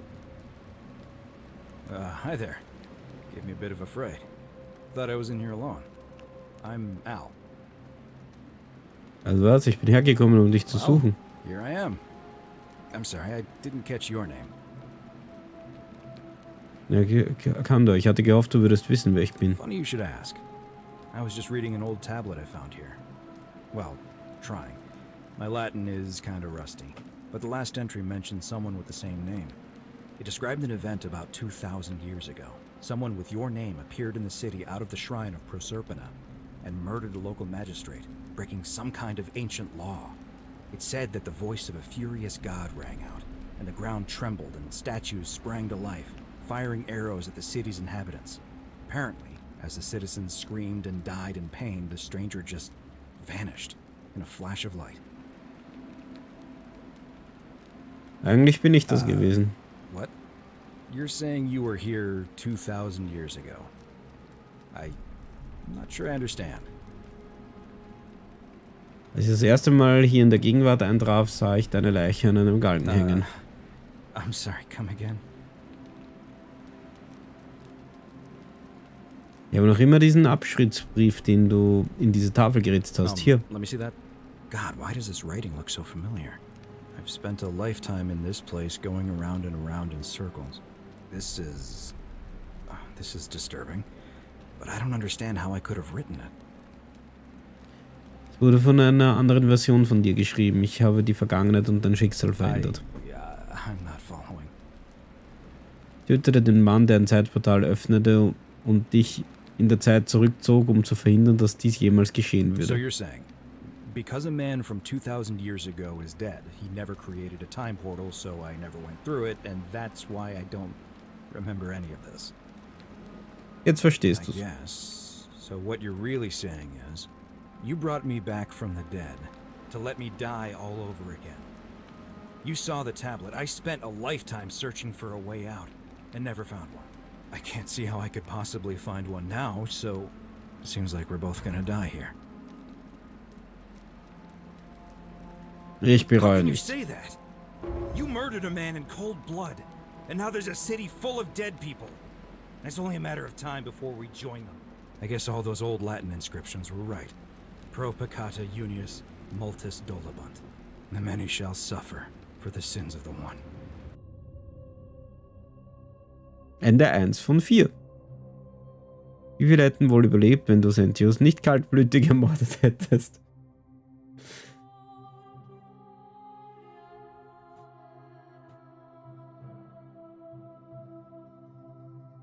Okay. hätten wir das auch durchgespielt.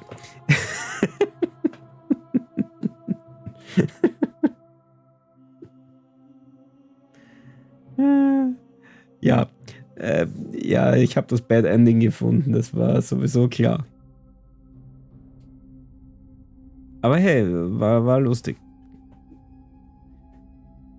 Den Spielstand werde ich irgendwann laden und dann setzen wir dort fort. Wenn ich hier fortfahren drücke, wo lande ich dann? Schauen wir noch kurz rein und dann war's das für heute. Murderer.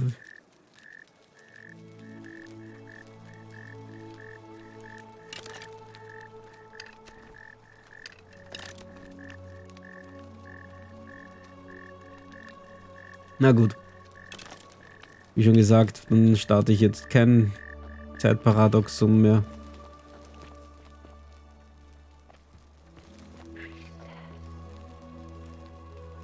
Priestess? Was labert die da?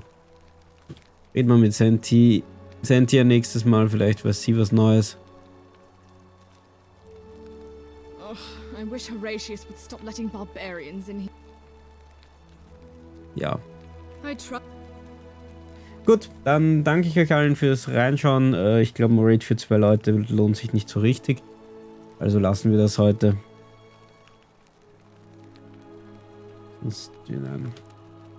Ein anderes Mal.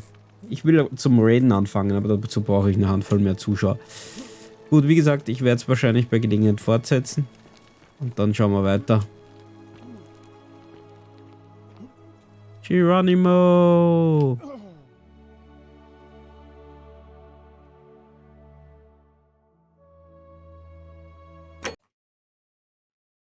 Ja, man kann einfach sterben. Gut, hätte ich das auch gesehen. Jetzt war ich ja noch nicht gestorben.